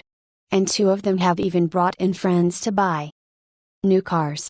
In this highly competitive market, we need more of this type of customer, and I believe that showing respect for all customers' opinions and treating them diplomatically and courteously will help beat the competition. You will never get into trouble by admitting that you may be wrong. That will stop all argument and inspire your opponent to be just as fair and open and broad-minded as you are. It will make him want to admit that he, too, may be wrong. If you know positively that a person is wrong, and you bluntly tell him or her so, what happens? Let me illustrate. Mr. S., a young New York attorney, once argued a rather important case before the United States Supreme Court. Lusgarden v. Fleet Corporation 280 U.S. 320. The case involved a considerable sum of money and an important question of law. During the argument, one of the Supreme Court justices said to him, the statute of limitations in admiralty law is 6 years, is it not? Mr. S. stopped, stared at the justice for a moment, and then said bluntly, Your Honor, there is no statute of limitations in admiralty. A hush fell on the court, said Mr. S., as he related his experience to one of the author's classes, and the temperature in the room seemed to drop to 0. I was right. Justice was wrong. And I had told him so. But did that make him friendly? No. I still believe that I had the law on my side. And I know that I spoke better than I ever spoke before. But I didn't persuade. I made the enormous blunder of telling a very learned and famous man that he was wrong. Few people are logical. Most of us are prejudiced and biased. Most of us are blighted with preconceived notions, with jealousy, suspicion, fear, envy and pride. And most citizens don't want to change their minds about their religion or their haircut or communism or their favorite movie star. So, if you are inclined to tell people they are wrong, please read the following paragraph every morning before breakfast. It is from James Harvey Robinson's enlightening book The Mind in the Making. We sometimes find ourselves changing our minds without any resistance or heavy emotion, but if we are told we are wrong, we resent the imputation and harden our hearts. We are incredibly heedless in the formation of our beliefs, but find ourselves filled with an illicit passion for them when anyone proposes to rob us of their companionship. It is obviously not the ideas themselves that are dear to us, but our self-esteem which is threatened. The little word my is the most important one in human affairs, and properly to reckon with it is the beginning of wisdom. It has the same force whether it is my dinner, my dog, and my house, or my father, my country, and my God. We not only resent the imputation that our watch is wrong, or our car shabby, but that our conception of the canals of Mars, of the pronunciation of Epictetus, of the medicinal value of salicin, or of the date of Sargoni is subject to revision. We like to continue to believe what we have been accustomed to accept as true. And the resentment aroused when doubt is cast upon any of our assumptions leads us to seek every manner of excuse for clinging to it. The result is that most of our so-called reasoning consists in finding arguments for going on believing as we already do. Carl Rogers, the eminent psychologist, wrote in his book on becoming a person, "I have found it of enormous value when I can permit myself to understand the other person." The way in which I have worded this statement may seem strange to you. Is it necessary to permit oneself to understand another? I think it is. Our first reaction to most of the statements, which we hear from other people, is an evaluation or judgment, rather than an understanding of it.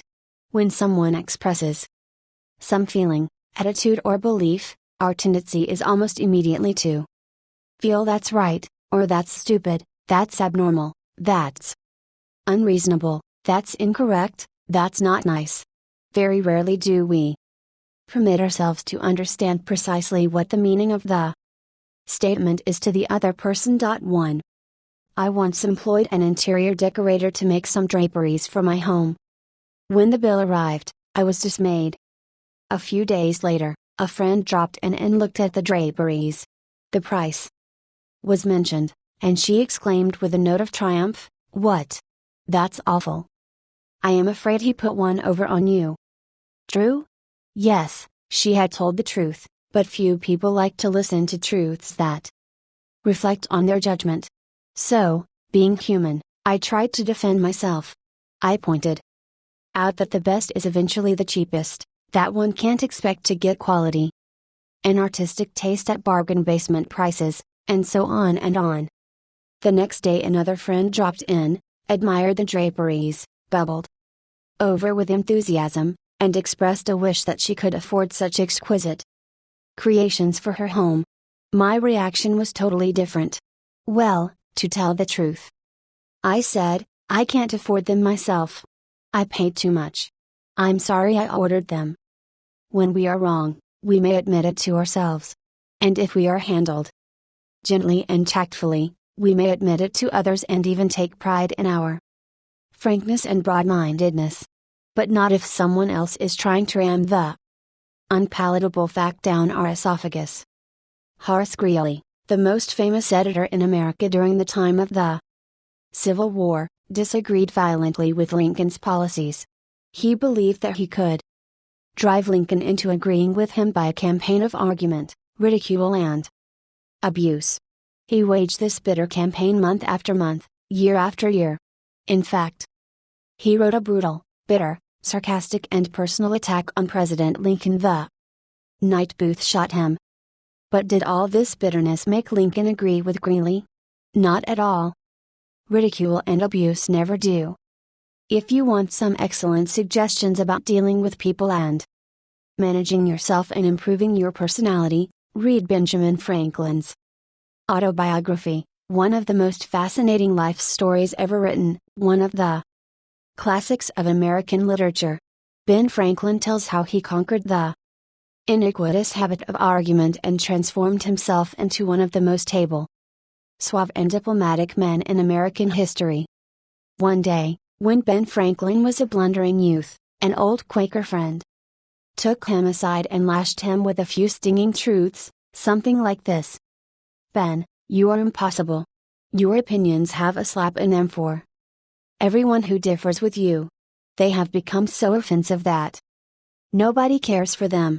Your friends find they enjoy themselves better when you are not around. You know so much that no man can tell you anything. Indeed, no man is going to try, for the effort would lead only to discomfort and hard work. So you are not likely ever to know any more than you do now, which is very little. One of the finest things I know about Ben Franklin is the way he accepted that smarting rebuke. He was big enough and wise enough to realize that it was true. To sense that he was headed for failure and social disaster. So he made a right about face. He began immediately to change his insolent, opinionated ways. I made it a rule, said Franklin, to forbear all direct contradiction to the sentiment of others, and all positive assertion of my own. I even forbade myself the use of every word or expression in the language that imported a fixed opinion, such as certainly, undoubtedly, etc., and I adopted, instead of them, I conceive, I apprehend, or I imagine a thing to be so, or it so appears to me at present. When another asserted something that I thought in error, I denied myself the pleasure of contradicting him abruptly, and of showing immediately some absurdity in his proposition, and in answering I began by observing that in certain cases or circumstances his opinion would be right, but in the present case there appeared or seemed to me some difference, etc. I soon found the advantage of this change in my manner. The conversations I engaged in went on more pleasantly. The modest way in which I proposed my opinions procured them a readier reception and less contradiction. I had less mortification when I was found to be in the wrong, and I more easily prevailed with others to give up their mistakes and join with me when I happened to be in the right. And this mode, which I at first put on with some violence to natural inclination, became at length so easy, and so habitual to me, that perhaps for these 50 years past no one has ever heard a dogmatical expression escape me. And to this habit, after my character of integrity, I think it principally owing that I had earned so much weight with my fellow citizens when I proposed new institutions, or alterations in the old, and so much influence in public councils. When I became a member, for I was but a bad speaker, never eloquent, subject to much hesitation in my choice of words, hardly correct in language, and yet I generally carried my points. How do Ben Franklin's methods work in business? Let's take 2 examples. Catherine A. Allred of Kings Mountain, North Carolina, is an industrial engineering supervisor for a yarn processing plant. She told one of our classes how she handled a sensitive problem before and after taking our training. Part of my responsibility, she reported, deals with setting up and maintaining incentive systems and standards for our operators so they can make more money by producing more yarn. The system we were using had worked fine when we had only 2 or 3 different types of yarn, but recently we had expanded our inventory and capabilities to enable us to run more than 12 different varieties. The present system was no longer adequate to pay the operators fairly for the work being performed and give them an incentive to increase production.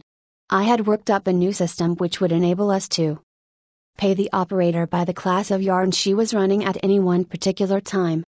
With my new system in hand, I entered the meeting determined to prove to the management that my system was the right approach. I told them in detail how they were wrong and showed where they were being unfair and how I had all the answers they needed. To say the least, I failed miserably.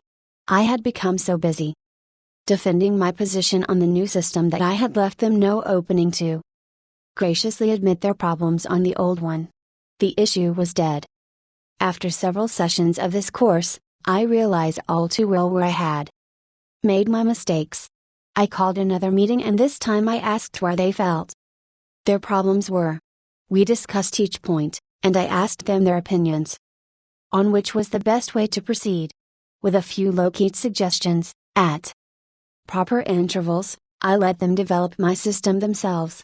At the end of the meeting, when I actually presented my system, they enthusiastically accepted it.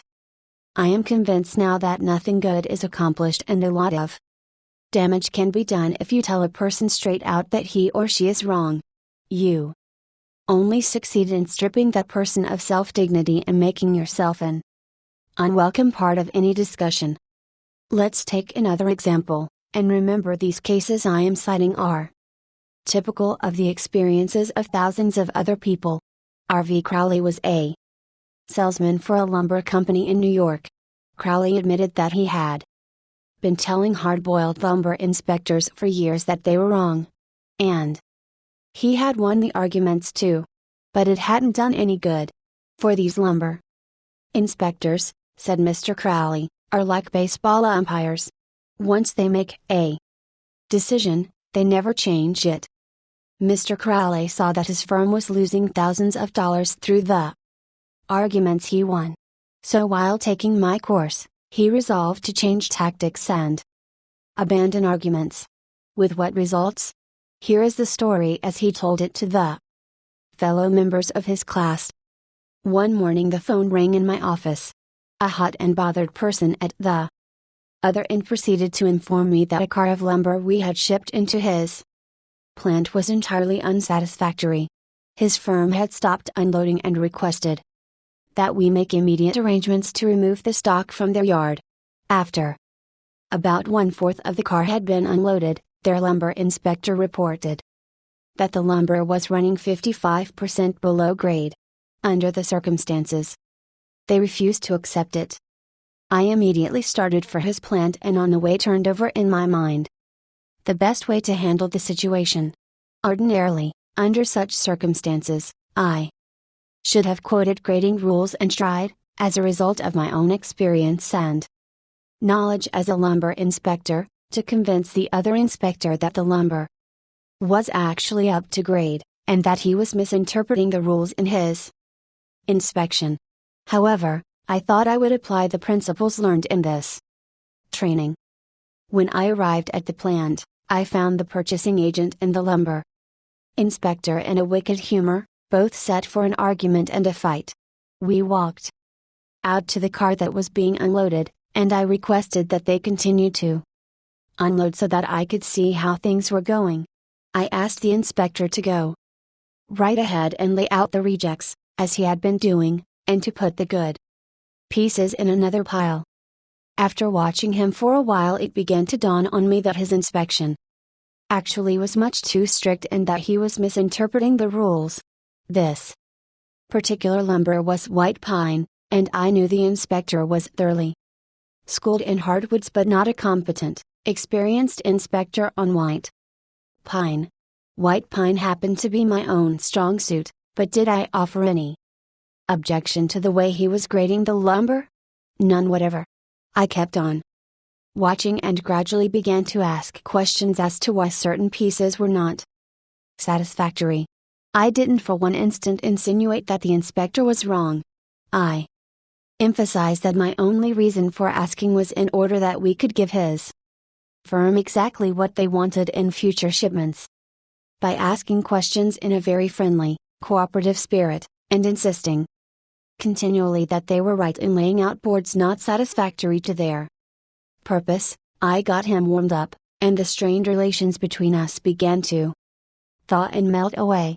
An occasional carefully put remark on my part gave birth to the idea in his mind that possibly some of these rejected pieces were actually within the grade that they had bought, and that their requirements demanded a more expensive grade. I was very careful, however, not to let him think I was making an issue of this point. Gradually his whole attitude changed. He finally admitted to me that he was not experienced on white pine and began to ask me questions about each piece as it came out of the car. I would explain why such a piece came within the grade specified, but kept on insisting that we did not want him to take it if it was unsuitable for their purpose. He finally got to the point where he felt guilty every time he put a piece in the rejected pile. And at last he saw that the mistake was on their part for not having specified as good a grade as they needed. The ultimate outcome was that he went through the entire carload again after I left, accepted the whole lot, and we received a check in full. In that one instance alone, a little tact, and the determination to refrain from telling the other man he was wrong, saved my company a substantial amount of cash, and it would be hard to place a money value on the goodwill that was saved.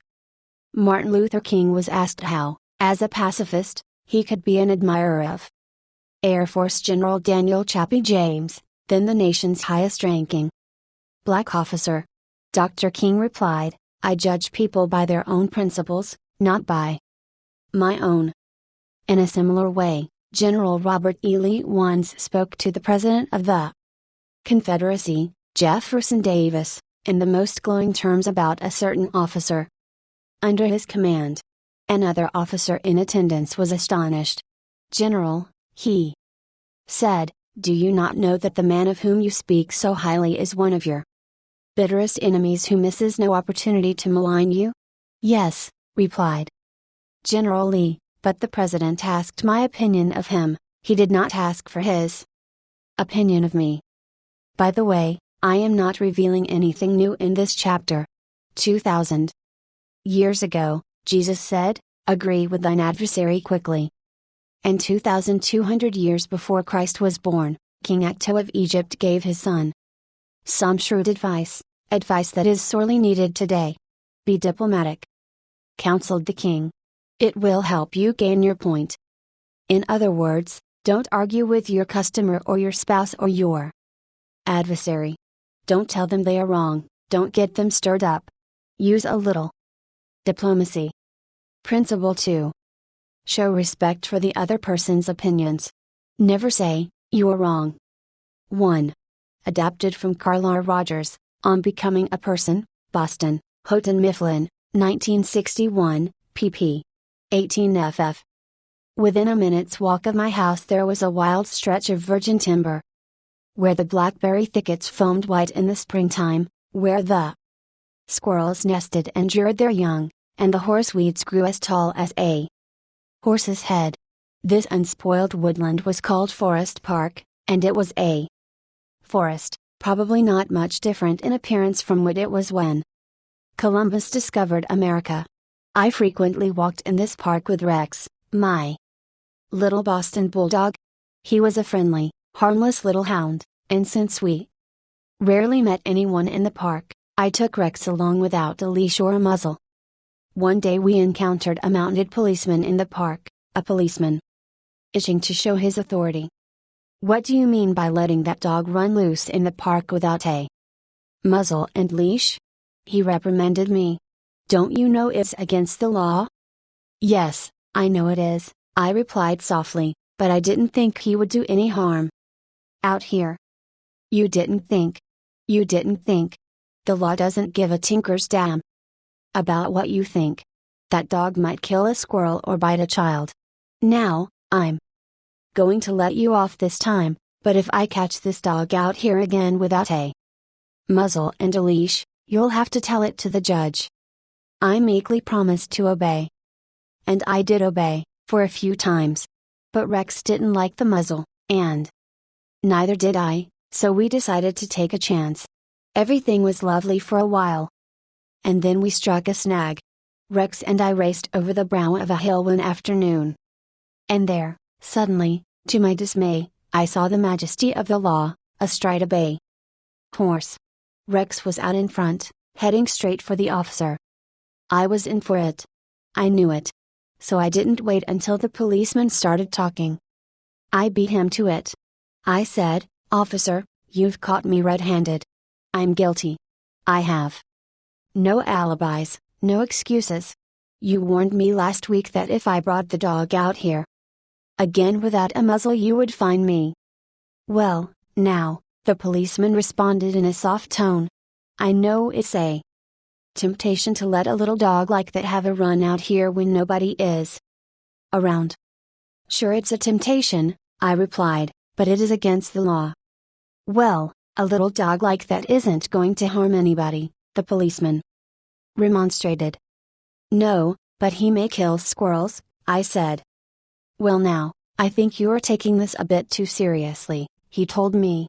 "I'll tell you what you do. You just let him run over the hill there where I can't see him, and we'll forget all about it."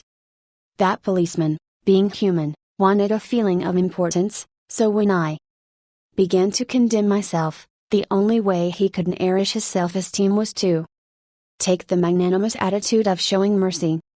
But suppose I had tried to defend myself, Well, did you ever argue with a policeman? But instead of breaking lances with him, I admitted that he was absolutely right and I was absolutely wrong. I admitted it quickly, openly, and with enthusiasm. The affair terminated graciously in my taking his side and his taking my side.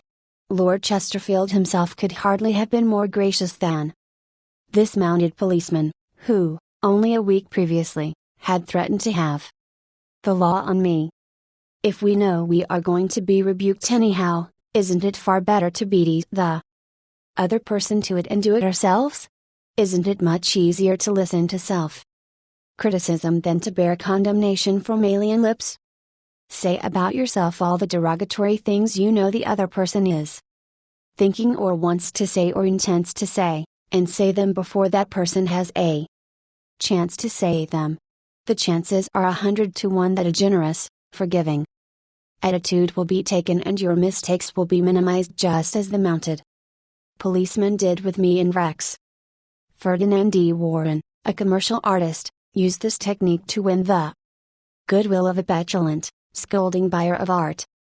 It is important, in making drawings for advertising and publishing purposes, to be precise and very exact, Mr. Warren said as he told the story. Some art editors demand that their commissions be executed immediately. And in these cases, some slight error is liable to occur. I knew one art director in particular who is always delighted to find fault with some little thing. I have often left his office in disgust, not because of the criticism, but because of his method of attack. Recently I delivered a rush job to this editor, and he phoned me to call at his office immediately. He said something was wrong. When I arrived, I found just what I had anticipated, and dreaded. He was hostile, gloating over his chance to criticize. He demanded with heat why I had done so. And so, my opportunity had come to apply the self-criticism I had been studying about. So I said, Mr. So-and-so, if what you say is true, I am at fault and there is absolutely no excuse for my blunder. I have been doing drawings for you long enough to know better. I'm ashamed of myself. Immediately he started to defend me. Yes, you're right, but after all, this isn't a serious mistake. It is only. I interrupted him. Any mistake, I said, may be costly and they are all irritating. He started to break in, but I wouldn't let him. I was having a grand time. For the first time in my life, I was criticizing myself, and I loved it. I should have been more careful, I continued. You give me a lot of work, and you deserve the best, so I'm going to do this drawing all over. No. No. He protested. I wouldn't think of putting you to all that trouble. He praised my work, assured me that he wanted only a minor change, and that my slight error hadn't cost his firm any money, and, after all, it was a mere detail, not worth worrying about. My eagerness to criticize myself took all the fight out of him. He ended up by taking me to lunch, and before we parted, he gave me a check and another commission. There is a certain degree of satisfaction in having the courage to admit one's errors. It not only clears the air of guilt and offensiveness, but often helps solve the problem created by the error.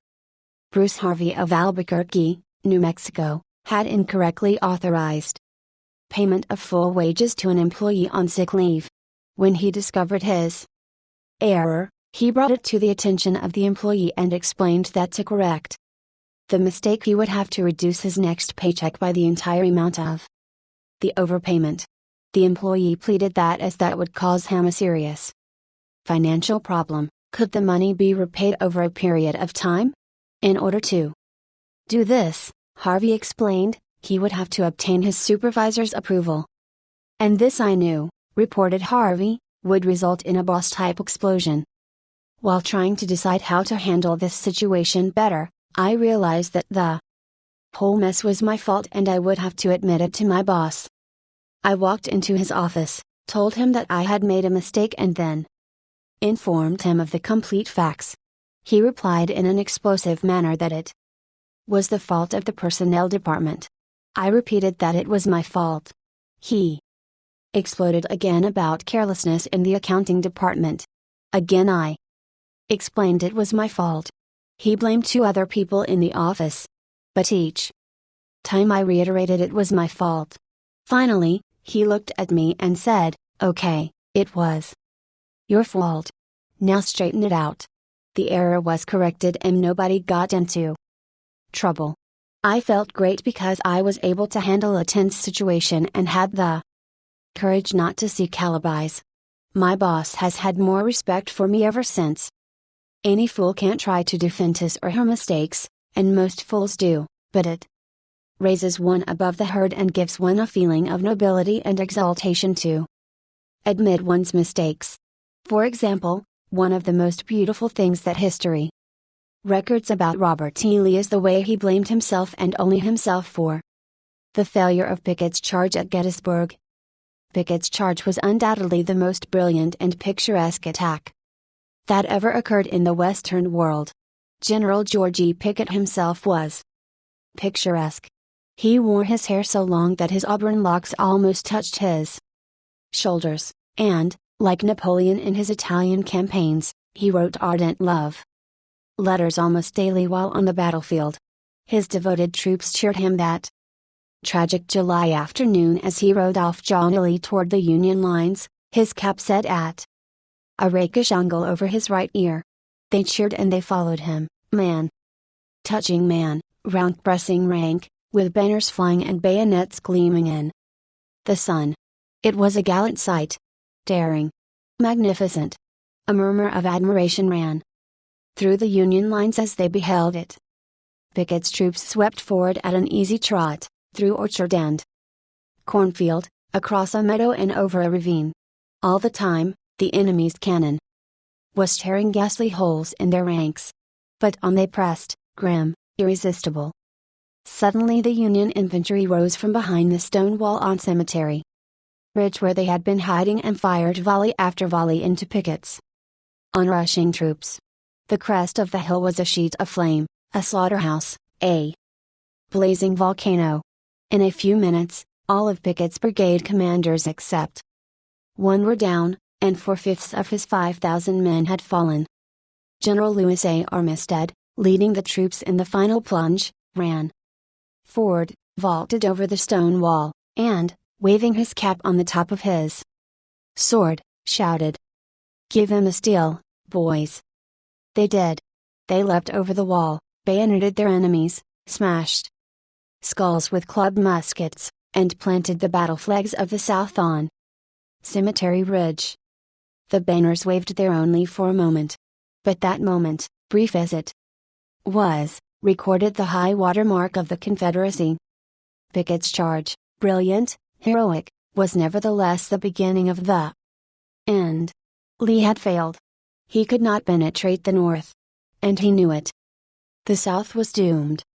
Lee was so saddened, so shocked, that he sent in his resignation and asked Jefferson Davis, the President of the Confederacy, to appoint a younger and abler man. If Lee had wanted to blame the disastrous failure of Pickett's charge on someone else, he could have found a score of alibis. Some of his division commanders had failed him. The cavalry hadn't arrived in time to support the infantry attack. This had gone wrong and that had gone awry. But Lee was far too noble to blame others. As Pickett's beaten and bloody troops struggled back to the Confederate lines, Robert E. Lee rode out to meet them all alone and greeted them with a self-condemnation that was little short of sublime. "All this has been my fault," he confessed. I alone have lost this battle." Few generals in all history have had the courage and character to admit that. Michael Chung, who teaches our course in Hong Kong, told of how the Chinese culture presents some special problems and how sometimes it is necessary to recognize that the benefit of applying a principle may be more advantageous than maintaining an old tradition. He had one middle-aged class member who had been estranged from his son for many years. The father had been an opium addict, but was now cured. In Chinese tradition, an older person cannot take the first step. The father felt that it was up to his son to take the initiative toward a reconciliation. In an early session, he told the class about the grandchildren he had never seen and how much he desired to be reunited with his son. His classmates, all Chinese, understood his conflict between his desire and long-established tradition. The father felt that young people should have respect for their elders and that he was right in not giving in to his desire, but to wait for his son to come to him. Toward the end of the course, the father again addressed his class. "I have pondered this problem," he said. Dale Carnegie says, "If you are wrong, admit it quickly and emphatically. It is too late for me to admit it quickly, but I can admit it emphatically. I wronged my son. He was right in not wanting to see me and to expel me from his life. I may lose face by asking a younger person's forgiveness, but I was at fault and it is my responsibility to admit this." The class applauded and gave him their full support. At the next class, he told how he went to his son's house, asked for and received forgiveness, and was now embarked on a new relationship with his son, his daughter-in-law, and the grandchildren he had at last met.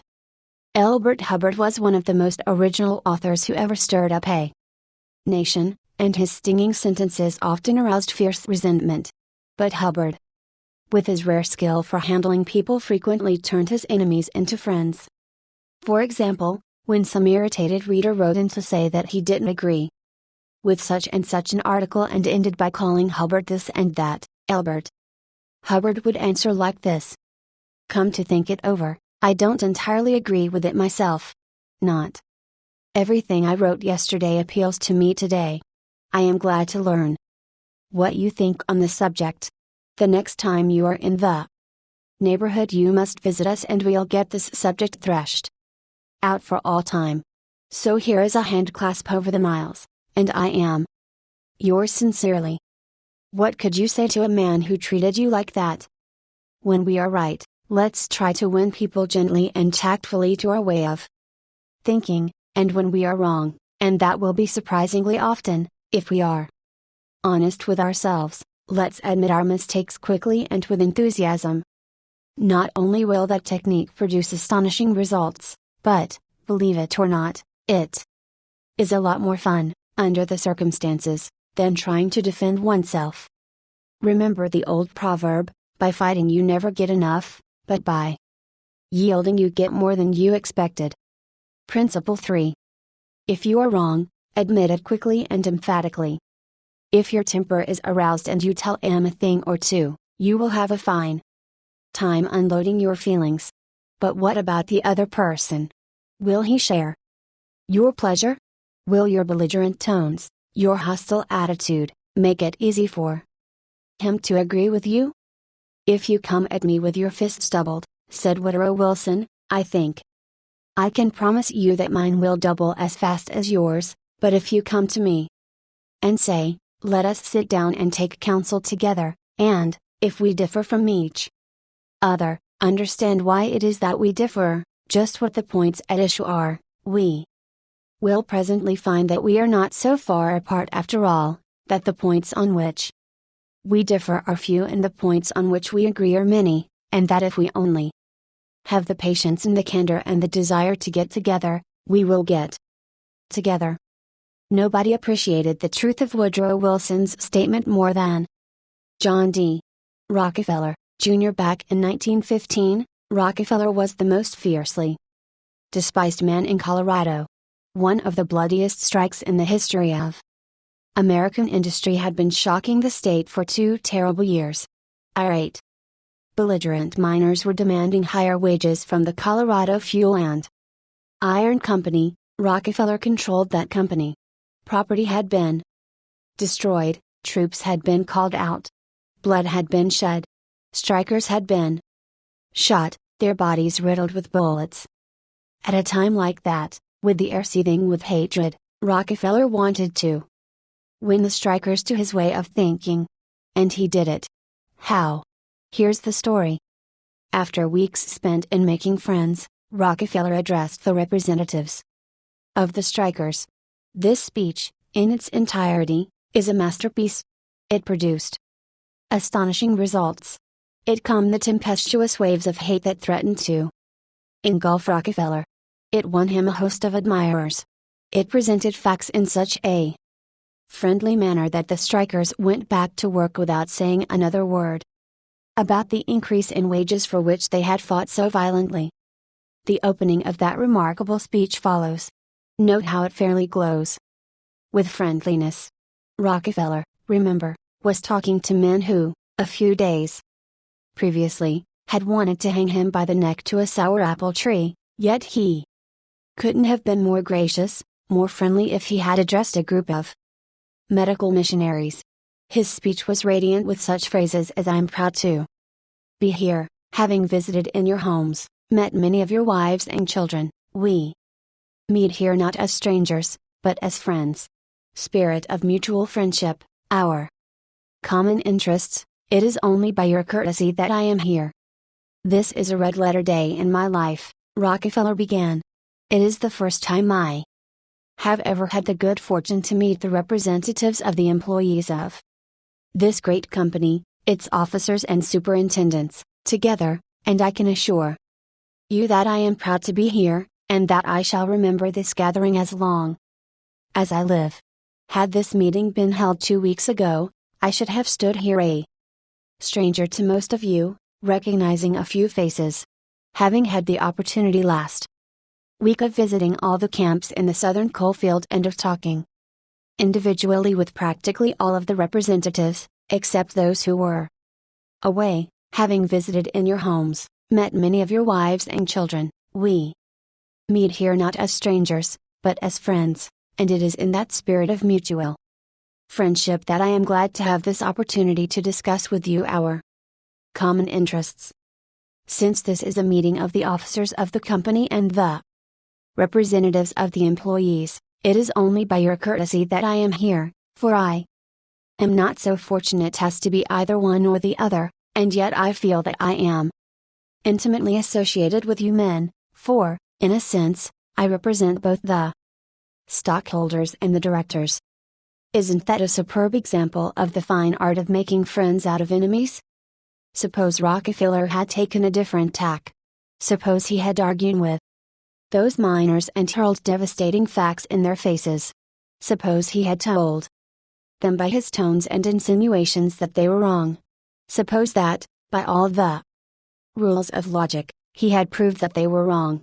What would have happened? More anger would have been stirred up, more hatred, more revolt. If a man's heart is rankling with discord and ill feeling toward you, you can't win him to your way of thinking with all the logic in Christendom. Scolding parents and domineering bosses and husbands and nagging wives ought to realize that people don't want to change their minds. They can't be forced or driven to agree with you or me. But they may possibly be led to, if we are gentle and friendly, ever so gentle and ever so friendly. Lincoln said that, in effect, over 100 years ago. Here are his words. It is an old and true maxim that a drop of honey catches more flies than a gallon of gall. So with men, if you would win a man to your cause, first convince him that you are his sincere friend. Therein is a drop of honey that catches his heart, which, say what you will, is the great higher ode to his reason. Business executives have learned that it pays to be friendly to strikers. For example, when 2,500 employees in the White Motor Company's plant struck for higher wages and a union shop, Robert F. Black, then president of the company, didn't lose his temper and condemn and threaten and talk of tyranny and communists. He actually praised the strikers. He published an advertisement in the Cleveland papers, complimenting them on the peaceful way in which they laid down their tools. Finding the strike pickets idle, he bought them a couple of dozen baseball bats and gloves and invited them to play ball on vacant lots. For those who preferred bowling, he rented a bowling alley. This friendliness on Mr. Black's part did what friendliness always does, it begot friendliness. So the strikers borrowed brooms, shovels, and rubbish carts, and began picking up matches, papers, cigarette stubs, and cigar butts around the factory. Imagine it. Imagine strikers tidying up the factory grounds while battling for higher wages and recognition of the union. Such an event had never been heard of before in the long, tempestuous history of American labor wars. That strike ended with a compromise settlement within a week, ended without any ill feeling or rancor. Daniel Webster, who looked like a god and talked like Jehovah, was one of the most successful advocates who ever pleaded a case, yet he ushered in his most powerful arguments with such friendly remarks as, "It will be for the jury to consider, this may, perhaps, be worth thinking of, here are some facts that I trust you will not lose sight of, or you, with your knowledge of human nature, will easily see the significance of these facts. No bulldozing. No high pressure methods. No attempt to force his opinions on others."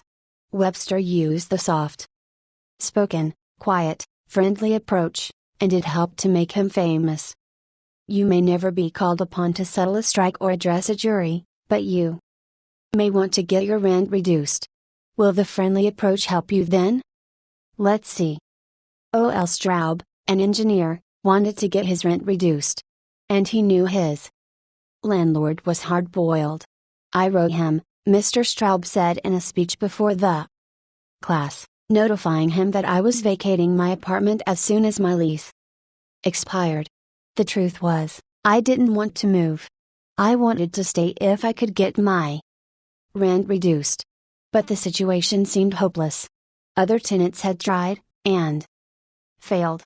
Everyone told me that the landlord was extremely difficult to deal with. But I said to myself, I am studying a course in how to deal with people, so I'll try it on him, and see how it works. He and his secretary came to see me as soon as he got my letter. I met him at the door with a friendly greeting. I fairly bubbled with goodwill and enthusiasm. I didn't begin talking about how high the rent was. I began talking about how much I liked his apartment house. Believe me, I was hearty in my approbation and lavish in my praise. I complimented him on the way he ran the building and told him I should like so much to stay for another year, but I couldn't afford it. He had evidently never had such a reception from a tenant. He hardly knew what to make of it. Then he started to tell me his troubles. Complaining tenants. One had written him 14 letters, some of them positively insulting. Another threatened to break his lease unless the landlord kept the man on the floor above from snoring. "What a relief it is," he said, "to have a satisfied tenant like you." And then, without my even asking him to do it, he offered to reduce my rent a little. I wanted more, so I named the figure I could afford to pay, and he accepted without a word. As he was leaving, he turned to me and asked, "What decorating can I do for you?" If I had tried to get the rent reduced by the methods the other tenants were using, I am positive I should have met with the same failure they encountered. It was the friendly, sympathetic, appreciative approach that won. Dean Woodcock of Pittsburgh, Pennsylvania, is the superintendent of a department of the local electric company. His staff was called upon to repair some equipment on top of a pole. This type of work had formerly been performed by a different department and had only recently been transferred to Woodcock's section.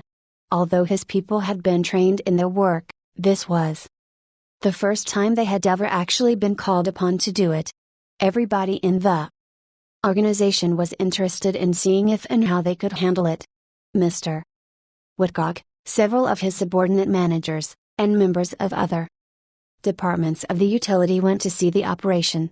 Many cars and trucks were there, and a number of people were standing around watching the two lone men on top of the pole. Glancing around, Woodcock noticed a man up the street getting out of his car with a camera. He began taking pictures of the scene. Utility people are extremely conscious of public relations, and suddenly Woodcock realized what This setup looked like to the man with the camera, overkill, dozens of people being called out to do a two-person job. He strolled up the street to the photographer. "I see you're interested in our operation." "Yes, and my mother will be more than interested. She owns stock in your company. This will be an eye-opener for her. She may even decide her investment was unwise. I've been telling her for years there's a lot of waste motion in companies like yours. This proves it. The newspapers might like these pictures, too. It does look like it, doesn't it? I'd think the same thing in your position. But this is a unique situation." And Dean Woodcock went on to explain how this was the first job of this type for his department and how everybody from executives down was interested. He assured the man that under normal conditions 2 people could handle the job. The photographer put away his camera, shook Woodcock's hand, and thanked him for taking the time to explain the situation to him. Dean Woodcock's friendly approach saved his company much embarrassment and bad publicity. Another member of one of our classes, Gerald H. Wynne of Littleton, New Hampshire, reported how by using a friendly approach, he obtained a very satisfactory settlement on a damage claim. Early in the spring, he reported, before the ground had thawed from the winter freezing, there was an unusually heavy rainstorm and the water, which normally would have run off to nearby ditches and storm drains along the road, took a new course onto a building lot where I had just built a new home. Not being able to run off, the water pressure built up around the foundation of the house. The water forced itself under the concrete basement floor, causing it to explode, and the basement filled with water. This ruined the furnace and the hot water heater. The cost to repair this damage was in excess of $2,000. I had no insurance to cover this type of damage. However, I soon found out that the owner of the subdivision had neglected to put in a storm drain near the house which could have prevented this problem. I made an appointment to see him. During the 25-mile trip to his office, I carefully reviewed the situation and, remembering the principles I learned in this course, I decided that showing my anger would not serve any worthwhile purpose. When I arrived, I kept very calm and started by talking about his recent vacation to the West Indies. Then, when I felt the timing was right, I mentioned the little problem of water damage. He quickly agreed to do his share in helping to correct the problem. A few days later he called and said he would pay for the damage and also put in a storm drain to prevent the same thing from happening in the future. Even though it was the fault of the owner of the subdivision, if I had not begun in a friendly way, there would have been a great deal of difficulty in getting him to agree to the total liability. Years ago, when I was a barefoot boy walking through the woods to a country school out in northwest Missouri, I read a fable about the sun and the wind. They quarreled about which was the stronger, and the wind said, "I'll prove I am. See the old man down there with a coat? I bet I can get his coat off him quicker than you can." So the sun went behind a cloud, and the wind blew until it was almost a tornado, but the harder it blew, the tighter the old man clutched his coat to him. Finally, the wind calmed down and gave up, and then the sun came out from behind the clouds and smiled kindly on the old man. Presently, he mopped his brow and pulled off his coat. The sun then told the wind that gentleness and friendliness were always stronger than fury and force. The use of gentleness and friendliness is demonstrated day after day by people who have learned that a drop of honey catches more flies than a gallon of gall. F. Gail Connor of Lutherville, Maryland, proved this when he had to take his 4-month-old car to the service department of the car dealer for the third time. He told our class, it was apparent that talking to, reasoning with or shouting at the service manager was not going to lead to a satisfactory resolution of my problems. I walked over to the showroom and asked to see the agency owner, Mr. White. After a short wait, I was ushered into Mr. White's office. I introduced myself and explained to him that I had bought my car from his dealership because of the recommendations of friends who had had previous dealings with him. I was told that his prices were very competitive and his service was outstanding. He smiled with satisfaction as he listened to me. I then explained the problem I was having with the service department.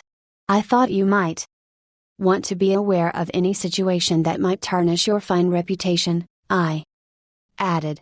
He thanked me for calling this to his attention and assured me that my problem would be taken care of. Not only did he personally get involved, but he also lent me his car to use while mine was being repaired. Aesop was a Greek slave who lived at the court of Croesus and spun immortal fables 600 years before Christ. Yet the truths he taught about human nature are just as true in Boston and Birmingham now as they were 26 centuries ago in Athens. The sun can make you take off your coat more quickly than the wind, and kindliness, the friendly approach and appreciation can make people change their minds more readily than all the bluster and storming in the world. Remember what Lincoln said, a drop of honey catches more flies than a gallon of gall. Principle 4. Begin in a friendly way. In talking with people, don't begin by discussing the things on which you differ. Begin by emphasizing, and keep on emphasizing, the things on which you agree. Keep emphasizing, if possible, that you are both striving for the same end and that your only difference is one of method and not of purpose. Get the other person saying yes, yes at the outset. Keep your opponent, if possible, from saying no. A no response, according to Professor Overstreet, 1 is a most difficult handicap to overcome. When you have said no, all your pride of personality demands that you remain consistent with yourself. You may later feel that the no was ill-advised, nevertheless, there is your precious pride to consider. Once having said a thing, you feel you must stick to it. Hence it is of the very greatest importance that a person be started in the affirmative direction. The skillful speaker gets, at the outset, a number of yes responses. This sets the psychological process of the listeners moving in the affirmative direction. It is like the movement of a billiard ball. Propel in one direction, and it takes some force to deflect it, far more force to send it back in the opposite direction. The psychological patterns here are quite clear. When a person says no, and really means it, he or she is doing far more than saying a word of 2 letters. The entire organism, glandular, nervous, muscular, gathers itself together into a condition of rejection. There is, usually in minute but sometimes in observable degree, a physical withdrawal or readiness for withdrawal. The whole neuromuscular system, in short, sets itself on guard against acceptance. When, to the contrary, a person says yes, none of the withdrawal activities takes place. The organism is in a forward-moving, accepting, open attitude. Hence the more yeses we can, at the very outset, induce, the more likely we are to succeed in capturing the attention for our ultimate proposal. It is a very simple technique, this yes response. And yet, how much it is neglected. It often seems as if people get a sense of their own importance by antagonizing others at the outset. Get a student to say no at the beginning, or a customer, child, husband, or wife, and it takes the wisdom and the patience of angels to transform that bristling negative into an affirmative. The use of this yes technique enabled James Eberson, who was a teller in the Greenwich Savings Bank, in New York City, to secure a prospective customer who might otherwise have been lost. This man came in to open an account, said Mr. Eberson, and I gave him our usual form to fill out. Some of the questions he answered willingly, but there were others he flatly refused to answer. Before I began the study of human relations, I would have told this prospective depositor that if he refused to give the bank this information, we should have to refuse to accept this account. I am ashamed that I have been guilty of doing that very thing in the past. Naturally, an ultimatum like that made me feel good. I had shown who was boss, that the bank's rules and regulations couldn't be flouted. But that sort of attitude certainly didn't give a feeling of welcome and importance to the man who had walked in to give us his patronage. I resolved this morning to use a little horse sense. I resolved not to talk about what the bank wanted but about what the customer wanted. And above all else, I was determined to get him saying yes, yes from the very start. So I agreed with him. I told him the information he refused to give was not absolutely necessary. However, I said, suppose you have money in this bank at your death. Wouldn't you like to have the bank transfer it to your next of kin, who is entitled to it according to law? Yes, of course, he replied. Don't you think, I continued, that it would be a good idea to give us the name of your next of kin so that, in the event of your death, we could carry out your wishes without error or delay? Again he said, yes. The young man's attitude softened and changed when he realized that we weren't asking for this information for our sake but for his sake. Before leaving the bank, this young man not only gave me complete information about himself, but he opened, at my suggestion, a trust account, naming his mother as the beneficiary for his account, and he had gladly answered all the questions concerning his mother also. I found that by getting him to say yes, yes from the outset, he forgot the issue at stake and was happy to do all the things I suggested. Joseph Allison, a sales representative for Westinghouse Electric Company, had this story to tell. There was a man in my territory that our company was most eager to sell to. My predecessor had called on him for 10 years without selling anything. When I took over the territory, I called steadily for 3 years without getting an order. Finally, after 13 years of calls and sales talk, we sold him a few motors. If these proved to be all right, an order for several hundred more would follow. Such was my expectation. Right? I knew they would be all right. So when I called 3 weeks later, I was in high spirits. The chief engineer greeted me with this shocking announcement, Allison, I can't buy the remainder of the motors from you. Why? I asked in amazement. Why? Because your motors are too hot. I can't put my hand on them. I knew it wouldn't do any good to argue. I had tried that sort of thing too long. So I thought of getting the yes response. Well, now look, Mr. Smith, I said. I agree with you 100%. If those motors are running too hot, you ought not to buy any more of them. You must have motors that won't run any hotter than standards set by the National Electrical Manufacturers Association. Isn't that so? He agreed it was. I had gotten my first yes. The Electrical Manufacturers Association regulations say that a properly designed motor may have a temperature of 72 degrees Fahrenheit above room temperature. Is that correct? Yes, he agreed. That's quite correct. But your motors are much hotter. I didn't argue with him. I merely asked, how hot is the mill room? Oh, he said, about 75 degrees Fahrenheit. Well, I replied, if the mill room is 75 degrees and you add 72 to that makes a total of 147 degrees Fahrenheit. Wouldn't you scald your hand if you held it under a spigot of hot water at a temperature of 147 degrees Fahrenheit? Again he had to say yes. Well, I suggested, wouldn't it be a good idea to keep your hands off those motors? Well, I guess you're right, he admitted. We continued to chat for a while. Then he called his secretary and lined up approximately $35,000 worth of business for the ensuing month. It took me years and cost me countless thousands of dollars in lost business before I finally learned that it doesn't pay to argue, that it is much more profitable and much more interesting to look at things from the other person's viewpoint and try to get that person saying yes, yes.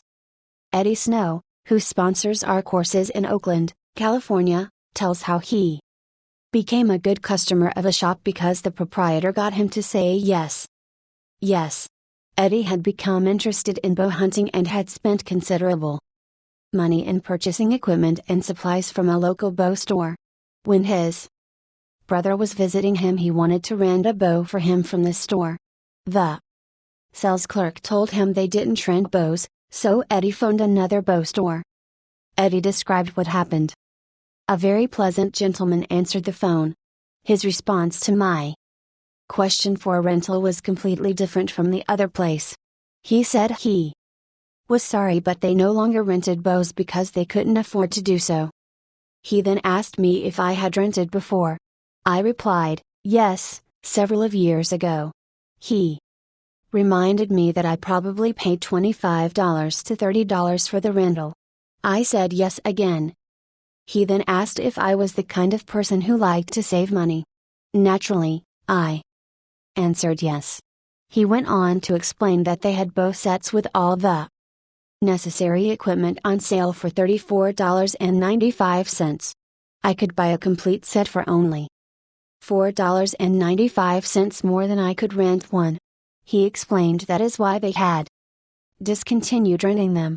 Did I think that was reasonable? My yes response led to a purchase of the set, and when I picked it up I purchased several more items at this shop and have since become a regular customer. Socrates, the gadfly of Athens, was one of the greatest philosophers the world has ever known. He did something that only a handful of men in all history have been able to do. He sharply changed the whole course of human thought, and now, 24 centuries after his death, he is honored as one of the wisest persuaders who ever influenced this wrangling world. His method? Did he tell people they were wrong? Oh, no, not Socrates. He was far too adroit for that. His whole technique, now called the Socratic method, was based upon getting a yes, yes response. He asked questions with which his opponent would have to agree. He kept on winning one admission after another until he had an armful of yeses. He kept on asking questions until finally, almost without realizing it, his opponents found themselves embracing a conclusion they would have bitterly denied a few minutes previously. The next time we are tempted to tell someone he or she is wrong, let's remember old Socrates and ask a gentle question, a question that will get the yes, yes response. The Chinese have a proverb pregnant with the age-old wisdom of the Orient: he who treads softly goes far. They have spent 5,000 years studying human nature, those cultured Chinese, and they have garnered a lot of perspicacity. He who treads softly goes far. Principle 5. Get the other person saying yes, yes immediately. 1.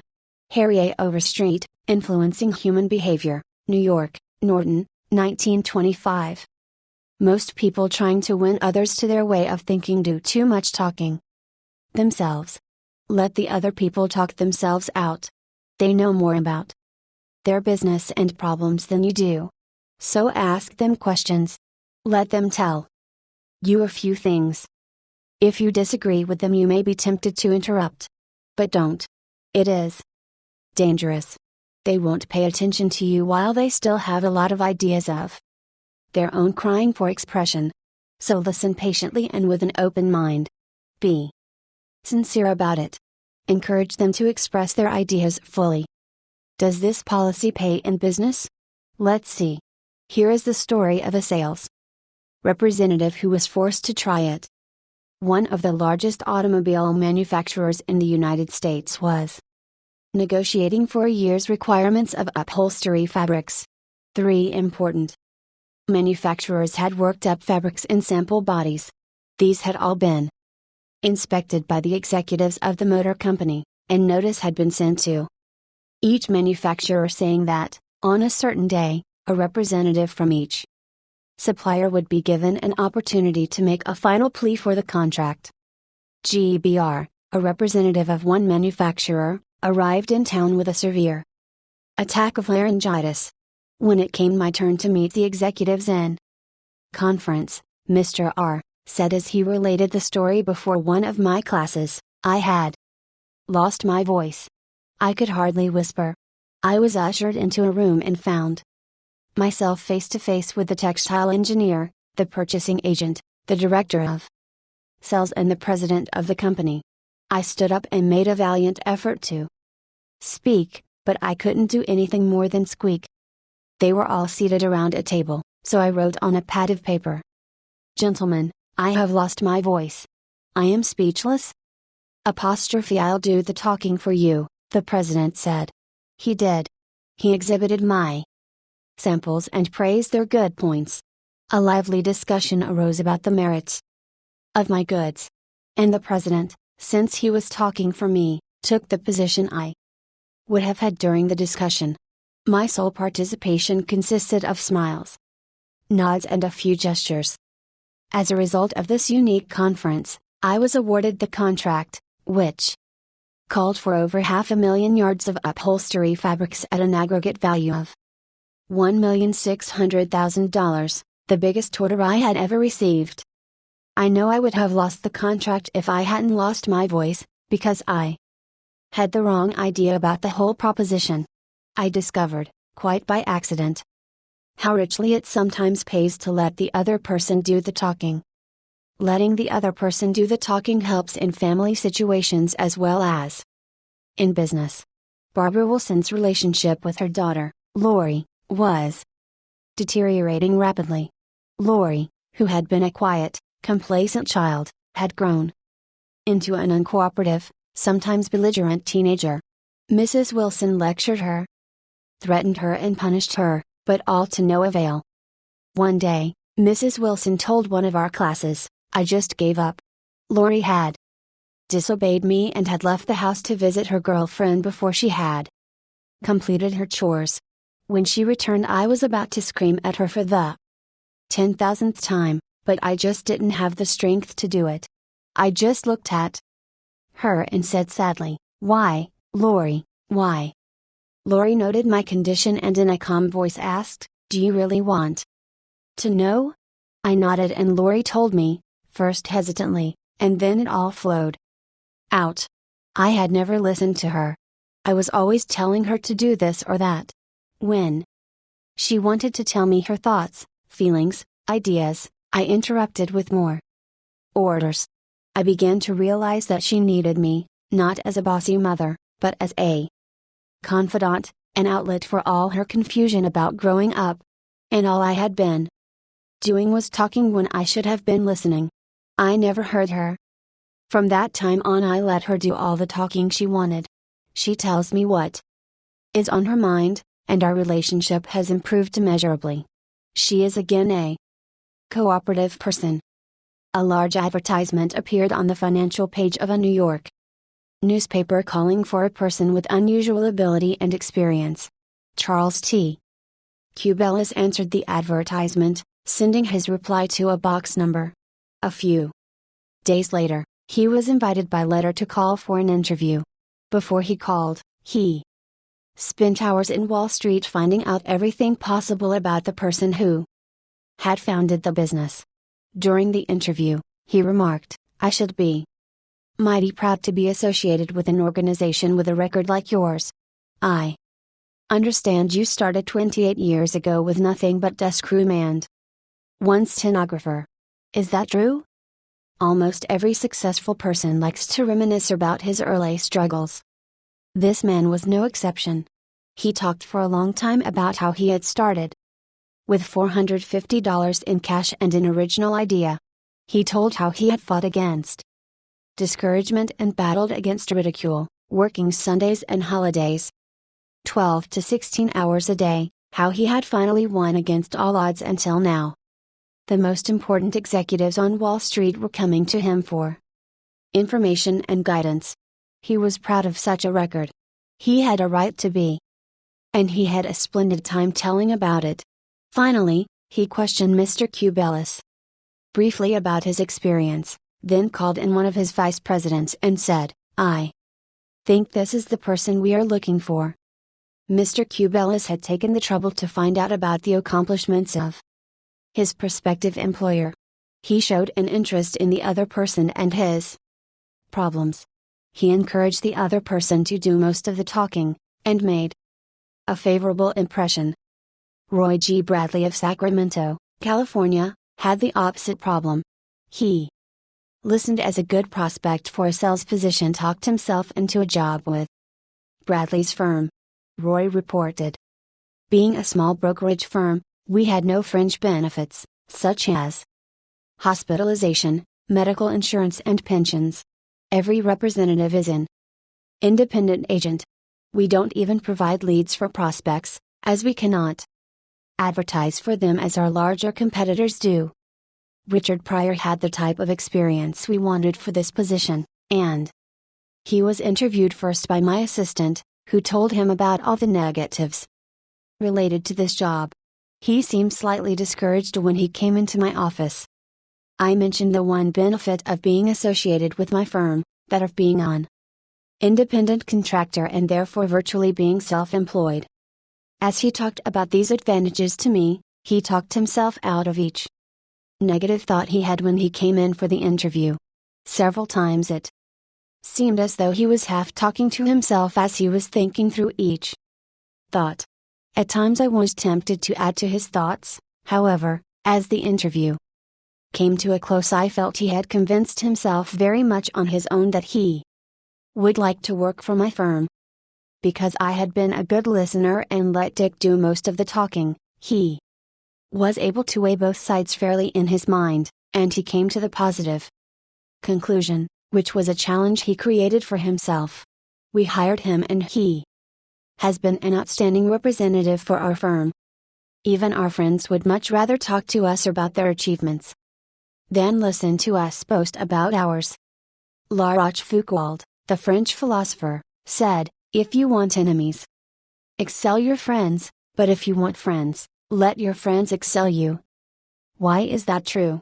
Because when our friends excel us, they feel important.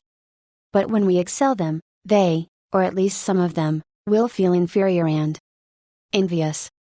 By far the best liked placement counselor in the Midtown Personnel Agency in New York City was Henrietta G. It hadn't always been that way. During the first few months of her association with the agency, Henrietta didn't have a single friend among her colleagues. Why? Because every day she would brag about the placements she had made, the new accounts she had opened, and anything else she had accomplished. "I was good at my work and proud of it," Henrietta told one of our classes. But instead of my colleagues sharing my triumphs, they seemed to resent them. I wanted to be liked by these people. I really wanted them to be my friends. After listening to some of the suggestions made in this course, I started to talk about myself less and listen more to my associates. They also had things to boast about and were more excited about telling me about their accomplishments than about listening to my boasting. Now, when we have some time to chat, I ask them to share their joys with me, and I only mention my achievements when they ask. Principle 6. Let the other person do a great deal of the talking. Don't you have much more faith in ideas that you discover for yourself than in ideas that are handed to you on a silver platter? If so, isn't it bad judgment to try to ram your opinions down the throats of other people? Isn't it wiser to make suggestions, and let the other person think out the conclusion? Adolph Seltz of Philadelphia, sales manager in an automobile showroom, and a student in one of my courses, suddenly found himself confronted with the necessity of injecting enthusiasm into a discouraged and disorganized group of automobile salespeople. Calling a sales meeting, he urged his people to tell him exactly what they expected from him. As they talked, he wrote their ideas on the blackboard. He then said, "I'll give you all these qualities you expect from me. Now I want you to tell me what I have a right to expect from you." The replies came quick and fast: loyalty, honesty, initiative, optimism, teamwork, 8 hours a day of enthusiastic work. The meeting ended with a new courage, a new inspiration, One salesperson volunteered to work 14 hours a day, and Mr. Seltz reported to me that the increase of sales was phenomenal. The people had made a sort of moral bargain with me, said Mr. Seltz, and as long as I lived up to my part in it, they were determined to live up to theirs. Consulting them about their wishes and desires was just the shot in the arm they needed. No one likes to feel that he or she is being sold something or told to do a thing. We much prefer to feel that we are buying of our own accord or acting on our own ideas. We like to be consulted about our wishes, our wants, our thoughts. Take the case of Eugene Wesson. He lost countless thousands of dollars in commissions before he learned this truth. Mr. Wesson sold sketches for a studio that created designs for stylists and textile manufacturers. Mr. Wesson had called on one of the leading stylists in New York once a week, every week for 3 years. He never refused to see me, said Mr. Wesson, but he never bought. He always looked over my sketches very carefully and then said, "No, Wesson, I guess we don't get together today." After 150 failures, Wesson realized he must be in a mental rut, so he resolved to devote one evening a week to the study of influencing human behavior, to help him develop new ideas and generate new enthusiasm. He decided on this new approach. With half a dozen unfinished artists' sketches under his arm, he rushed over to the buyer's office.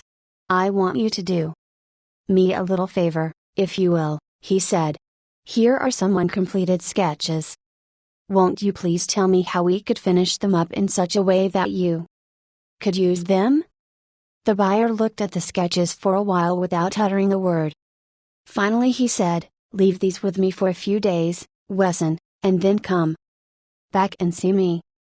Wesson returned 3 days later, got his suggestions, took the sketches back to the studio and had them finished according to the buyer's ideas. The result? All accepted. After that, this buyer ordered scores of other sketches from Wesson, all drawn according to the buyer's ideas. I realized why I had failed for years to sell him, said Mr. Wesson. I had urged him to buy what I thought he ought to have. Then I changed my approach completely. I urged him to give me his ideas. This made him feel that he was creating the designs. And he was. I didn't have to sell him. He bought. Letting the other person feel that the idea is his or hers not only works in business and politics, it works in family life as well.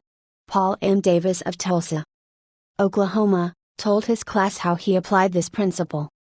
My family and I enjoyed one of the most interesting sightseeing vacation trips we have ever taken. I had long dreamed of visiting such historic sites as the Civil War battlefield in Gettysburg, Independence Hall in Philadelphia, and our nation's capital, Valley Forge, Jamestown, and the restored colonial village of Williamsburg were high on the list of things I wanted to see. In March, my wife, Nancy, mentioned that she had ideas for our summer vacation, which included a tour of the western states, visiting points of interest in New Mexico, Arizona, California, and Nevada. She had wanted to make this trip for several years. But we couldn't obviously make both trips. Our daughter, Anne, had just completed a course in U.S. history in junior high school and had become very interested in the events that had shaped our country's growth. I asked her how she would like to visit the places she had learned about on our next vacation. She said she would love to. 2 evenings later, as we sat around the dinner table, Nancy announced that if we all agreed, the summer's vacation would be to the eastern states, that it would be a great trip for Anne and thrilling for all of us. We all concurred. This same psychology was used by an X-ray manufacturer to sell his equipment to one of the largest hospitals in Brooklyn. This hospital was building an addition and preparing to equip it with the finest X-ray department in America. Dr. L. Who was in charge of the X-ray department, was overwhelmed with sales representatives, each caroling the praises of his own company's equipment. One manufacturer, however, was more skillful. He knew far more about handling human nature than the others did. He wrote a letter something like this: "Our factory has recently completed a new line of X-ray equipment. The first shipment of these machines has just arrived at our office. They are not perfect. We know that, and we want to improve them. So we should be deeply obligated to you if you could find time to look them over and give us your ideas about how they can be made more serviceable to your profession. Knowing how occupied you are, I shall be glad to send my car for you at any hour you specify." I was surprised to get that letter, Dr. L. said as he related the incident before the class. I was both surprised and complimented. I had never had an X-ray manufacturer seeking my advice before. It made me feel important. I was busy every night that week, but I canceled a dinner appointment in order to look over the equipment. The more I studied it, the more I discovered for myself how much I liked it. Nobody had tried to sell it to me. I felt that the idea of buying that equipment for the hospital was my own. I sold myself on its superior qualities and ordered it installed. Ralph Waldo Emerson in his essay Self-Reliance stated, "In every work of genius we recognize our own rejected thoughts, they come back to us with a certain alienated majesty."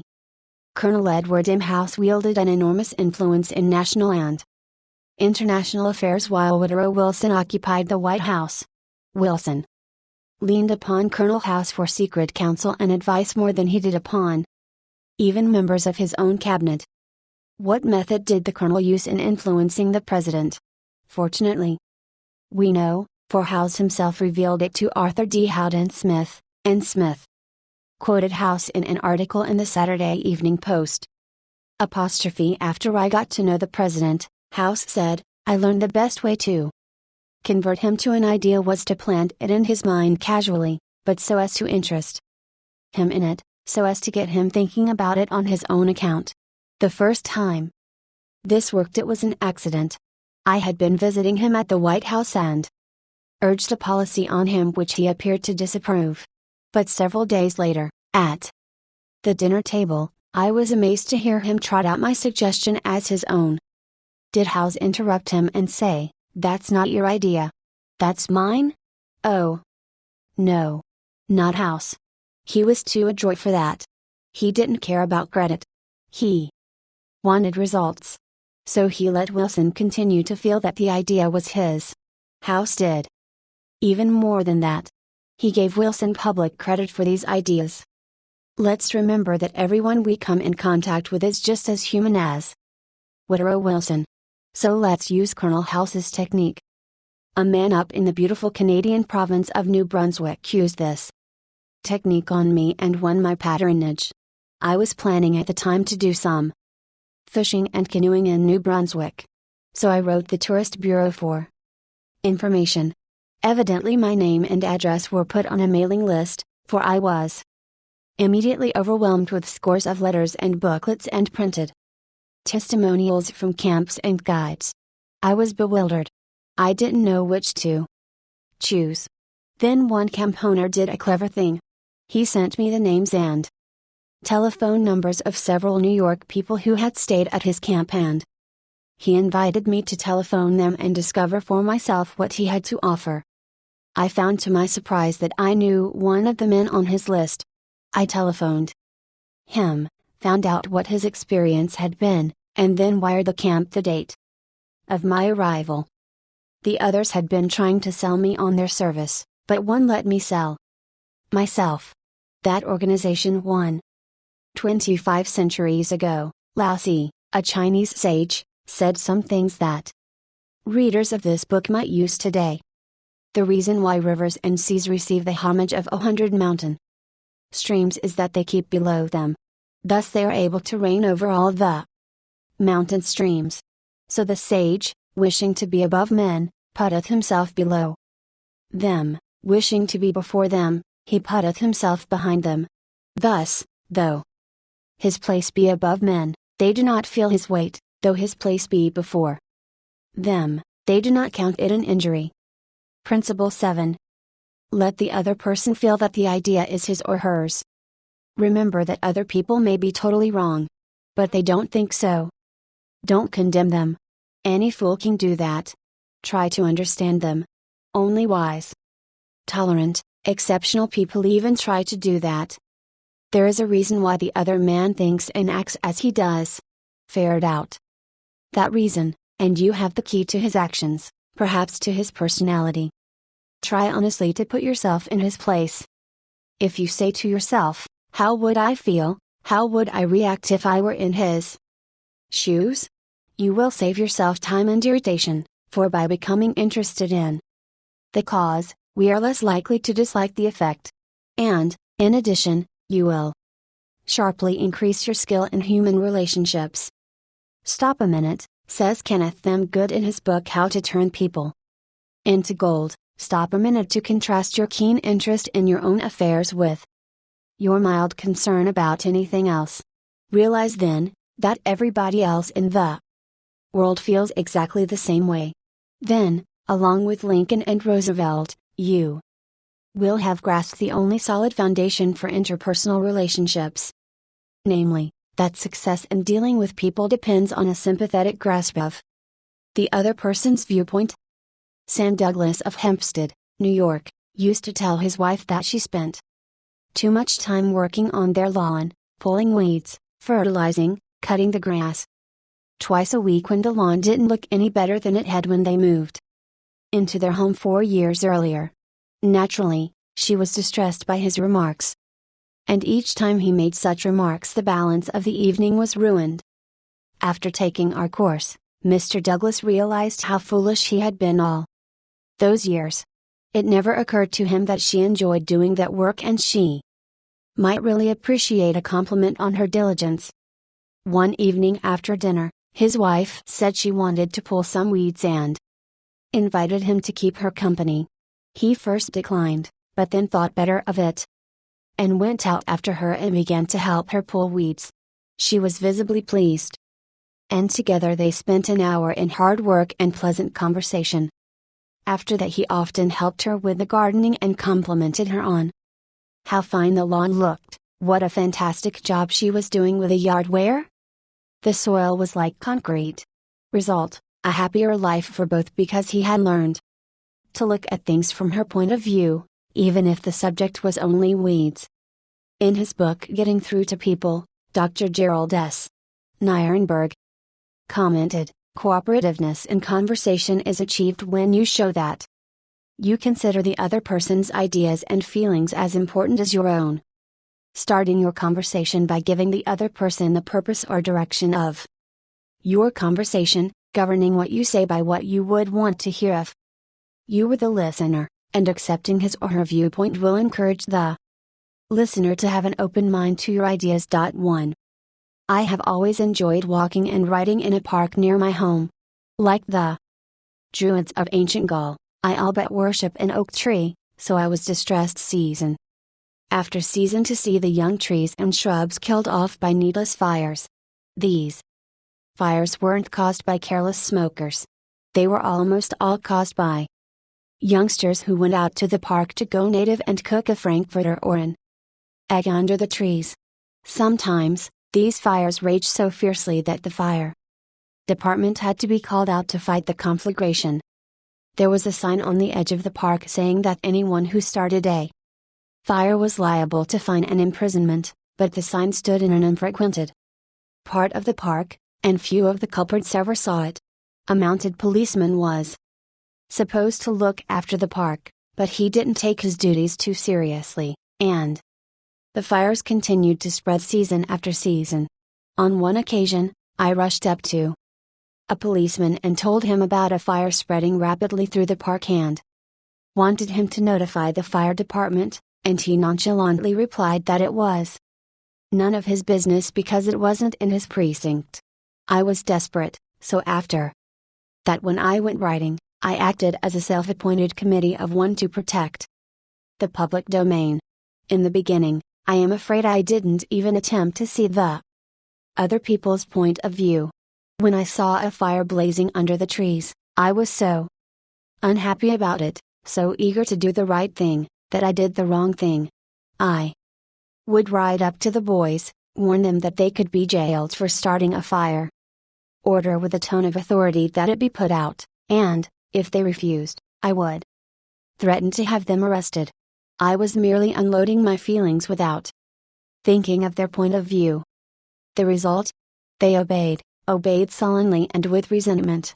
After I rode on over the hill, they probably rebuilt the fire and longed to burn up the whole park.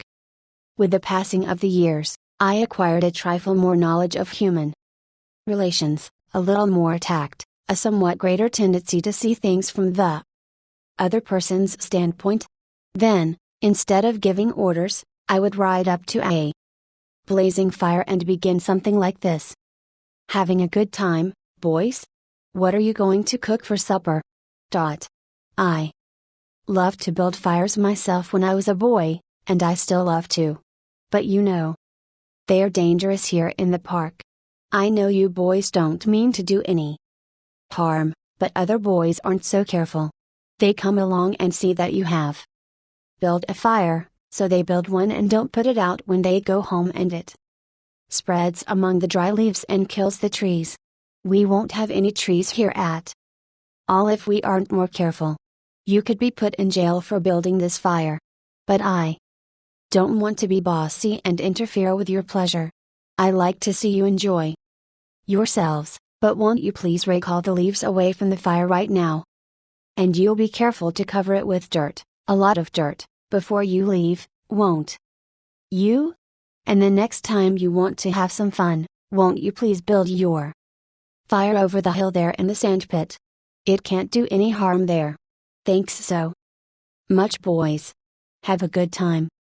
What a difference that kind of talk made. It made the boys want to cooperate. No sullenness, no resentment. They hadn't been forced to obey orders. They had saved their faces. They felt better, and I felt better because I had handled the situation with consideration for their point of view. Seeing things through another person's eyes may ease tensions when personal problems become overwhelming. Elizabeth Novick of New South Wales, Australia, was 6 weeks late with her car payment. On a Friday, she reported, "I received a nasty phone call from the man who was handling my account informing me that if I did not come up with $122 by Monday morning, I could anticipate further action from the company.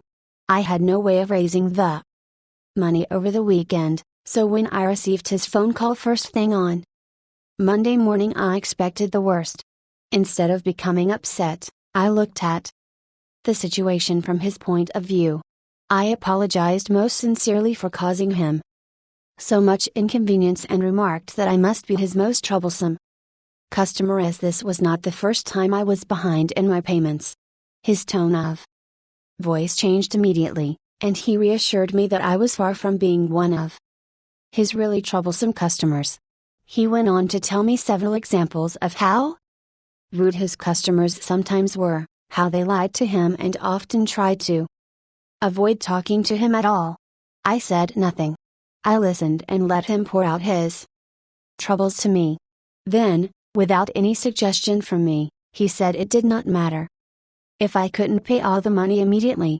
It would be all right if I paid him $20 by the end of the month and made up the balance whenever it was convenient for me to do so.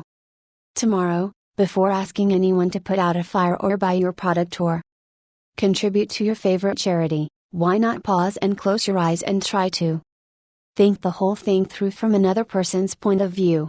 Ask yourself, why should he or she want to do it? True, this will take time, but it will avoid making enemies and will get better results, and with less friction and less shoe leather.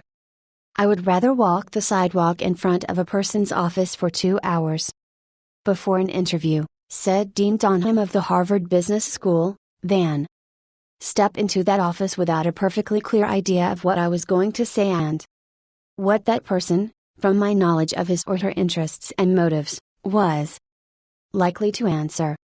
That is so important that I am going to repeat it in italics for the sake of emphasis. I would rather walk the sidewalk in front of a person's office for 2 hours before an interview than step into that office without a perfectly clear idea of what I was going to say and what that person, from my knowledge of his or her interests and motives, was likely to answer.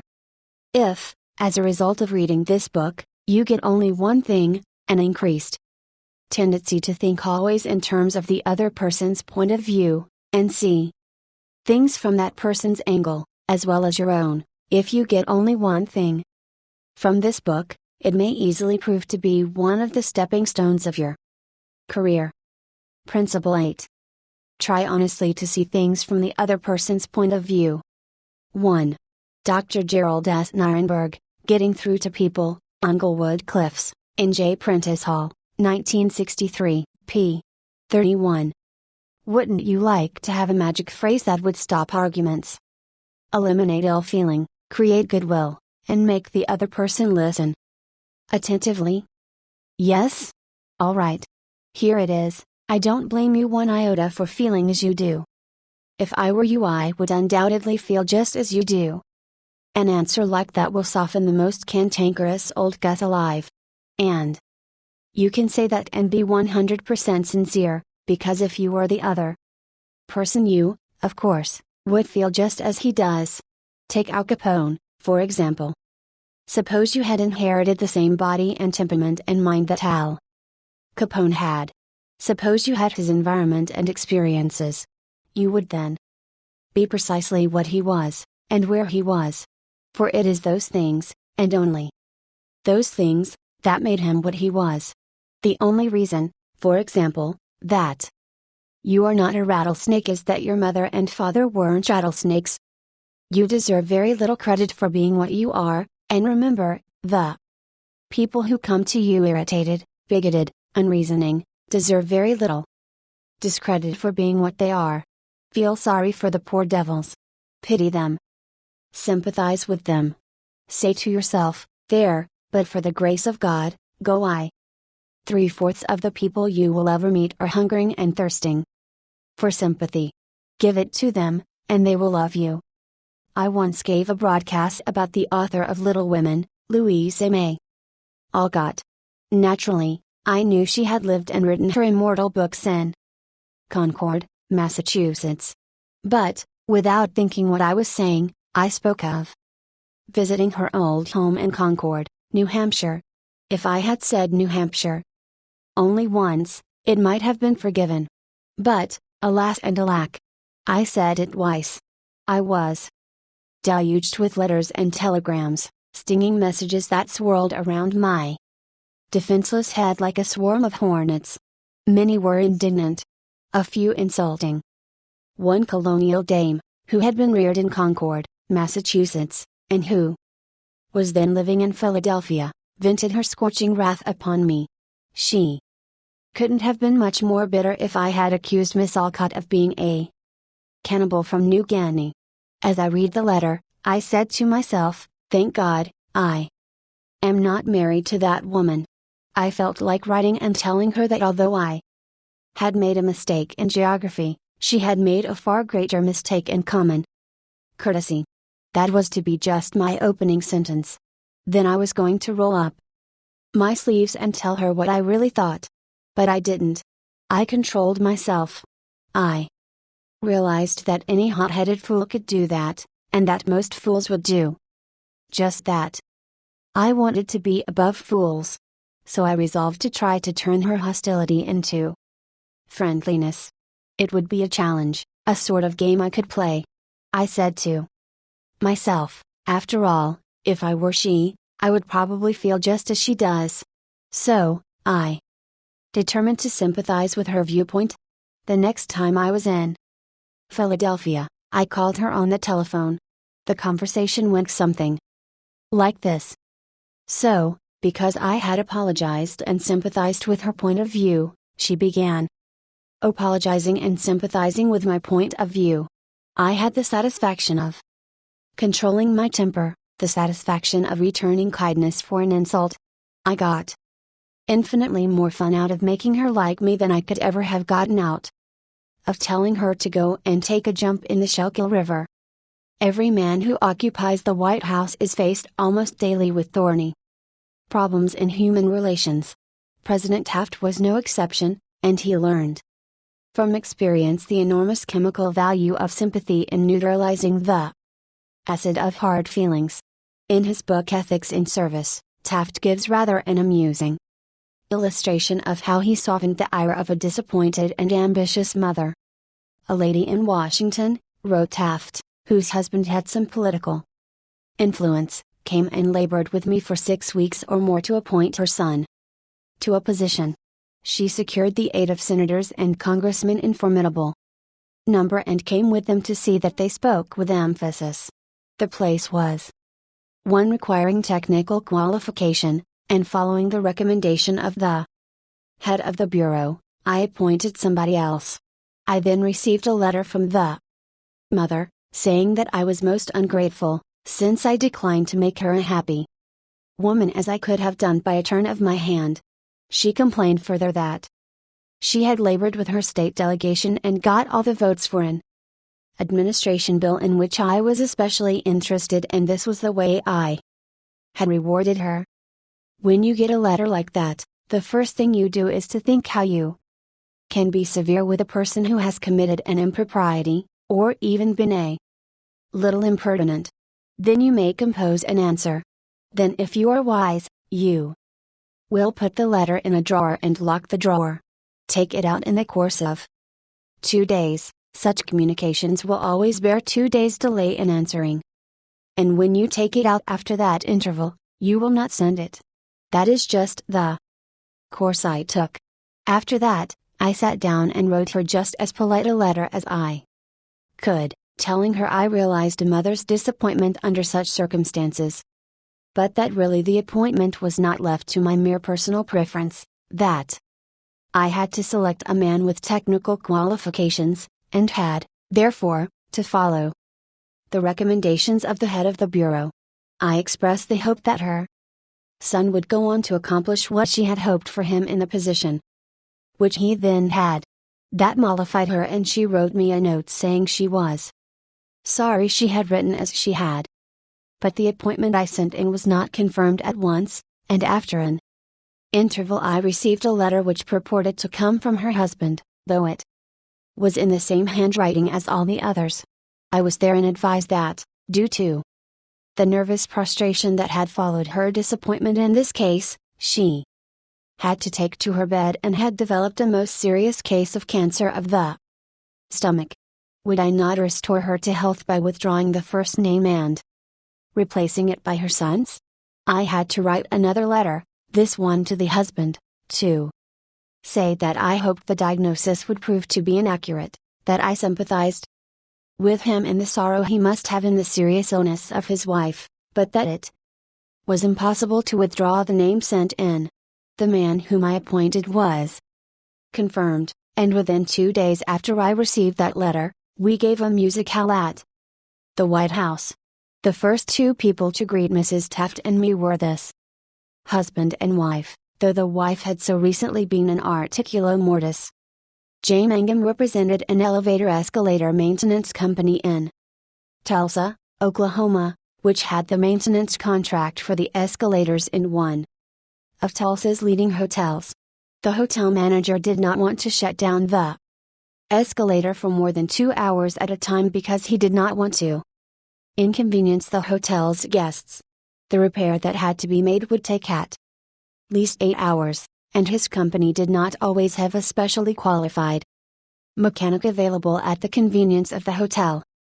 When Mr. Mangum was able to schedule a top-flight mechanic for this job, he telephoned the hotel manager, and instead of arguing with him to give him the necessary time, he said, "Rick, I know your hotel is quite busy and you would like to keep the escalator shutdown time to a minimum.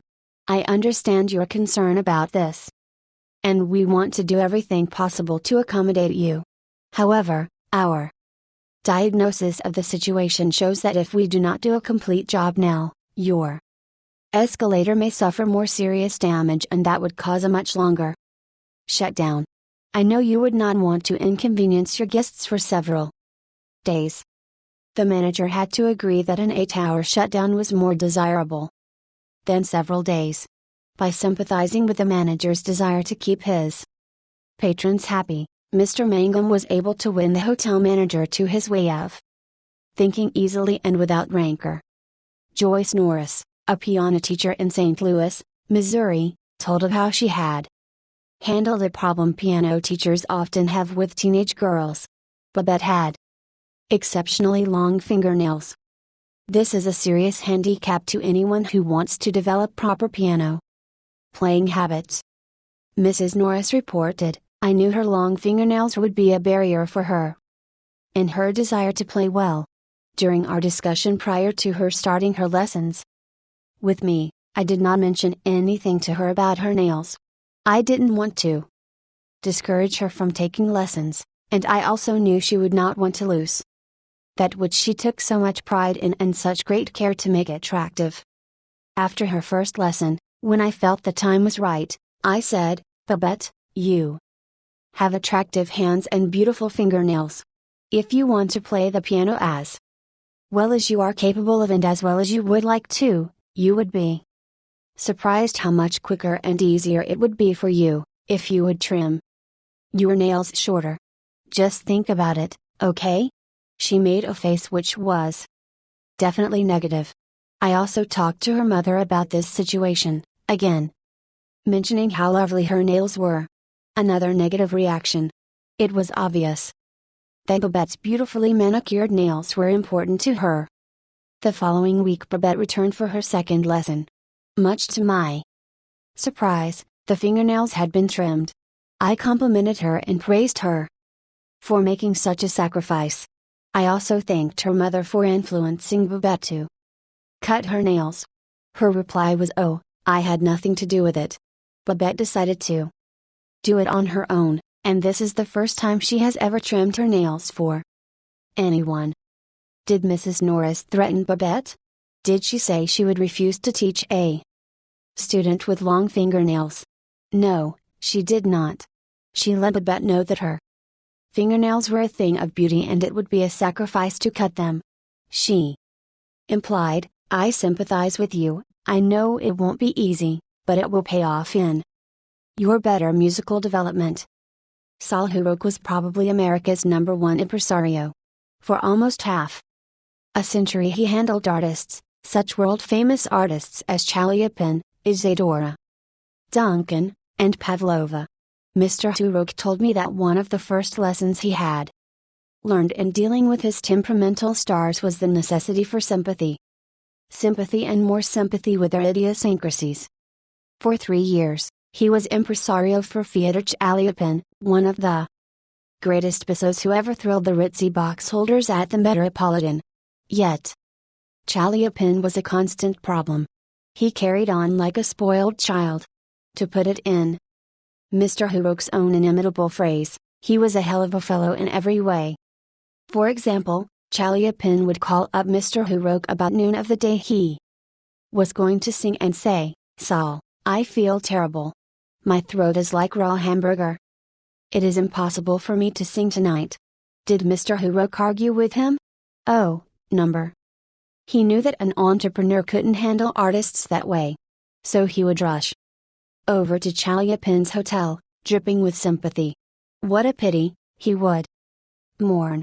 "What a pity. My poor fellow. Of course, you cannot sing. I will cancel the engagement at once. It will only cost you a couple of $1,000, but that is nothing in comparison to your reputation." Then Chaliapin would sigh and say, "Perhaps you had better come over later in the day. Come at 5 and see how I feel then." At 5 o'clock, Mr. Hurock would again rush to his hotel, dripping with sympathy. Again he would insist on canceling the engagement and again Chaliapin would sigh and say, "Well, maybe you had better come to see me later. I may be better then." At 7:30 the great basso would consent to sing, only with the understanding that Mr. Hurock would walk out on the stage of the Metropolitan and announce that Chaliapin had a very bad cold and was not in good voice. Mr. Who Roke would lie and say he would do it, for he knew that was the only way to get the basso out on the stage. Dr. Arthur I. Gates said in his splendid book Educational Psychology, "Sympathy the human species universally craves. The child eagerly displays his injury, or even inflicts a cut or bruise in order to reap abundant sympathy. For the same purpose adults show their bruises, relate their accidents, illness, especially details of surgical operations. Self-pity for misfortune's real or imaginary is, in some measure, practically a universal practice. So, if you want to win people to your way of thinking, put in practice. Principle 9. Be sympathetic with the other person's ideas and desires. I was reared on the edge of the Jesse James country out in Missouri, and I visited the James farm at Kearney, Missouri, where the son of Jesse James was then living. His wife told me stories of how Jesse robbed trains and held up banks and then gave money to the neighboring farmers to pay off their mortgages. Jesse James probably regarded himself as an idealist at heart, just as Dutch Schultz, Two-Gun Crowley, Al Capone and many other organized crime godfathers did generations later. The fact is that all people of you meet have a high regard for themselves and like to be fine and unselfish in their own estimation. J. Pierpont Morgan observed, in one of his analytical interludes, that a person usually has two reasons for doing a thing, one that sounds good and a real one. The person himself will think of the real reason. You don't need to emphasize that. But all of us, being idealists at heart, like to think of motives that sound good. So, in order to change people, appeal to the nobler motives. Is that too idealistic to work in business? Let's see. Let's take the case of Hamilton J. Farrell of the Farrell Mitchell Company of Glen Alden, Pennsylvania. Mr. Farrell had a disgruntled tenant who threatened to move. The tenant's lease still had 4 months to run, nevertheless, he served notice that he was vacating immediately, regardless of lease. These people had lived in my house all winter, the most expensive part of the year, Mr. Farrell said as he told the story to the class, and I knew it would be difficult to rent the apartment again before fall.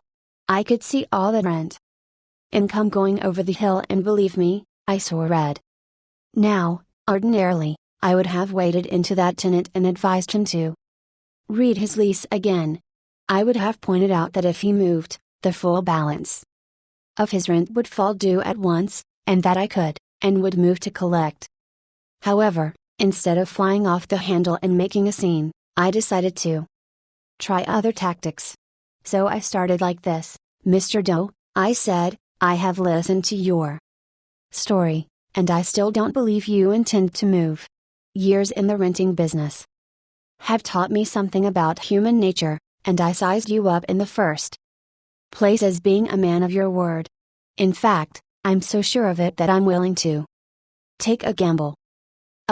Now, here's my proposition. Lay your decision on the table for a few days and think it over. If you come back to me between now and the first of the month, when your rent is due, and tell me you still intend to move, I give you my word I will accept your decision as final. I will privilege you to move and admit to myself I've been wrong in my judgment. But I still believe you're a man of your word and will live up to your contract.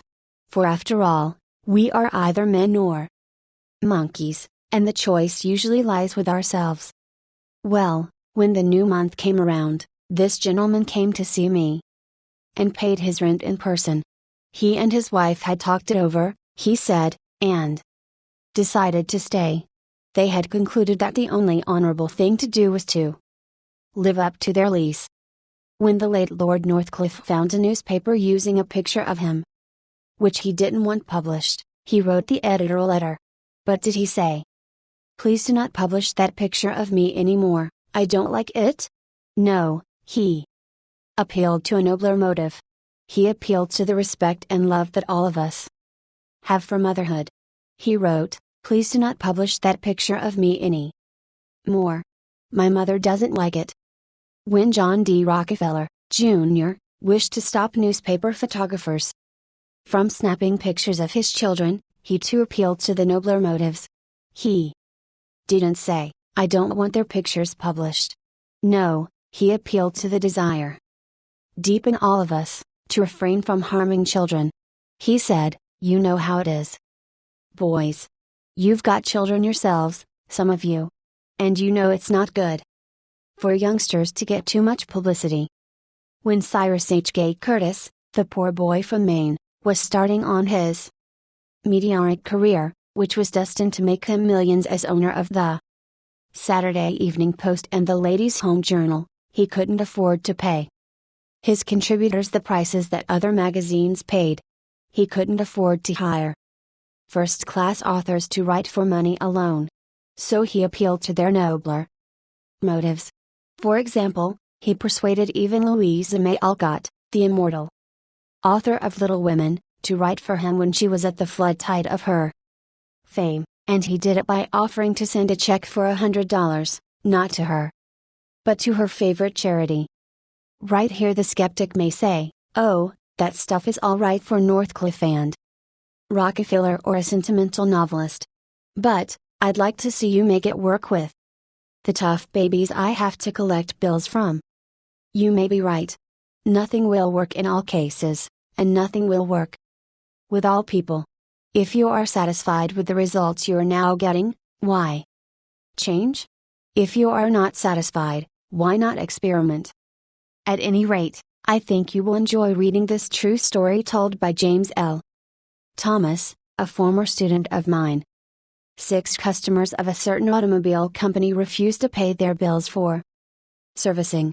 None of the customers protested the entire bill, but each claimed that some one charge was wrong. In each case, the customer had signed for the work done, so the company knew it was right, and said so. That was the first mistake.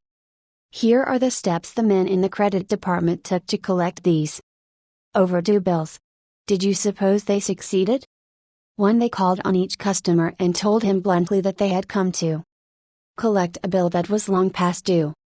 2. They made it very plain that the company was absolutely and unconditionally right, therefore he, the customer, was absolutely and unconditionally wrong.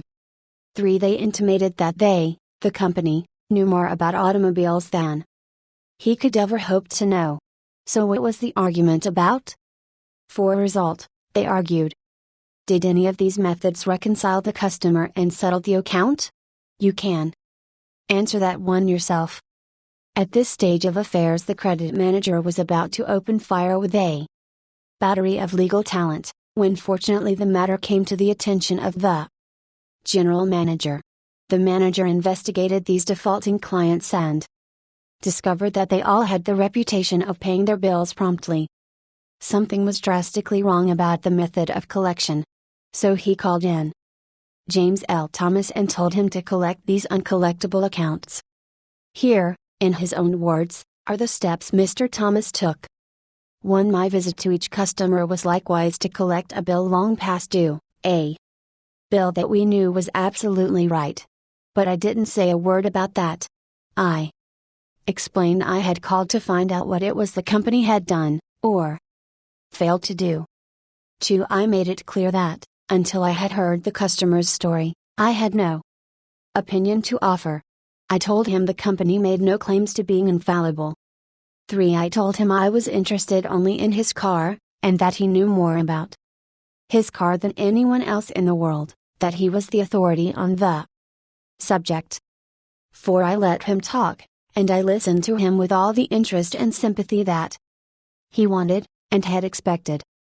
5. Finally, when the customer was in a reasonable mood, I put the whole thing up to his sense of fair play. I appealed to the nobler motives. First, I said, I want you to know I also feel that this matter has been badly mishandled. You've been inconvenienced and annoyed and irritated by one of our representatives. That should never have happened. I'm sorry and, as a representative of the company, I apologize.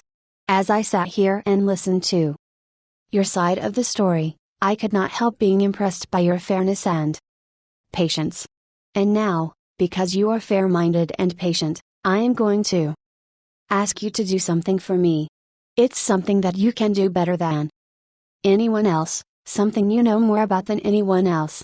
Here is your bill. I know it is safe for me to ask you to adjust it, just as you would do if you were the president of my company. I am going to leave it all up to you. Whatever you say goes. Did he adjust the bill? He certainly did, and got quite a kick out of it. The bills ranged from $150 to $400, but did the customer give himself the best of it? Yes, one of them did.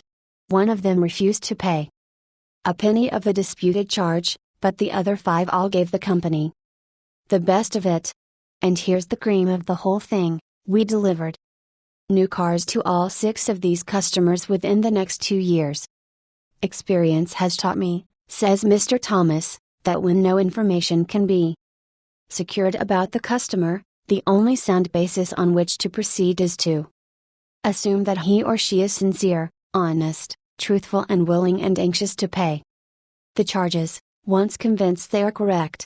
To put it differently and perhaps more clearly, people are honest and want to discharge their obligations. The exceptions to that rule are comparatively few, and I am convinced that the individuals who are inclined to chisel will in most cases react favorably if you make them feel that you consider them honest, upright, and fair. Principle 10. Appeal to the nobler motives. Many years ago, the Philadelphia Evening Bulletin was being maligned by a dangerous whispering campaign. A malicious rumor was being circulated. Advertisers were being told that the newspaper was no longer attractive to readers because it carried too much advertising and too little news. Immediate action was necessary. The gossip had to be squelched. But how? This is the way it was done. The bulletin clipped from its regular edition all reading matter of all kinds on one average day, classified it, and published it as a book. The book was called One Day.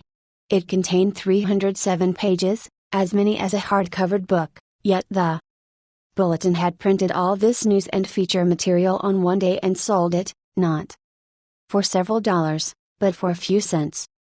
The printing of that book dramatized the fact that the bulletin carried an enormous amount of interesting reading matter. It conveyed the facts more vividly, more interestingly, more impressively, than pages of figures and mere talk could have done. This is the day of dramatization. Merely stating a truth isn't enough. The truth has to be made vivid, interesting, dramatic.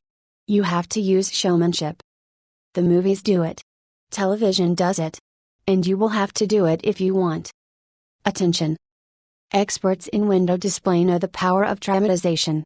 For example, the manufacturers of a new rat poison gave dealers a window display that included 2 live rats. The week the rats were shown, sales zoomed to 5 times their normal rate. Television commercials abound with examples of the use of dramatic techniques in selling products. Sit down one evening in front of your television. Set and analyze what the advertisers do in each of their presentations. You will note how an antacid medicine changes the color of the acid in a test tube while its competitor doesn't, how one brand of soap or detergent gets a greasy shirt clean when the other brand leaves it gray. You'll see a car maneuver around a series of turns and curves, far better than just being told about it. Happy faces will show contentment with a variety of products. All of these dramatize for the viewer the advantages offered by whatever is being sold, and they do get people to buy them. You can dramatize your ideas in business or in any other aspect of your life. It's easy. Jim Emmons, who sells for the NCR Company, National Cash Register, in Richmond, Virginia, told how he made a sale by dramatic demonstration. Last week I called on a neighborhood grocer and saw that the cash registers he was using at his checkout counters were very old-fashioned. I approached the owner and told him, "You're literally throwing away pennies every time a customer goes through your line." With that I threw a handful of pennies on the floor. He quickly became more attentive. The mere words should have been of interest to him, but the sound of pennies hitting the floor really stopped him. I was able to get an order from him to replace all of his old machines. It works in home life as well. When the old-time lover proposed to his sweetheart, did he just use words of love? No. He went down on his knees. That really showed he meant what he said. We don't propose on our knees anymore. But many suitors still set up a romantic atmosphere before they pop the question. Dramatizing what you want works with children as well. Joe B. Fant, Jr., of Birmingham, Alabama, was having difficulty getting his 5-year-old boy and 3-year-old daughter to pick up their toys, so he invented a train. Joey was the engineer, Captain Casey Jones, on his tricycle. Janet's wagon was attached. And in the evening she loaded all the coal on the caboose, her wagon, and then jumped in while her brother drove her around the room. In this way the room was cleaned up, without lectures, arguments or threats. Mary Catherine Wolf of Mishawaka, Indiana, was having some problems at work and decided that she had to discuss them with the boss. On Monday morning she requested an appointment with him but was told he was very busy, and she should arrange with his secretary for an appointment later in the week. The secretary indicated that his schedule was very tight, but she would try to fit her in. Miss Wolf described what happened. I did not get a reply from her all week long. Whenever I questioned her, she would give me a reason why the boss could not see me. Friday morning came and I had heard nothing definite. I really wanted to see him and discuss my problems before the weekend, so I asked myself how I could get him to see me. What I finally did was this. I wrote him a formal letter. I indicated in the letter that I fully understood how extremely busy he was all week, but it was important that I speak with him. I enclosed a form letter and a self-addressed envelope and asked him to please fill it out or ask his secretary to do it and return it to me. The form letter read as follows. Miss Wolf, I will be able to see you on, at, a.m./p.m. I will give you minutes of my time. I put this letter in his in-basket at 11 a.m. At 2 p.m. I checked my mailbox. There was my self-addressed envelope. He had answered my form letter himself and indicated he could see me that afternoon and could give me 10 minutes of his time. I met with him, and we talked for over an hour and resolved my problems. If I had not dramatized to him the fact that I really wanted to see him, I would probably be still waiting for an appointment. James B. Boynton had to present a lengthy market report. His firm had just finished an exhaustive study for a leading brand of cold cream. Data were needed immediately about the competition in this market. The prospective customer was one of the biggest, and most formidable, men in the advertising business. And his first approach failed almost before he began. The first time I went in, Mr. Boynton explains, I found myself sidetracked into a futile discussion of the methods used in the investigation. He argued and I argued. He told me I was wrong, and I tried to prove that I was right. I finally won my point, to my own satisfaction, but my time was up. The interview was over, and I still hadn't produced results. The second time, I didn't bother with tabulations of figures and data. I went to see this man. I dramatized my facts. As I entered his office, he was busy on the phone. While he finished his conversation, I opened a suitcase and dumped 32 jars of cold cream on top of his desk, all products he knew, all competitors of his cream. On each jar, I had a tag itemizing the results of the trade investigation. And each tag told its story briefly, dramatically. What happened? There was no longer an argument. Here was something new, something different. He picked up first one then another of the jars of cold cream and read the information on the tag. A friendly conversation developed. He asked additional questions. He was intensely interested. he had originally given me. Only 10 minutes to present my facts, but 10 minutes passed, 20 minutes, 40 minutes, and at the end of an hour we were still talking. I was presenting the same facts this time that I had presented previously. But this time I was using dramatization, showmanship, and what a difference it made. Principle 11. Dramatize your ideas. Charles Schwab had a mill manager whose people weren't producing their quota of work. "How is it," Schwab asked him, "that a manager as capable as you can't make this mill turn out what it should?" "I don't know," the manager replied. "I've coaxed them in, I've pushed them, I've sworn and cussed, I've threatened them with damnation and being fired. But nothing works. They just won't produce." This conversation took place at the end of the day, just before the night shift came on. Schwab asked the manager for a piece of chalk, then, turning to the nearest man, asked, "How many heats did your shift make today?" 6. Without another word, Schwab chalked a big figure 6 on the floor, and walked away. When the night shift came in, they saw the 6 and asked what it meant. "The big boss was in here today," the day people said. "He asked us how many heats we made, and we told him 6. He chalked it on the floor." The next morning Schwab walked through the mill again.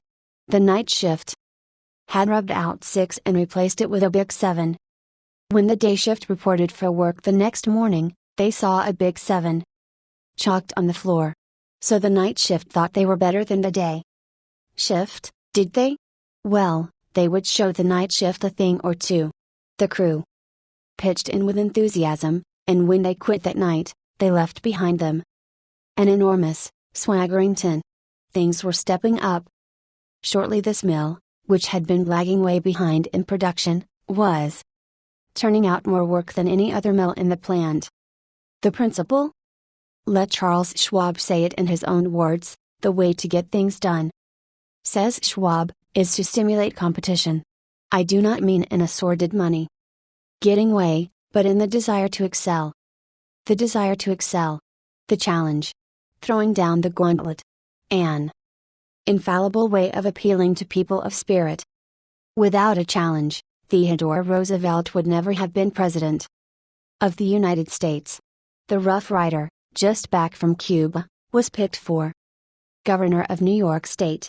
The opposition discovered he was no longer a legal resident of the state, and Roosevelt, frightened, wished to withdraw. Then Thomas Collier Platt, then U.S. Senator from New York, threw down the challenge. Turning suddenly on Theodore Roosevelt, he cried in a ringing voice, "Is the hero of San Juan Hill a coward?" Roosevelt stayed in the fight, and the rest is history. A challenge not only changed his life, it had a real effect upon the future of his nation. All men have fears, but the brave put down their fears and go forward. Sometimes to death, but always to victory was the motto of the King's Guard in ancient Greece. What greater challenge can be offered than the opportunity to overcome those fears? When Al Smith was the governor of New York, he was up against it. Sing Sing, at the time the most notorious penitentiary west of Devil's Island, was without a warden. Scandals had been sweeping through the prison walls. Scandals and ugly rumors. Smith needed a strong man to rule Sing Sing, an Iron Man.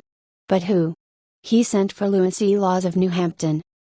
"How about going up to take charge of Sing Sing?" he said jovially when Laws stood before him. "They need a man up there with experience." Laws was flabbergasted. He knew the dangers of Sing Sing. It was a political appointment, subject to the vagaries of political whims. Wardens had come and gone, one lasted only 3 weeks. He had a career to consider. Was it worth the risk? Then Smith, who saw his hesitation, leaned back in his chair and smiled. "Young fellow," he said, "I don't blame you for being scared. It's a tough spot. It'll take a big person to go up there and stay." So he went. And he stayed. He stayed, to become the most famous warden of his time. His book 20,000 Years in Sing Sing sold into the hundred of thousands of copies.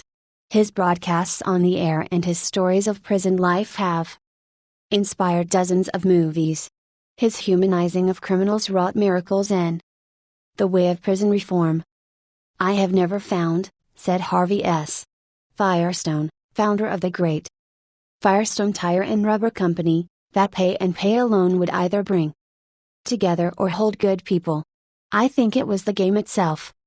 Frederick Herzberg, one of the great behavioral scientists, concurred. He studied in depth the work attitudes of thousands of people ranging from factory workers to senior executives. What do you think he found to be the most motivating factor, the one facet of the jobs that was most stimulating? Money? Good working conditions? Fringe benefits? No, not any of those. The one major factor that motivated people was the work itself. If the work was exciting and interesting, the worker looked forward to doing it and was motivated to do a good job. That is what every successful person loves: the game, the chance for self expression, the chance to prove his or her worth, to excel, to win. That is what makes foot races, and hog calling, and pie-eating contests. The desire to excel. The desire for a feeling of importance. Principle 12. Throw down a challenge. In a nutshell, win people to your way of thinking. Principle 1. The only way to get the best of an argument is to avoid it. Principle 2. Show respect for the other person's opinions. Never say, "You are wrong." Principle 3. If you are wrong, admit it quickly and emphatically. Principle 4. Begin in a friendly way. Principle 5. Get the other person saying yes, yes immediately. Principle 6. Let the other person do a great deal of the talking. Principle 7. Let the other person feel that the idea is his or hers. Principle 8. Try honestly to see things from the other person's point of view. Principle 9.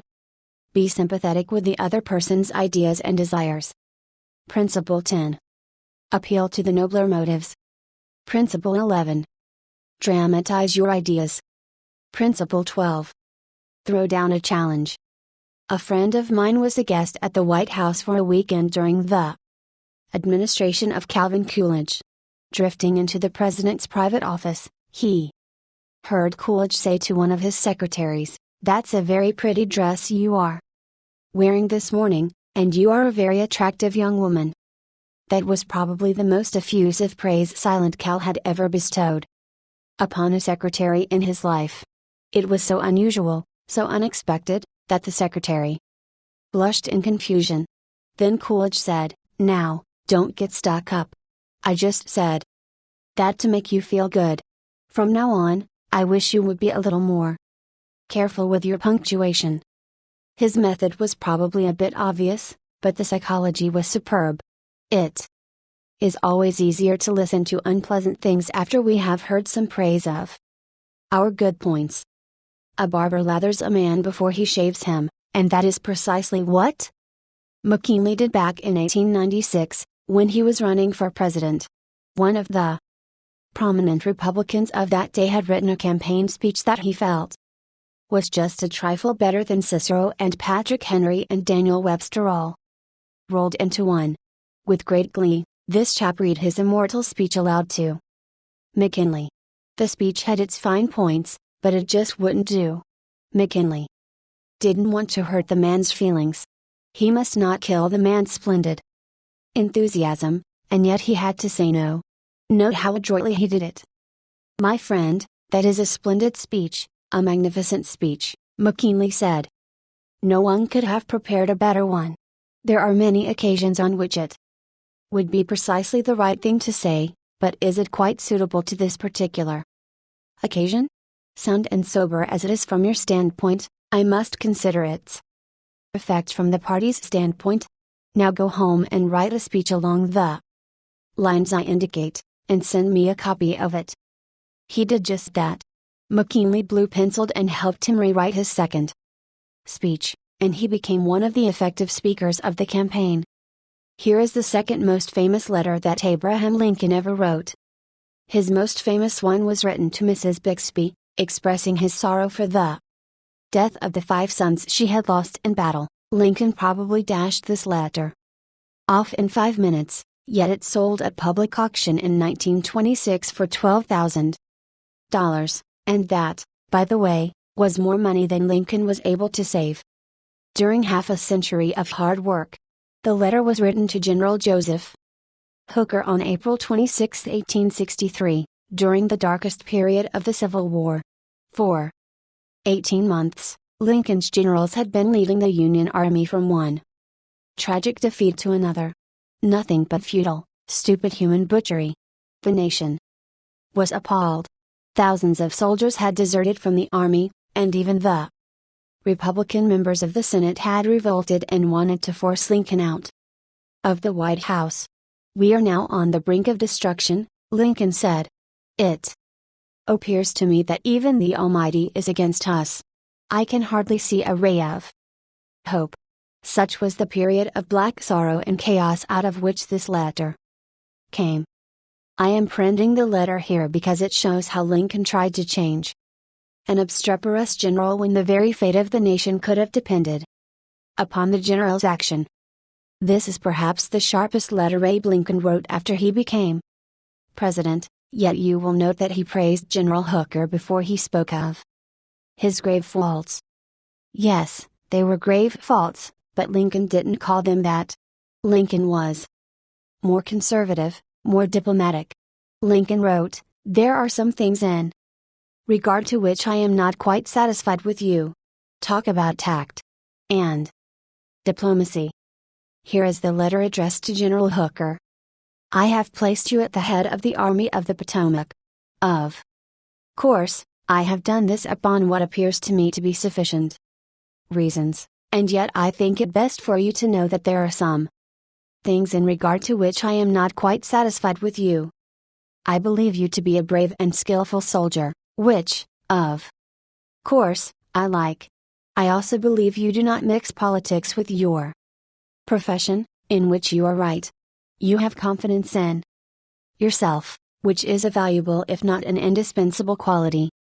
You are ambitious, which, within reasonable bounds, does good rather than harm.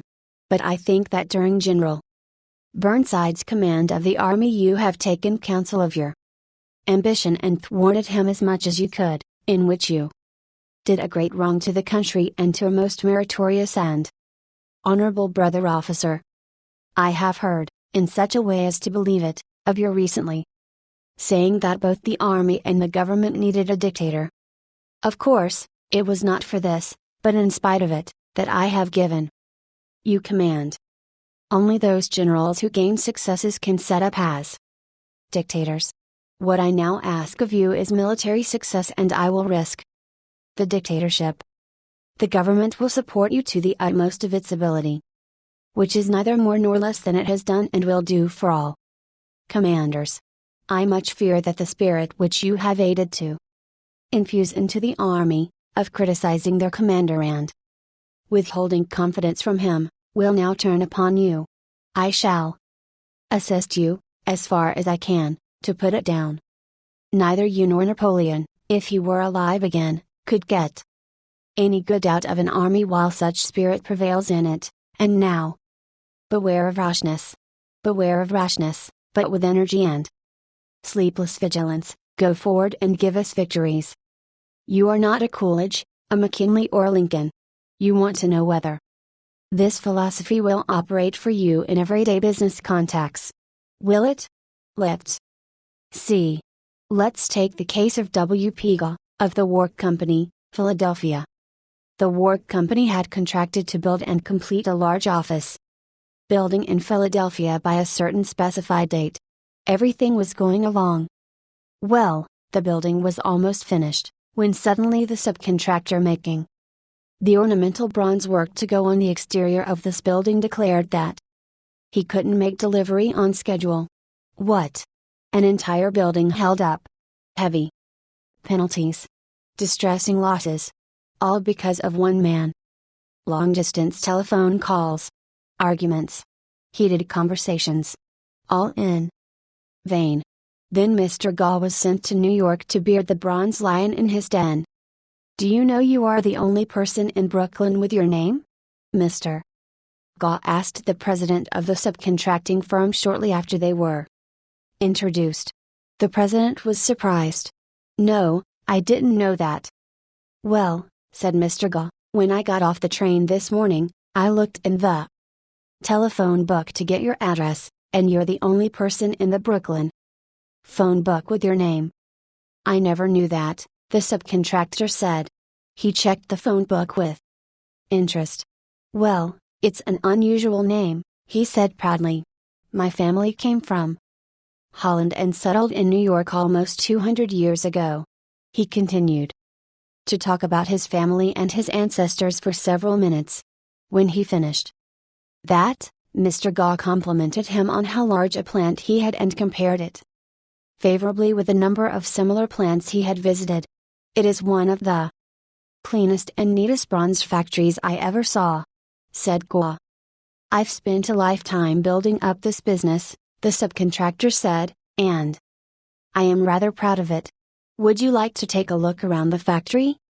During this tour of inspection, Mr. Gaw complimented the other man on his system of fabrication and told him how and why it seemed superior to those of some of his competitors. Gaw commented on some unusual machines, and the subcontractor announced that he himself had invented those machines. He spent considerable time showing Gaw how they operated and the superior work they turned out. He insisted on taking his visitor to lunch. So far, mind you, not a word had been said about the real purpose of Gaw's visit. After lunch, the subcontractor said, now, to get down to business. Naturally, I know why you're here. I didn't expect that our meeting would be so enjoyable. You can go back to Philadelphia with my promise that your material will be fabricated and shipped, even if other orders have to be delayed. Mr. Gaw got everything that he wanted without even asking for it. The material arrived on time, and the building was completed on the day the completion contract specified. Would this have happened had Mr. Gaw used the hammer and dynamite method generally employed on such occasions? Dorothy Rubelski, a branch manager of the Ford Monmouth, New Jersey, Federal Credit Union, reported to one of our classes how she was able to help one of her employees become more productive. We recently hired a young lady as a teller trainee. Her contact with our customers was very good. She was accurate and efficient in handling individual transactions. The problem developed at the end of the day when it was time to balance out. The head teller came to me and strongly suggested that I fire this woman. She is holding up everyone else because she is so slow in balancing out. I've shown her over and over, but she can't get it. She's got to go.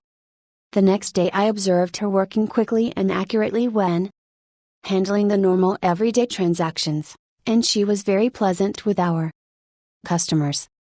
It didn't take long to discover why she had trouble balancing out. After the office closed, I went over to talk with her. She was obviously nervous and upset. I praised her for being so friendly and outgoing with the customers and complimented her for the accuracy and speed used in the work. I then suggested we review the procedure we use in balancing the cash drawer. Once she realized I had confidence in her, she easily followed my suggestions and soon mastered this function. We have had no problems with her since then. Beginning with praise is like the dentist who begins his work with Novocaine. The patient still gets a drilling, but the Novocaine is pain-killing. A leader will use Principle 1.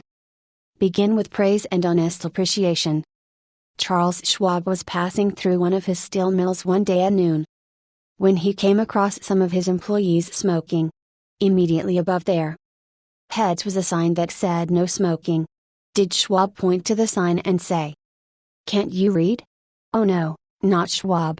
He walked over to the men, handed each one a cigar, and said, "I'll appreciate it, boys, if you will smoke these on the outside." They knew that they had broken a rule, and they admired him because he said nothing about it and gave them a little present and made them feel important. Couldn't keep from loving a man like that, could you? John Wanamaker used the same technique. Wanamaker used to make a tour of his great store in Philadelphia every day. Once he saw a customer waiting at a counter. No one was paying the slightest attention to her. The salespeople? Oh. They were in a huddle at the far end of the counter laughing and talking among themselves. Wanamaker didn't say a word, quietly slipping behind the counter. He waited on the woman himself and then handed the purchase to the salespeople to be wrapped as he went on his way. Public officials are often criticized for not being accessible to their constituents. They are busy people, and their fault sometimes lies in overprotective assistants who don't want to overburden their bosses with too many visitors. Carl Langford, who has been mayor of Orlando, Florida, the home of Disney World, for many years, frequently admonished his staff to allow people to see him. He claimed he had an open-door policy, yet the citizens of his community were blocked by secretaries and administrators when they called. Finally, the mayor found the solution. He removed the door from his office. His aides got the message, and the mayor has had a truly open administration since the day his door was symbolically thrown away. Simply changing one three-letter word can often spell the difference between failure and success in changing people without giving offense or arousing resentment. Many people begin their criticism with sincere praise followed by the word but and ending with a critical statement. For example, in trying to change a child's careless attitude toward studies, we might say, "We're really proud of you, Johnny, for raising your grades this term. But if you had worked harder on your algebra, the results would have been better." In this case, Johnny might feel encouraged until he heard the word but. He might then question the sincerity of the original praise. To him, the praise seemed only to be a contrived lead into a critical inference of failure. Credibility would be strained, and we probably would not achieve our objectives of changing Johnny's attitude toward his studies. This could be easily overcome by changing the word but to and. We're really proud of you, Johnny, for raising your grades this term, and by continuing the same conscientious efforts next term, your algebra grade can be up with all the others. Now, Johnny would accept the praise because there was no follow-up of an inference of failure. We have called his attention to the behavior we wish to change indirectly, and the chances are he will try to live up to our expectations. Calling attention to one's mistakes indirectly works wonders with sensitive people who may resent bitterly any direct criticism. Marge Jacob of Woonsocket, Rhode Island, told one of our classes how she convinced some sloppy construction workers to clean up after themselves when they were building additions to her house. For the first few days of the work, when Mrs. Jacob returned from her job, she noticed that the yard was strewn with the cut ends of lumber. She didn't want to antagonize the builders, because they did excellent work. So after the workers had gone home, she and her children picked up and neatly piled all the lumber debris in a corner. The following morning she called the foreman to one side and said, "I'm really pleased with the way the front lawn was left last night. It is nice and clean and does not offend the neighbors." From that day forward the workers picked up and piled the debris to one side, and the foreman came in each day seeking approval of the condition the lawn was left in after a day's work. One of the major areas of controversy between members of the Army Reserves and the regular Army trainers is haircuts. The reservists consider themselves civilians, which they are most of the time, and resent having to cut their hair short. Master Sergeant Harley Kaiser of the 542nd Hussar School addressed himself to this problem when he was working with a group of reserve non-commissioned officers. As an old-time regular Army Master Sergeant, he might have been expected to yell at his troops and threaten them. Instead he chose to make his point indirectly. "Gentlemen," he started, "you are leaders. You will be most effective when you lead by example. You must be the example for your men to follow. You know what the Army regulations say about haircuts. I am going to get my hair cut today, although it is still much shorter than some of yours. You look at yourself in the mirror, and if you feel you need a haircut to be a good example, we'll arrange time for you to visit the post barbershop. The result was predictable. Several of the candidates did look in the mirror and went to the barbershop that afternoon and received regulation haircuts. Sergeant Kaiser commented the next morning that he already could see the development of leadership qualities in some of the members of the squad. On March 8, 1887, the eloquent Henry Ward Beecher died. The following Sunday, Lyman Abbott was invited to speak in the pulpit left silent by Beecher's passing. Eager to do his best, he wrote, rewrote and polished his sermon with the meticulous care of a Flaubert. Then he read it to his wife. It was poor, as most written speeches are. She might have said, if she had had less judgment. Lyman, that is terrible. That'll never do.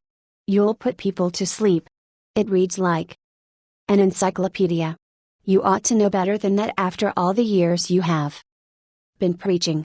For heaven's sake, why don't you talk like a human being? Why don't you act natural? You'll disgrace yourself if you ever read that stuff. That's what she might have said. And, if she had, you know what would have happened. And she knew too.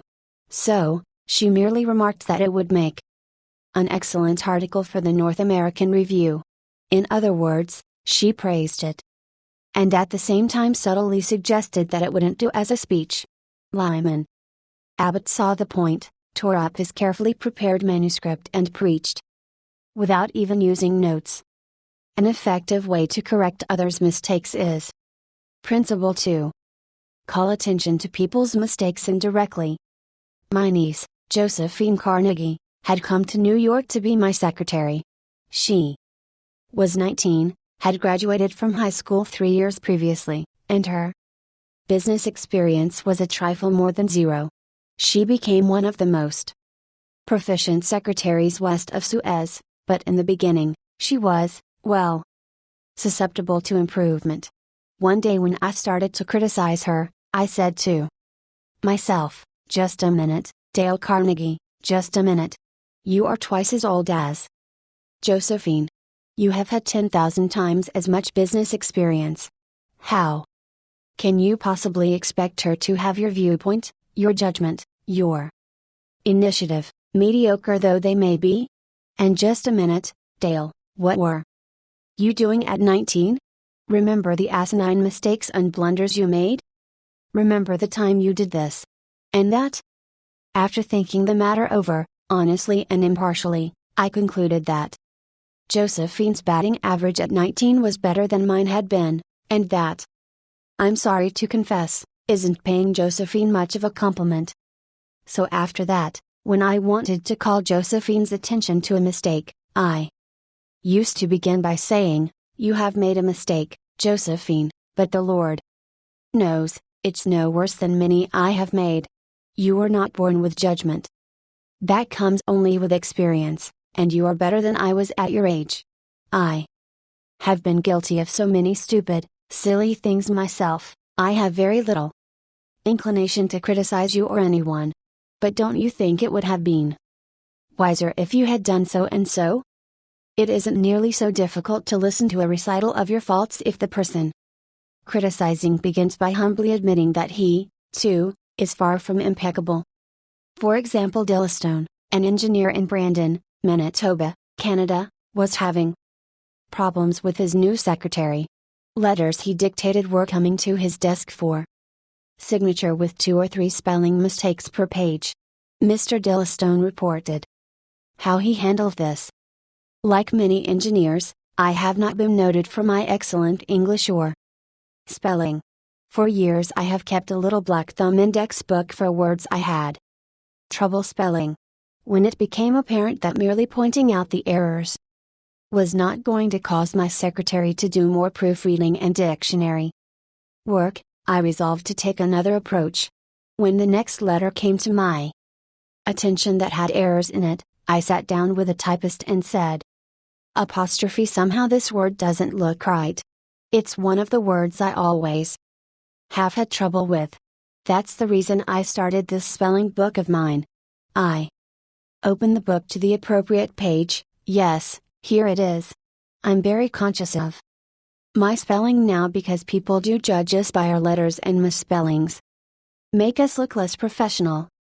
I don't know whether she copied my system or not, but since that conversation, her frequency of spelling errors has been significantly reduced.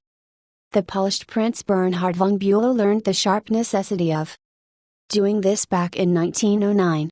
Von Bülow was then the Imperial Chancellor of Germany, and on the throne sat Wilhelm II, Wilhelm, the haughty, Wilhelm, the arrogant, Wilhelm, the last of the German Kaisers, building an army and navy that he boasted could whip their weight in wildcats. Then an astonishing thing happened. The Kaiser said things, incredible things that rocked the continent and started a series of explosions heard around the world.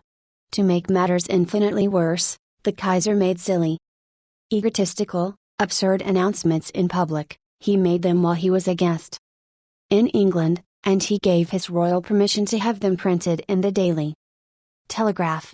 For example, he declared that he was the only German who felt friendly toward the English, that he was constructing a navy against the menace of Japan, that he, and he alone, had saved England from being humbled in the dust by Russia and France, that it had been his campaign plan that enabled England's Lord Roberts to defeat the Boers in South Africa, and so on and on. No other such amazing words had ever fallen from the lips of a European king in peacetime within 100 years. The entire continent buzzed with the fury of a hornet's nest. England was incensed.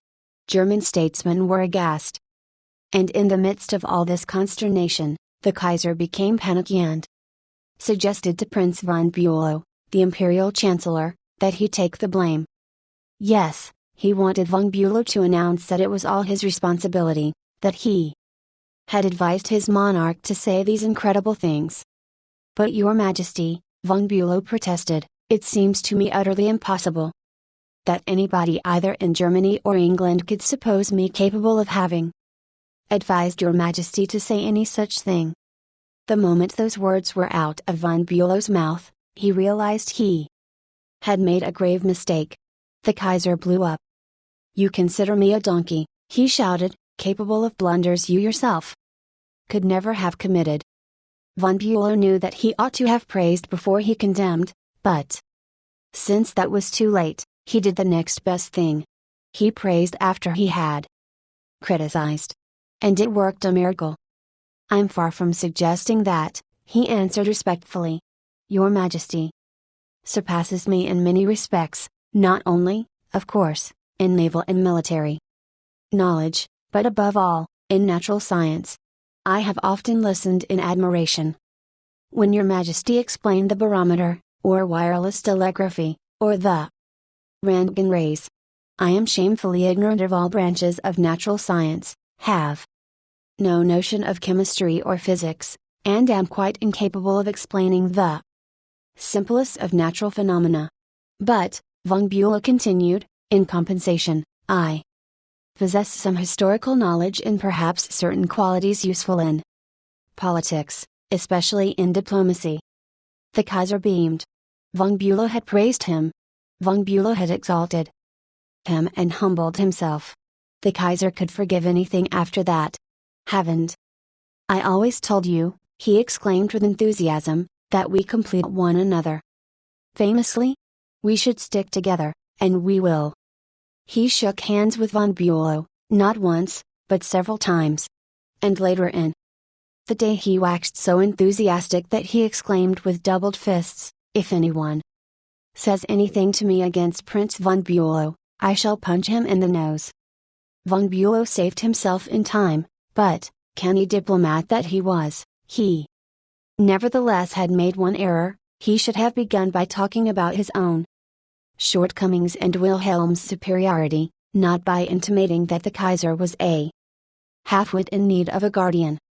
If a few sentences humbling oneself and praising the other party can turn a haughty, insulted Kaiser into a staunch friend, imagine what humility and praise can do for you and me in our daily contacts.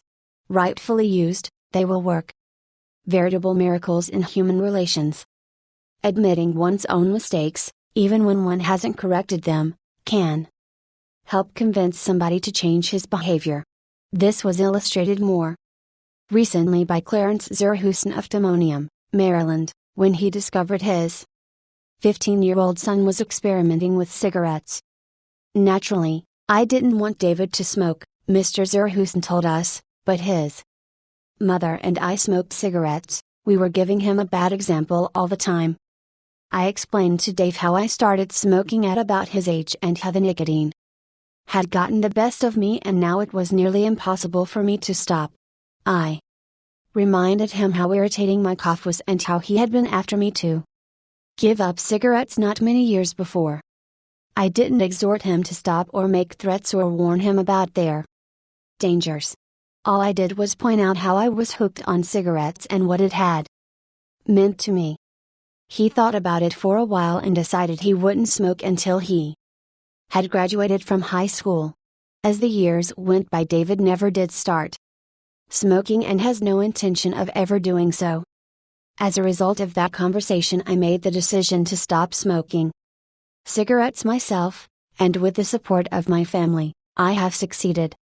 A good leader follows this principle. Principle 3. Talk about your own mistakes before criticizing the other person. I once had the pleasure of dining with Miss Ida Tarbell, the Dean of American Biographers. When I told her I was writing this book, we began discussing this all-important subject of getting along with people, and she told me that while she was writing her biography of O.N.D. Young, she interviewed a man who had sat for 3 years in the same office with Mr. Young. This man declared that during all that time he had never heard O.N.D. Young give a direct order to anyone. He always gave suggestions, not orders. O.N.D. Young never said, for example, do this or do that, or don't do this or don't do that. He would say, you might consider this, or do you think that would work? Frequently he would say, after he had dictated a letter, what do you think of this? In looking over a letter of one of his assistants, he would say, maybe if we were to phrase it this way it would be better. He always gave people the opportunity to do things themselves. He never told his assistants to do things, he let them do them. Let them learn from their mistakes. A technique like that makes it easy for a person to correct errors. A technique like that saves a person's pride and gives him or her a feeling of importance. It encourages cooperation instead of rebellion. Resentment caused by a brash order may last a long time, even if the order was given to correct an obviously bad situation.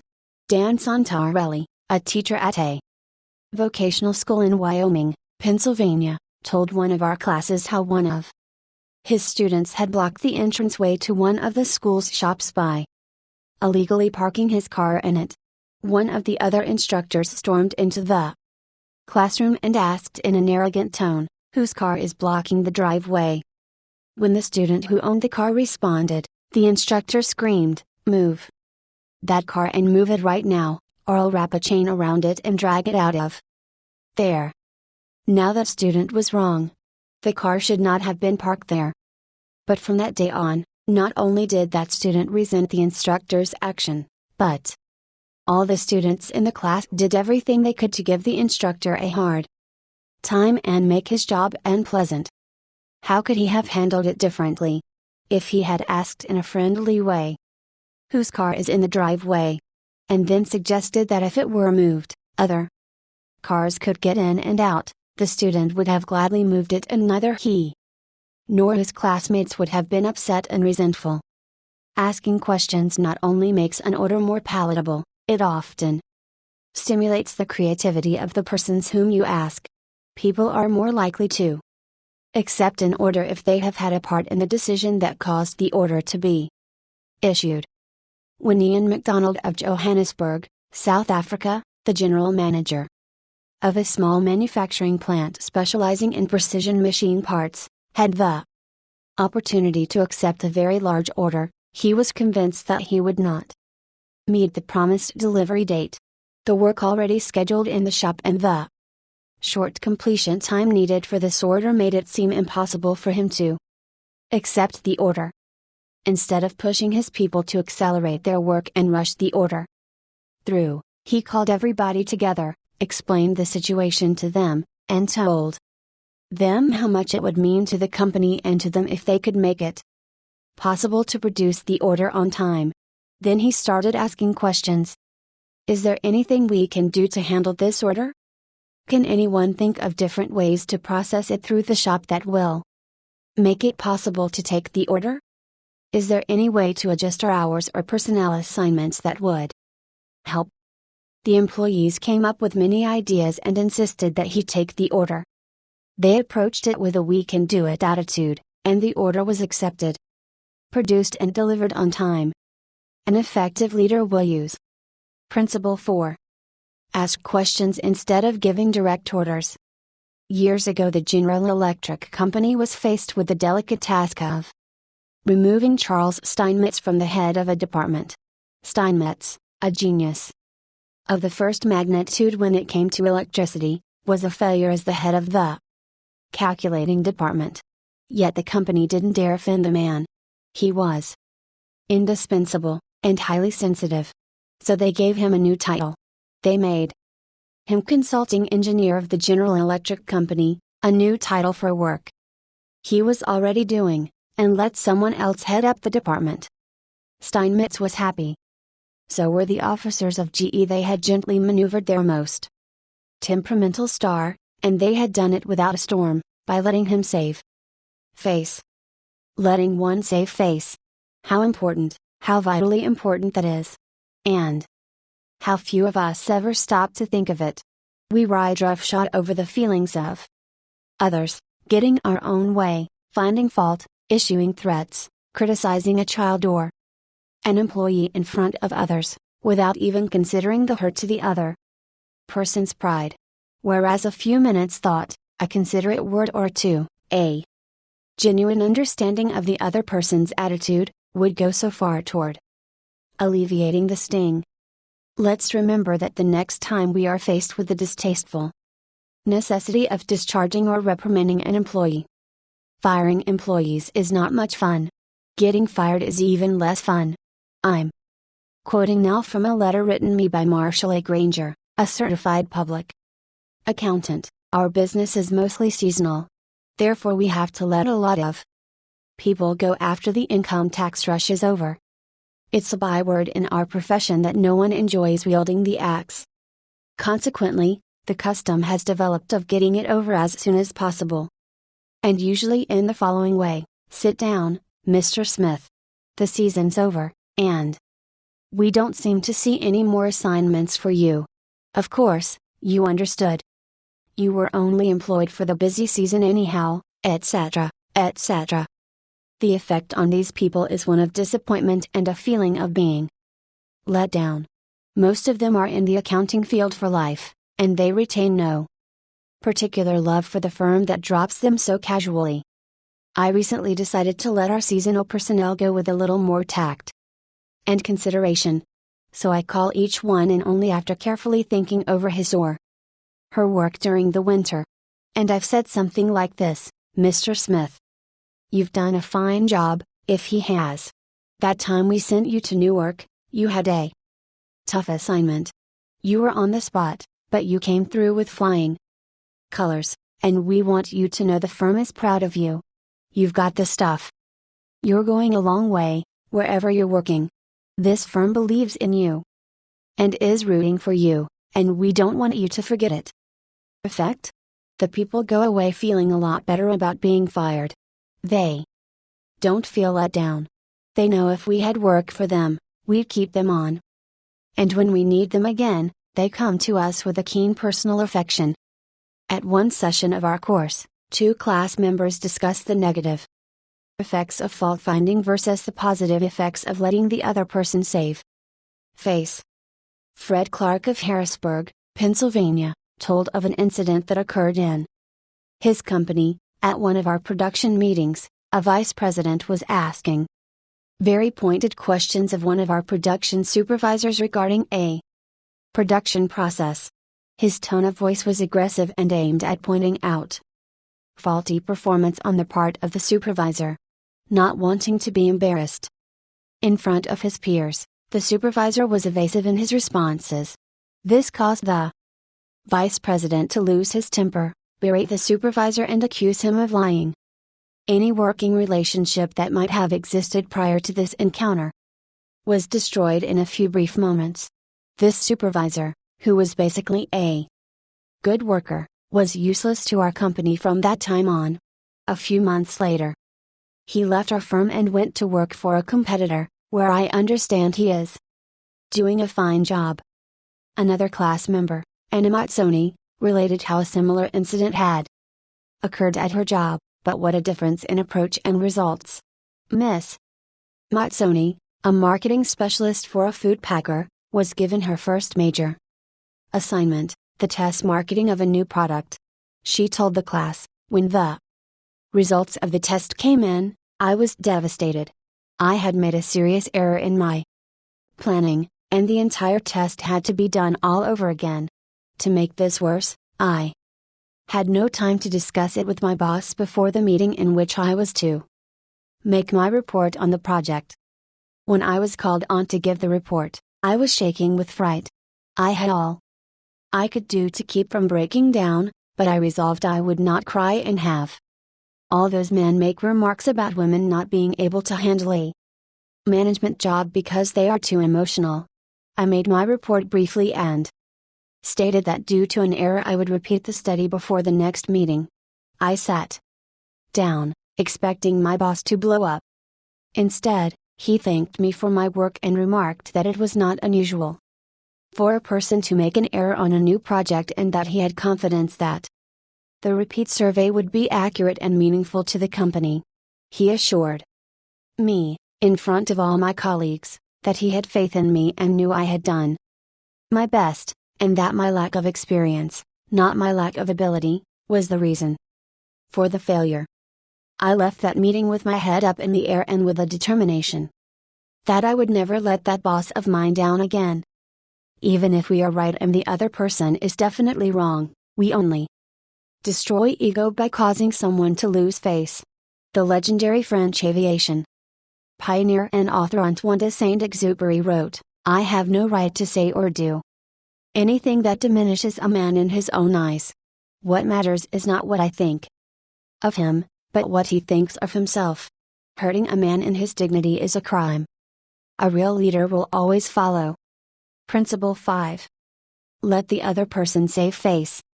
Pete Barlow was an old friend of mine. He had a dog and pony act and spent his life traveling with circuses and vaudeville shows. I loved to watch Pete train new dogs for his act. I noticed that the moment a dog showed the slightest improvement, Pete patted and praised him and gave him meat and made a great to-do about it. That's nothing new. Animal trainers have been using that same technique for centuries. Why, I wonder, don't we use the same common sense when trying to change people that we use when trying to change dogs? Why don't we use meat instead of a whip? Why don't we use praise instead of condemnation? Let us praise even the slightest improvement. That inspires the other person to keep on improving. In his book I Ain't Much, Baby, But I'm All I Got, the psychologist Jess Lair comments, praise is like sunlight to the warm human spirit, we cannot flower and grow without it. And yet, while most of us are only too ready to apply to others the cold wind of criticism, we are somehow reluctant to give our fellow the warm sunshine of praise. 1. I can look back at my own life and see where a few words of praise have sharply changed my entire future. Can't you say the same thing about your life? History is replete with striking illustrations of the sheer witchery of praise. For example, many years ago a boy of 10 was working in a factory in Naples. He longed to be a singer, But his first teacher discouraged him. "You can't sing," he said. "You haven't any voice at all. It sounds like the wind in the shutters." But his mother, a poor peasant woman, put her arms about him and praised him and told him she knew he could sing. She could already see an improvement. And she went barefoot in order to save money to pay for his music lessons. That peasant mother's praise and encouragement changed that boy's life. His name was Enrico Caruso, and he became the greatest and most famous opera singer of his age.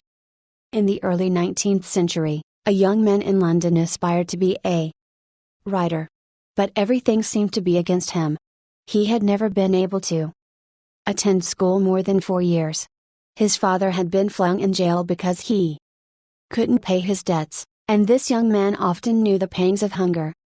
Finally, he got a job pasting labels on bottles of blacking in a rat-infested warehouse, and he slept at night in a dismal attic room with 2 other boys. Gutter snipes from the slums of London.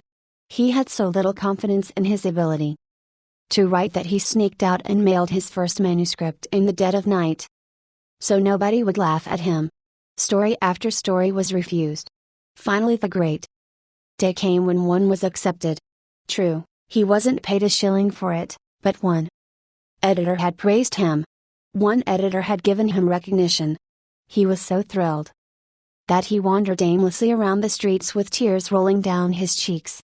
The praise, the recognition, that he received through getting one story in print, changed his whole life, for if it hadn't been for that encouragement, he might have spent his entire life working in rat-infested factories. You may have heard of that boy. His name was Charles Dickens. Another boy in London made his living as a clerk in a dry goods store. He had to get up at 5 o'clock, sweep out the store, and slave for 14 hours a day. It was sheer drudgery and he despised it. After 2 years, he could stand it no longer, so he got up one morning and, without waiting for breakfast, tramped 15 miles to talk to his mother, who was working as a housekeeper. He was frantic. He pleaded with her. He wept. He swore he would kill himself if he had to remain in the shop any longer. Then he wrote a long, pathetic letter to his old schoolmaster, declaring that he was heartbroken, that he no longer wanted to live. His old schoolmaster gave him a little praise and assured him that he really was very intelligent and fitted for finer things and offered him a job as a teacher. That praise changed the future of that boy and made a lasting impression on the history of English literature. For that boy went on to write innumerable best-selling books and made over $1 million with his pen. You've probably heard of him. His name, H.G. Wells. Use of praise instead of criticism is the basic concept of B.F. Skinner's teachings. This great contemporary psychologist has shown by experiments with animals and with humans that when criticism is minimized and praise emphasized, the good things people do will be reinforced and the poorer things will atrophy for lack of attention. John Randall's of Rocky Mount, North Carolina, used this in dealing with his children. It seemed that, as in so many families, mother and dad's chief form of communication with the children was yelling at them. And, as in so many cases, the children became a little worse rather than better after each such session, and so did the parents. There seemed to be no end in sight for this problem. Mr. Ringelspad determined to use some of the principles he was learning in our course to solve this situation. He reported, "We decided to try praise instead of harping on their faults. It wasn't easy when all we could see were the negative things they were doing. It was really tough to find things to praise. We managed to find something, and within the first day or two some of the really upsetting things they were doing quit happening. Then some of their other faults began to disappear. They began capitalizing on the praise we were giving them. They even began going out of their way to do things right. Neither of us could believe it. Of course, it didn't last forever, but the norm reached after things leveled off was so much better. It was no longer necessary to react the way we used to. The children were doing far more right things than wrong ones. All of this was a result of praising the slightest improvement in the children rather than condemning everything they did wrong. This works on the job too. Keith Roper of Woodland Hills, California, applied this principle to a situation in his company. Some material came to him in his print shop which was of exceptionally high quality. The printer who had done this job was a new employee who had been having difficulty adjusting to the job. His supervisor was upset about what he considered a negative attitude and was seriously thinking of terminating his services. When Mr. Roper was informed of this situation, he personally went over to the print shop and had a talk with the young man. He told him how pleased he was with the work he had just received and pointed out it was the best work he had seen produced in that shop for some time. He pointed out exactly why it was superior and how important the young man's contribution was to the company. Do you think this affected that young printer's attitude toward the company? Within days there was a complete turnabout. He told several of his co-workers about the conversation and how someone in the company really appreciated good work. And from that day on, he was a loyal and dedicated worker. What Mr. Roper did was not just flatter the young printer and say you're good. He specifically pointed out how his work was superior because he had singled out a specific accomplishment, rather than just making general flattering remarks. His praise became much more meaningful to the person to whom it was given. Everybody likes to be praised, but when praise is specific, it comes across as sincere, not something the other person may be saying just to make one feel good. Remember, we all crave appreciation and recognition, and will do almost anything to get it. But nobody wants insincerity. Nobody wants flattery. Let me repeat. The principles taught in this book will work only when they come from the heart. I am not advocating a bag of tricks. I am talking about a new way of life. Talking about changing people. If you and I will inspire the people with whom we come in contact to a realization of the hidden treasures they possess, we can do far more than change people. We can literally transform them. Exaggeration? Then listen to these sage words from William James, one of the most distinguished psychologists and philosophers America has ever produced. Compared with what we ought to be, we are only half awake. We are making use of only a small part of our physical and mental resources. Stating the thing broadly, the human individual thus lives far within his limits. He possesses powers of various sorts, which he habitually fails to use. Yes, you who are reading these lines possess powers of various sorts which you habitually fail to use, and one of these powers you are probably not using to the fullest extent is your magic ability to praise people and inspire them with a realization of their latent possibilities. Abilities wither under criticism, they blossom under encouragement. 2. Become a more effective leader of people. Apply Principle 6. Praise the slightest improvement and praise every improvement. Be hearty in your approbation and lavish in your praise. 1. Jess Lair, I ain't much, baby, but I'm all I got. Greenwich, Connecticut, Fawcett, 1976, p. 248.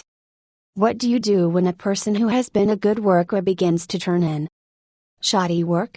You can fire him or her, but that really doesn't solve anything. You can berate the worker, but this usually causes resentment.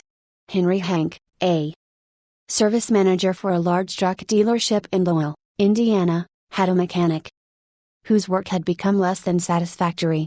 Instead of bawling him out or threatening him, Mr. Hank called him into his office and had a heart-to-heart talk with him. Bill, he said, you are a fine mechanic. You have been in this line of work for a good number of years. You have repaired many vehicles to the customer's satisfaction. In fact, we've had a number of compliments about the good work you have done. Yet, of late, the time you take to complete each job has been increasing, and your work has not been up to your own old standards. Because you have been such an outstanding mechanic in the past, I felt sure you would want to know that I am not happy with this situation, and perhaps jointly we could find some way to correct the problem. Bill responded that he hadn't realized he had been falling down in his duties, and assured his boss that the work he was getting was not out of his range of expertise and he would try to improve in the future. Did he do it? You can be sure he did. He once again became a fast and thorough mechanic, with that reputation Mr. Hank had given him to live up to. How could he do anything else but turn out work comparable to that which he had done in the past? The average person, said Samuel Vauquelin, then president of the Baldwin Locomotive Works, can be led readily if you have his or her respect and if you show that you respect that person for some kind of ability. In short, if you want to improve a person in a certain respect, act as though that particular trait were already one of his or her outstanding characteristics. Shakespeare said, assume a virtue, if you have it not. And it might be well to assume and state openly that other people have the virtue you want them to develop. Give them a fine reputation to live up to, and they will make prodigious efforts rather than see you disillusioned. Georgette Leblanc, in her book Souvenirs, My Life with Maeterlinck, describes the startling transformation of a humble Belgian Cinderella. A servant girl from a neighboring hotel brought my meals, she wrote. She was called Marie the dishwasher because she had started her career as a scullery assistant. She was a kind of monster, cross-eyed, bandy-legged, poor in flesh and spirit. One day, while she was holding my plate of macaroni in her red hand, I said to her point blank, Marie, you do not know what treasures are within you. Accustomed to holding back her emotion, Marie waited for a few moments, not daring to risk the slightest gesture for fear of a catastrophe. Then she put the dish on the table, sighed and said ingenuously, Madam, I would never have believed it. She did not doubt, she did not ask a question. She simply went back to the kitchen and repeated what I had said, and such is the force of faith that no one made fun of her. From that day on, she was even given a certain consideration. But the most curious change of all occurred in the humble Marie herself. Believing she was the tabernacle of unseen marvels, she began taking care of her face and body so carefully that her starved youth seemed to bloom and modestly hide her plainness. 2 months later, she announced her coming marriage with the nephew of the chef. I'm going to be a lady, she said, and thanked me. A small phrase had changed her entire life. Georgette Leblanc had given Marie the dishwasher a reputation to live up to, and that reputation had transformed her. Bill Parker, a sales representative for a food company in Daytona Beach, Florida, was very excited about the new line of products his company was introducing and was upset when the manager of a large independent food market turned down the opportunity to carry it in his store. Bill brooded all day over this rejection and decided to return to the store before he went home that evening and try again. Jack, he said, since I left this morning I realized I hadn't given you the entire picture of our new line, and I would appreciate some of your time to tell you about the points I omitted. I have respected the fact that you are always willing to listen and are big enough to change your mind when the facts warrant a change. Could Jack refuse to give him another hearing? Not with that reputation to live up to. One morning Dr. Martin Fitzhugh, a dentist in Dublin, Ireland, was shocked when one of his patients pointed out to him that the metal cup holder which she was using to rinse her mouth was not very clean. True, the patient drank from the paper cup, not the holder, but it certainly was not professional to use tarnished equipment.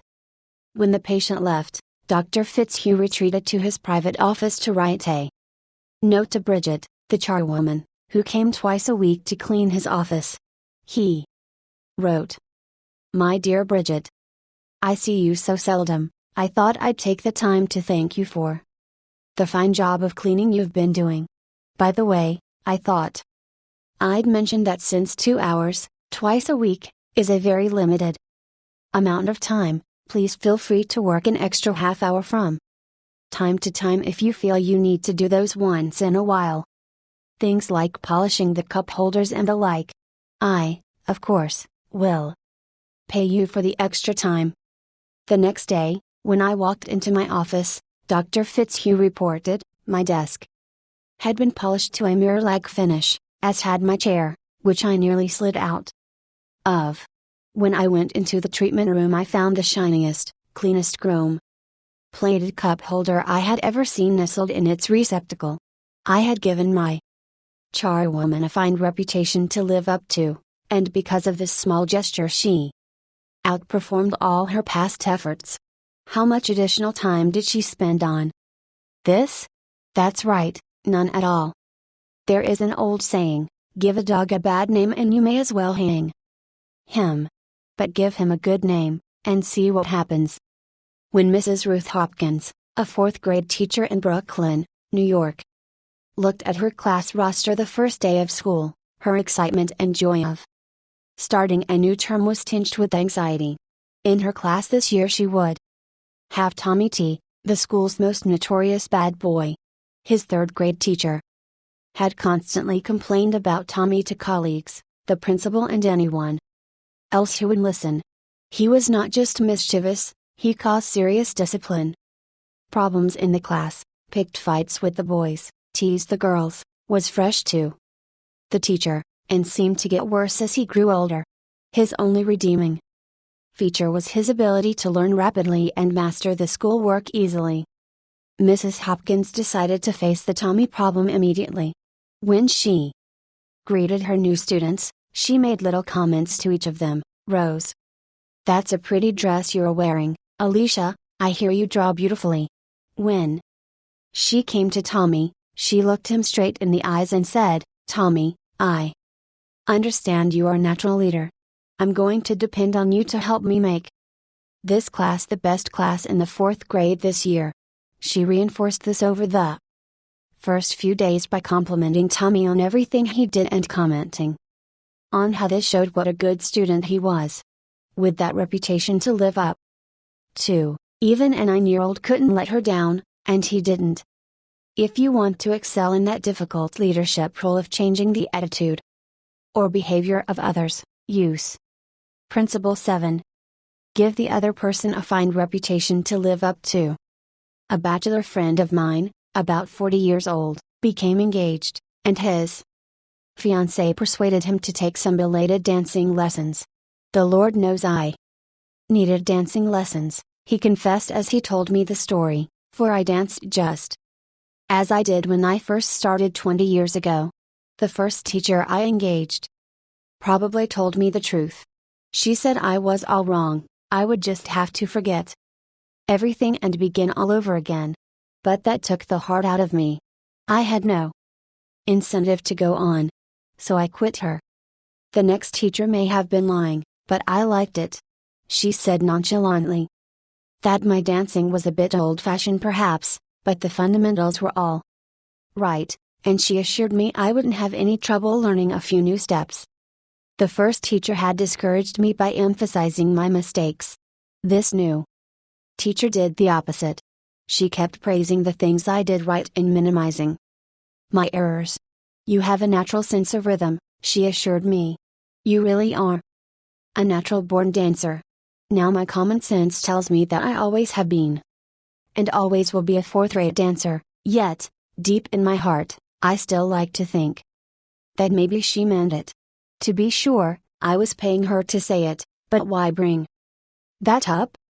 At any rate, I know I am a better dancer than I would have been if she hadn't told me I had a natural sense of rhythm. That encouraged me. That gave me hope.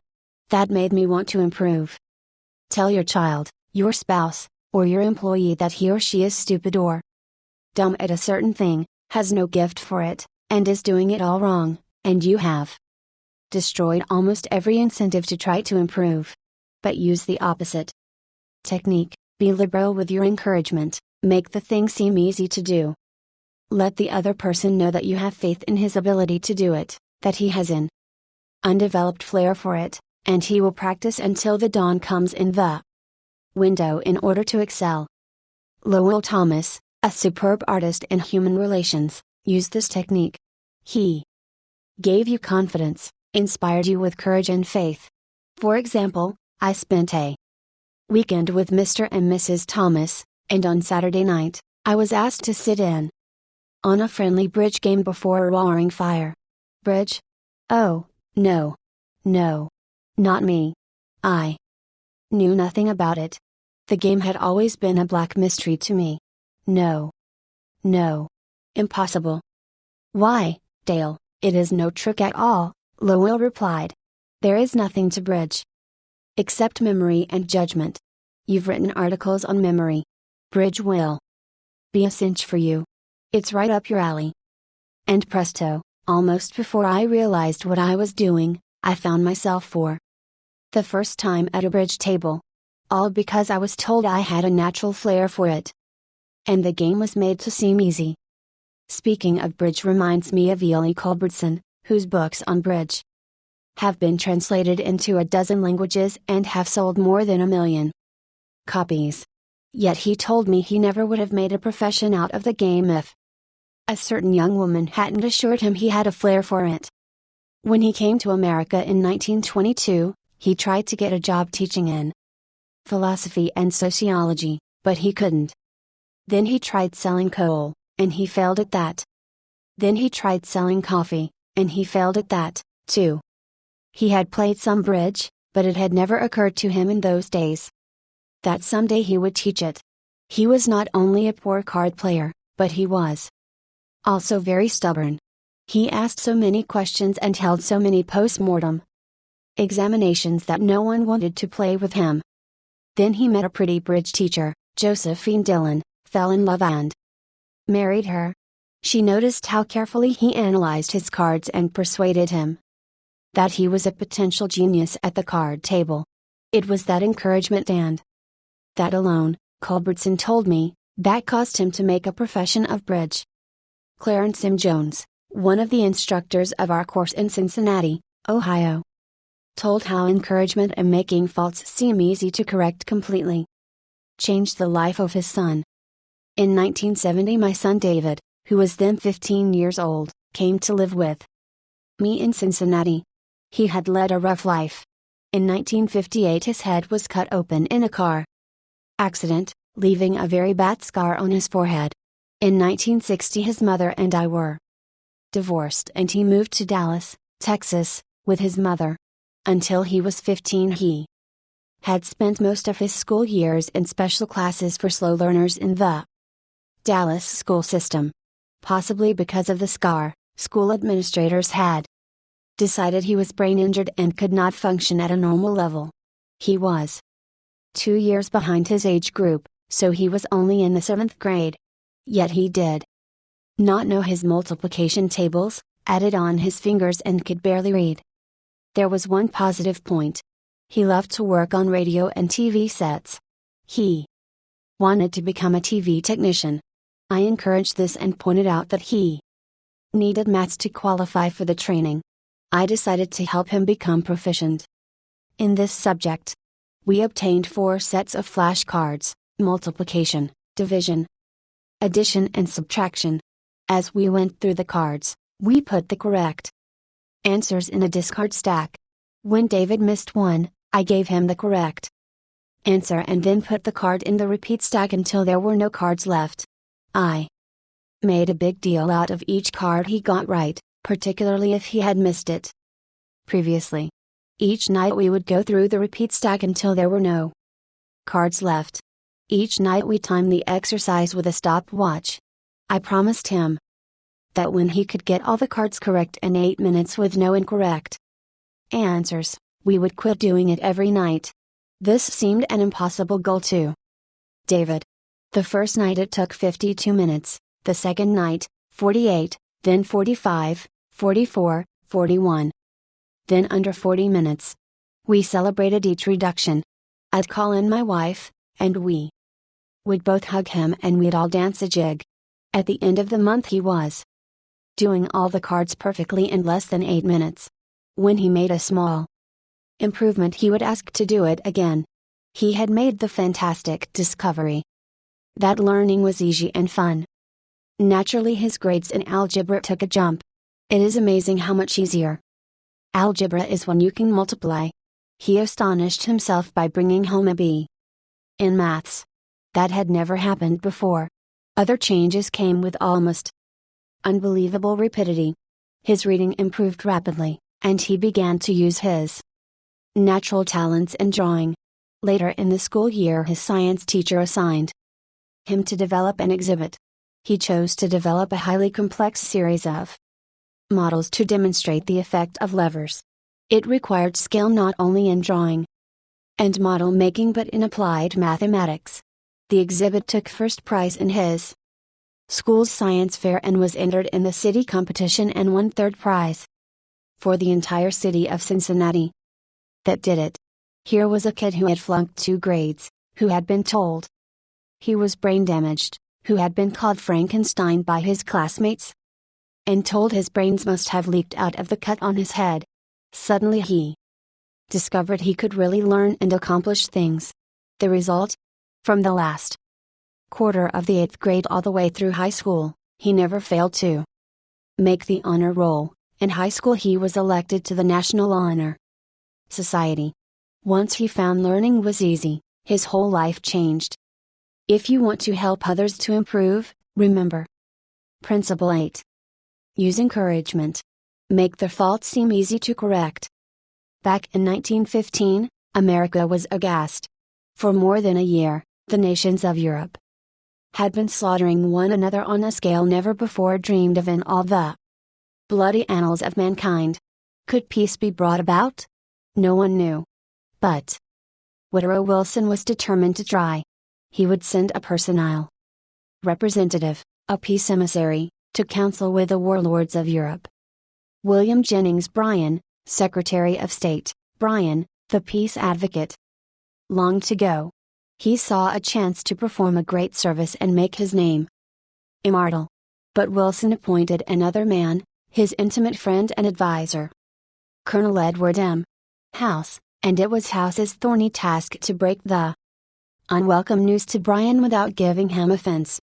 Bryan was distinctly disappointed when he heard I was to go to Europe as the peace emissary, Colonel House records in his diary.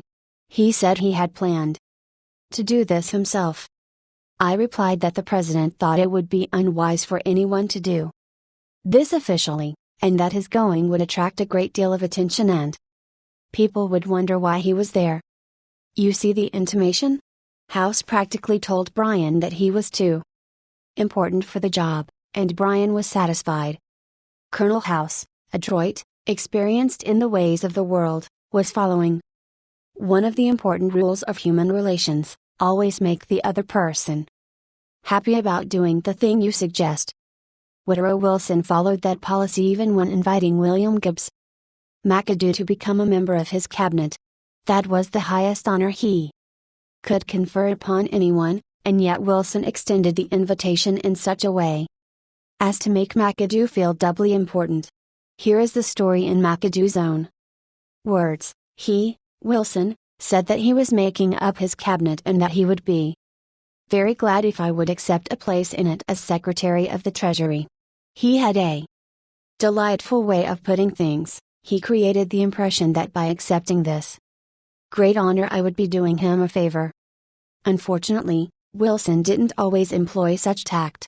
If he had, history might have been different. For example, Wilson didn't make the Senate and the Republican Party happy by entering the United States in the League of Nations. Wilson refused to take such prominent Republican leaders as Elihu Root or Charles Evans Hughes or Henry Cabot Lodge to the peace conference with him. Instead, he took along unknown men from his own party. He snubbed the Republicans, refused to let them feel that the League was their idea as well as his, refused to let them have a finger in the pie, and, as a result of this crude handling of human relations, wrecked his own career, ruined his health, shortened his life, caused America to stay out of the League, and altered the history of the world. Statesmen and diplomats aren't the only ones who use this make a person happy to do things you want them to do approach. Dale Farrier of Fort Wayne, Indiana, told how he encouraged one of his young children to willingly do the chore he was assigned. One of Jeff's chores was to pick up pears from under the pear tree so the person who was mowing underneath wouldn't have to stop to pick them up. He didn't like this chore, and frequently it was either not done at all or it was done so poorly that the mower had to stop and pick up several pears that he had missed. Rather than have an eyeball-to-eyeball confrontation about it, one day I said to him, "Jeff, I'll make a deal with you. For every bushel basket full of pears you pick up, I'll pay you $1. But after you're finished, for every pear I find left in the yard, I'll take away $1. How does that sound?" As you would expect, he not only picked up all of the pears, but I had to keep an eye on him to see that he didn't pull a few off the trees to fill up some of the baskets. I knew a man who had to refuse many invitations to speak, invitations extended by friends, invitations coming from people to whom he was obligated. And yet he did it so adroitly that the other person was at least contented with his refusal. How did he do it? Not by merely talking about the fact that he was too busy into this and to that. No, after expressing his appreciation of the invitation and regretting his inability to accept it, he suggested a substitute speaker. In other words, he didn't give the other person any time to feel unhappy about the refusal. He immediately changed the other person's thoughts to some other speaker who could accept the invitation. Gunter Schmidt, who took our course in West Germany, told of an employee in the food store he managed who was negligent about putting the proper price tags on the shelves where the items were displayed. This caused confusion and customer complaints, reminders, admonitions, confrontations with her about this did not do much good.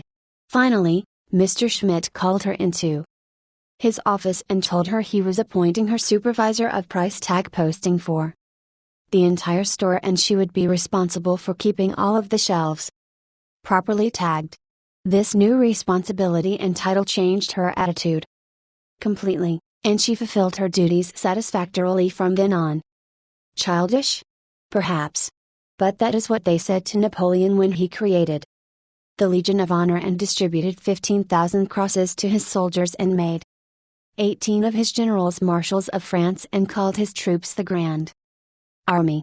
Napoleon was criticized for giving toys to war-hardened veterans, and Napoleon replied, "Men are ruled by toys."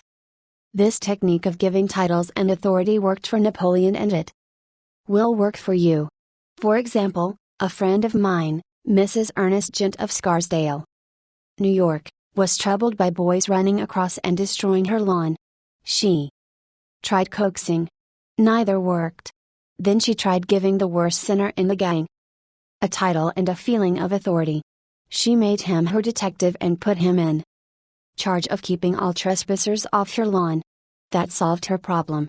Her detective built a bonfire in the backyard, heated an iron red hot, and threatened to brand any boy who stepped on the lawn. The effective leader should keep the following guidelines in mind when it is necessary to change attitudes or behavior. 1. Be sincere. Do not promise anything that you cannot deliver. Forget about the benefits to yourself and concentrate on the benefits to the other person. 2. Know exactly what it is you want the other person to do. 3. Be empathetic. Ask yourself what is it the other person really wants. 4. Consider the benefits that person will receive from doing what you suggest. 5. Match those benefits to the other person's wants. 6. When you make your request, put it in a form that will convey to the other person the idea that he personally will benefit. We could give a curt order like this: "John, we have customers coming in tomorrow and I need the stockroom cleaned out. So sweep it out, put the stock in neat piles on the shelves and polish the counter. Or we could express the same idea by showing John the benefits he will get from doing the task. John, we have a job that should be completed right away. If it is done now, we won't be faced with it later. I am bringing some customers in tomorrow to show our facilities. I would like to show them the stockroom, but it is in poor shape. If you could sweep it out, put the stock in neat piles on the shelves, and polish the counter, it would make us look efficient and you will have done your part to provide a good company image. Will John be happy about doing what you suggest? Probably not very happy, but happier than if you had not pointed out the benefits. Assuming you know that John has pride in the way his stockroom looks and is interested in contributing to the company image, he will be more likely to be cooperative. It also will have been pointed out to John that the job would have to be done eventually, and by doing it now, he won't be faced with it later. It is naive to believe you will always get a favorable reaction from other persons when you use these approaches, but the experience of most people shows that you are more likely to change attitudes this way than by not using these principles, and if you increase your successes by even a mere 10%, you have become 10% more effective as a leader than you were before. And that is your benefit. People are more likely to do what you would like them to do when you use. Principle 9. Make the other person happy about doing the thing you suggest. In a nutshell, be a leader. A leader's job often includes changing your people's attitudes and behavior. Some suggestions to accomplish this. Principle 1. Begin with praise and honest appreciation. Principle 2. Call attention to people's mistakes indirectly. Principle 3. Talk about your own mistakes before criticizing the other person. Principle 4. Ask questions instead of giving direct orders. Principle 5. Let the other person save face. Principle 6. Praise the slightest improvement and praise every improvement. Be hearty in your approbation and lavish in your praise. Principle 7. Give the other person a fine reputation to live up to. Principle 8. Use encouragement. Make their faults seem easy to correct. Principle 9. Make the other person happy about doing the thing you suggest. This biographical information about Dale Carnegie was written as an introduction to the original edition of How to Win Friends and Influence People. It is reprinted in this edition to give the readers additional background on Dale Carnegie. It was a cold January night in 1935, but the weather couldn't keep them away. 2,500 men and women thronged into the grand ballroom of the Hotel Pennsylvania in New York. Every available seat was filled. By 7:30, at 8 o'clock, the eager crowd was still pouring in. The spacious balcony was soon jammed. Presently even standing space was at a premium, and hundreds of people, tired after navigating a day in business, stood up for an hour and a half that night to witness, what? A fashion show? A 6-day bicycle race or a personal appearance by Clark Gable? No. These people had been lured there by a newspaper ad. 2 evenings previously, they had seen this full-page announcement in the New York Sun, staring them in the face. Learn to speak effectively. Prepare for leadership. Old stuff?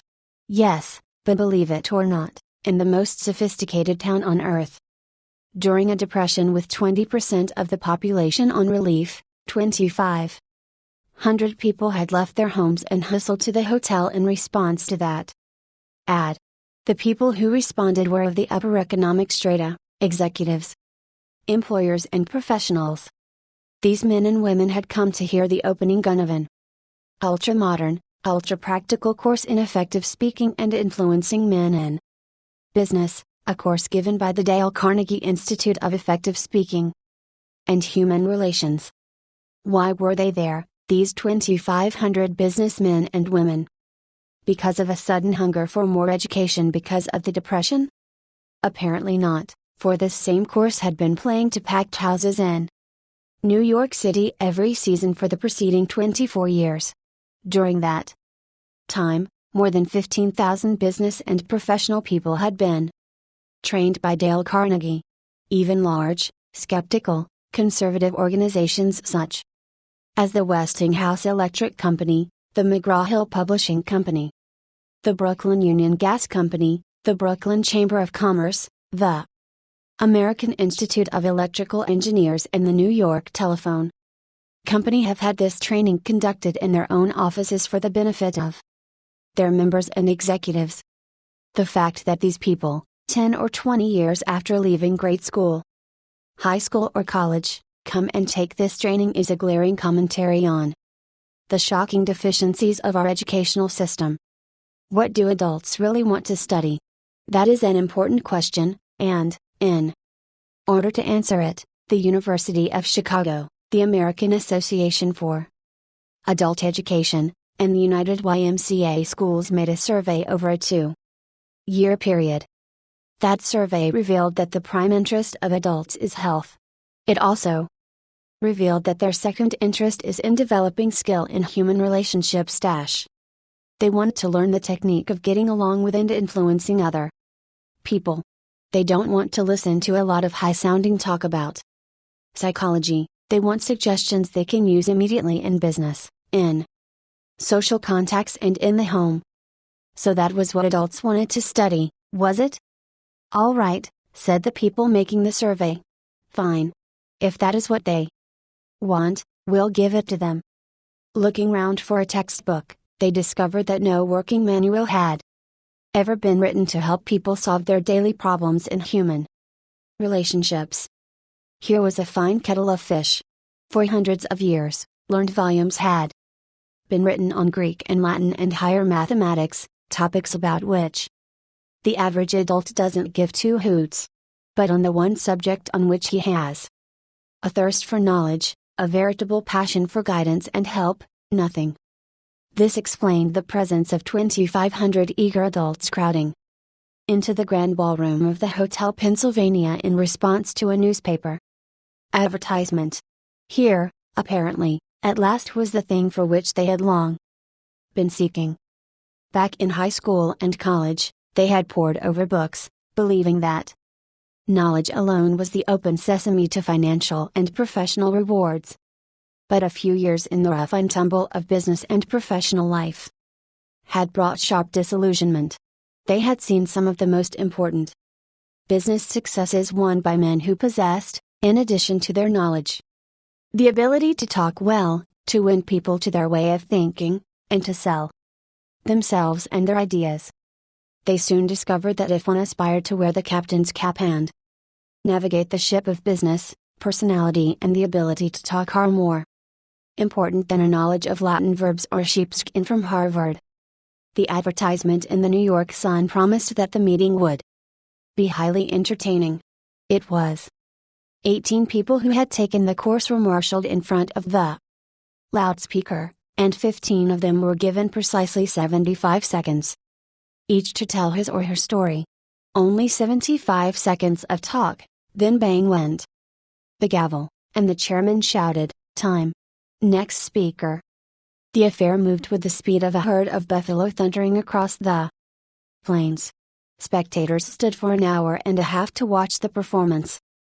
The speakers were a cross-section of life, several sales representatives, a chain store executive, a baker, the president of a trade association, 2 bankers, an insurance agent, an accountant, a dentist, an architect, a druggist who had come from Indianapolis to New York to take the course, a lawyer who had come from Havana in order to prepare himself to give one important 3-minute speech.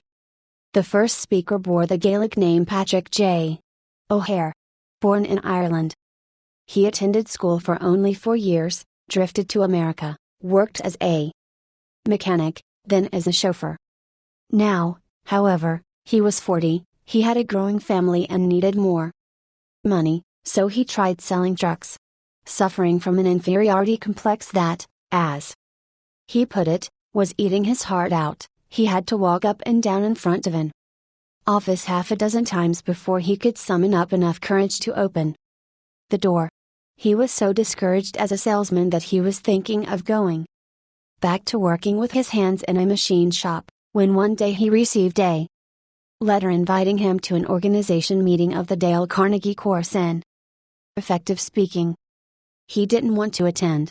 He feared he would have to associate with a lot of college graduates, that he would be out of place.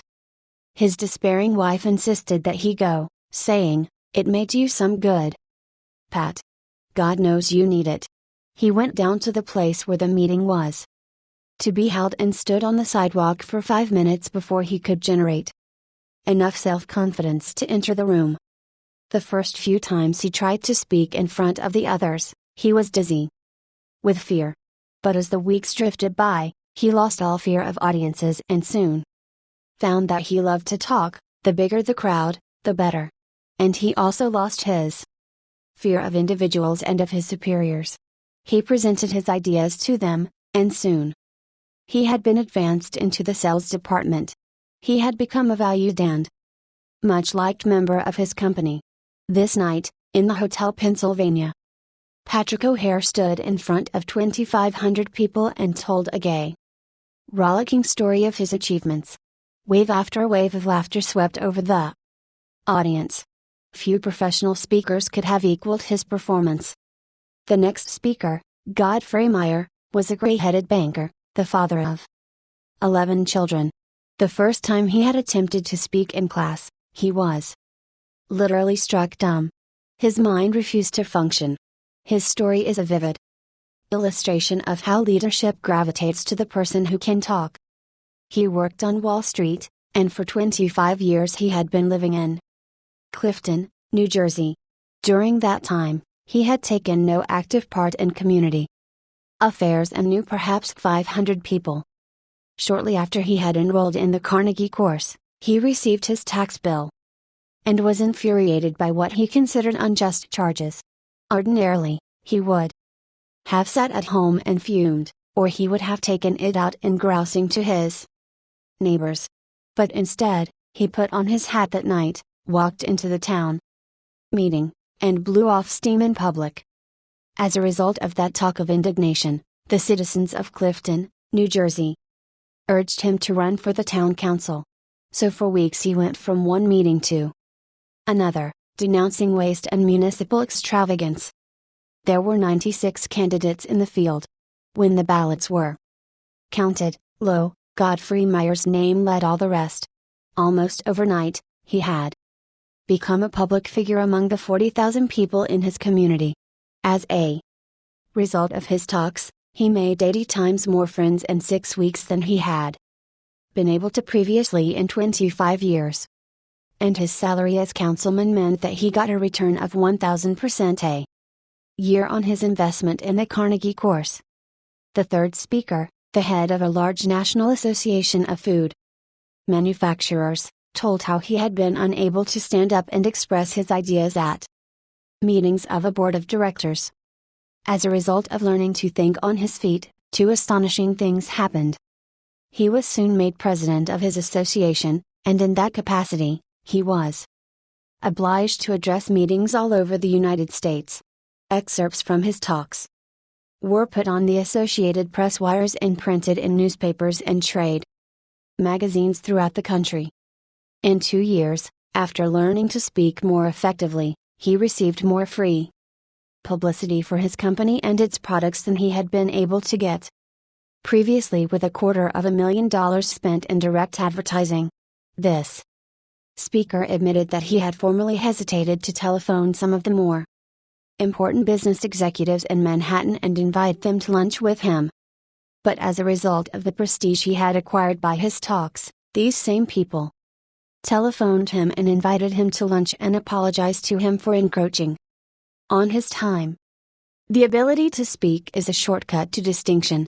It puts a person in the limelight, raises one head and shoulders above the crowd.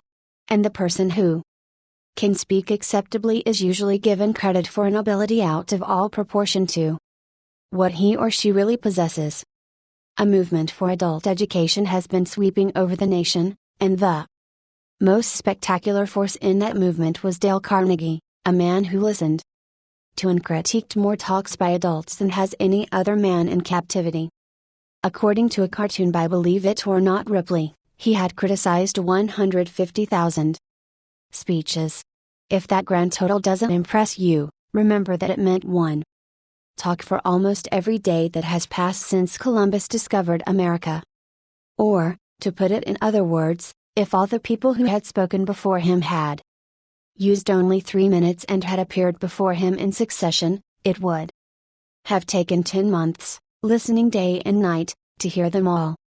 Dale Carnegie's own career, filled with sharp contrasts, was a striking example of what a person can accomplish when obsessed with an original idea and afire with enthusiasm. Born on a Missouri farm 10 miles from a railway, he never saw a streetcar until he was 12 years old, yet by the time he was 46, he was familiar with the far-flung corners of the earth, everywhere from Hong Kong to Hammerfest, and at one time, he approached closer to the North Pole than Admiral Byrd's headquarters at Little America was to the South Pole. This Missouri lad who had once picked strawberries and cut cockleburs for 5 cents an hour became the highly paid trainer of the executives of large corporations in the art of self-expression. This erstwhile cowboy who had once punched cattle and branded calves and ridden fences out in western South Dakota later went to London to put on shows under the patronage of the royal family. This chap who was a total failure the first half dozen times he tried to speak in public later became my personal manager. Much of my success has been due to training under Dale Carnegie. Young Carnegie had to struggle for an education, for her luck was always battering away at the old farm in northwest Missouri with a flying tackle and a body slam. Year after year, the 102 River rose and drowned the corn and swept away the hay. Season after season, the fat hogs sickened and died from cholera. The bottom fell out of the market for cattle and mules, and the bank threatened to foreclose the mortgage. Sick with discouragement, the family sold out and bought another farm near the State Teachers College at Warrensburg, Missouri. Board and room could be had in town for $1 a day, but young Carnegie couldn't afford it.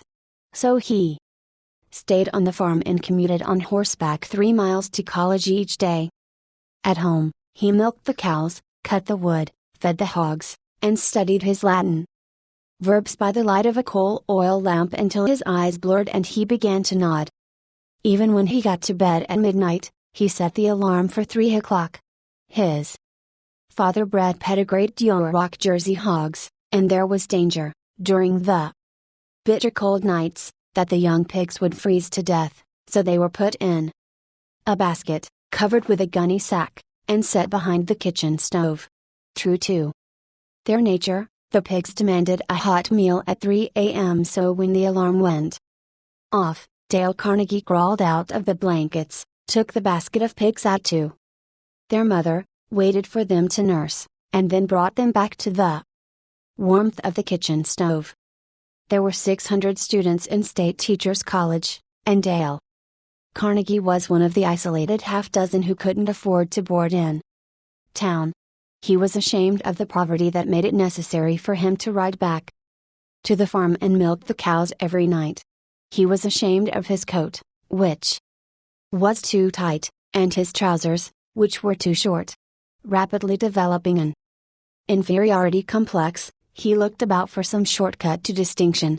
He soon saw that there were certain groups in college that enjoyed influence and prestige. The football and basketball players and the chaps who won the debating and public speaking contests. Realizing that he had no flair for athletics, he decided to win one of the speaking contests. He spent months preparing his talks. He practiced as he sat in the saddle galloping to college and back. He practiced his speeches as he milked the cows, and then he mounted a bale of hay in the barn and with great gusto and gestures harangued the frightened pigeons about the issues of the day. But in spite of all his earnestness and preparation, he met with defeat after defeat. He was 18 at the time, sensitive and proud. He became so discouraged, so depressed, that he even thought of suicide. And then suddenly he began to win, not one contest, but every speaking contest in college. Other students pleaded with him to train them, and they won also. After graduating from college, he started selling correspondence courses to the ranchers among the sandhills of western Nebraska and eastern Wyoming. In spite of all his boundless energy and enthusiasm, he couldn't make the grade. He became so discouraged that he went to his hotel room in Alliance, Nebraska, in the middle of the day, threw himself across the bed, and wept in despair. He longed to go back to college, he longed to retreat from the harsh battle of life. But he couldn't. So he resolved to go to Omaha and get another job. He didn't have the money for a railroad ticket, so he traveled on a freight train, feeding and watering 2 carloads of wild horses in return for his passage. After landing in South Omaha, he got a job selling bacon and soap and lard for Armour and Company. His territory was up among the Badlands and the Cowan Indian country of western South Dakota. He covered his territory by freight train and stagecoach and horseback and slept in pioneer hotels where the only partition between the rooms was a sheet of muslin. He studied books on salesmanship, rode bucking broncos, played poker with the Indians, and learned how to collect money. And when, for example, an inland storekeeper couldn't pay cash for the bacon and hams he had ordered, Dale Carnegie would take a dozen pairs of shoes off his shelf, sell the shoes to the railroad men, and forward the receipts to Armour and Company. He would often ride a freight train 100 miles a day. When the train stopped to unload freight, he would dash uptown, see 3 or 4 merchants, get his orders, and when the whistle blew, he would dash down the street again. Lickety-split and swing onto the train while it was moving.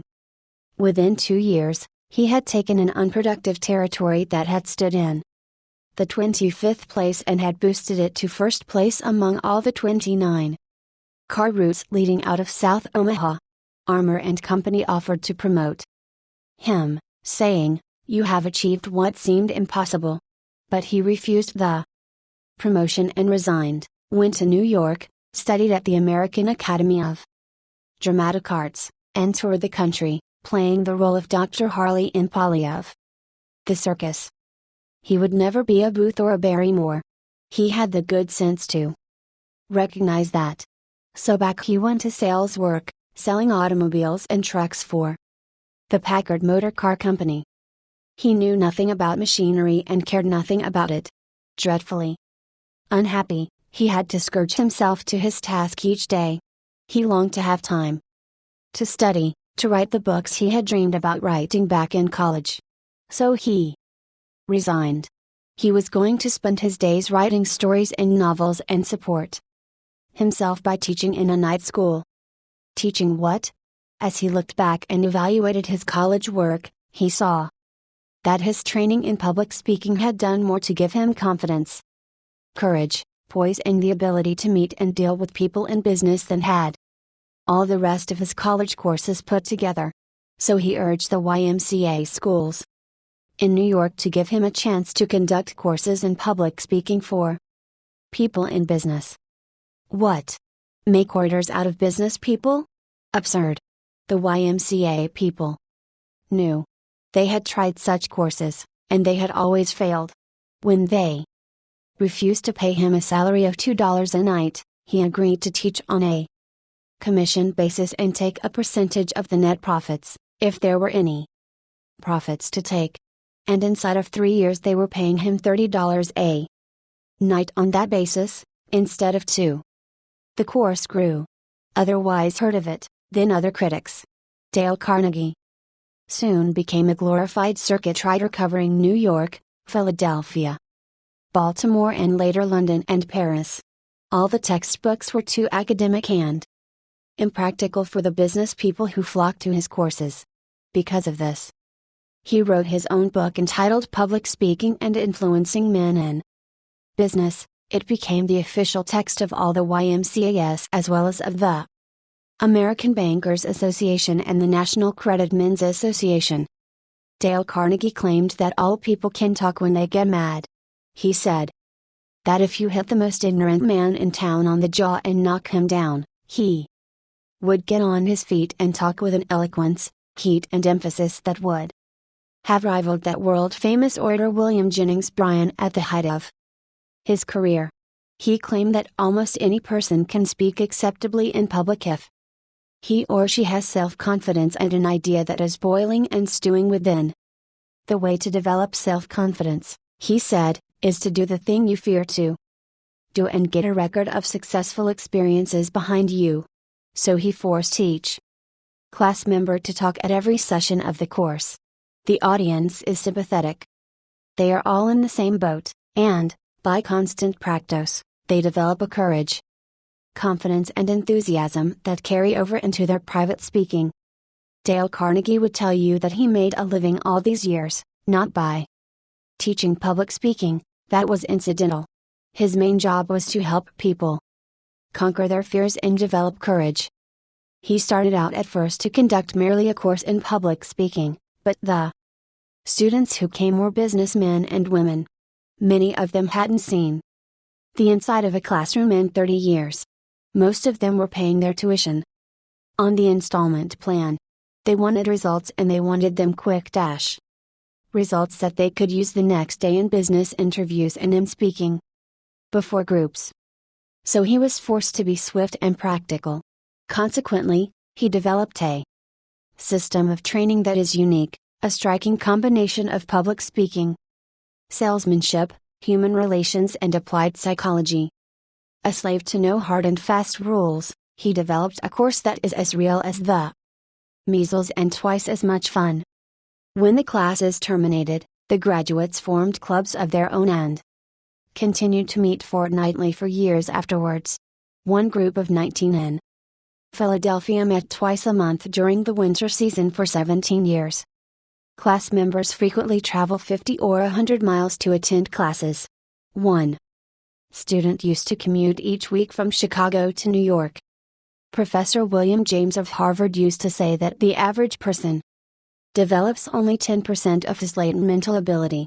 Dale Carnegie, by helping businessmen and women to develop their latent possibilities, created one of the most significant movements in adult education. Lowell Thomas, 1936.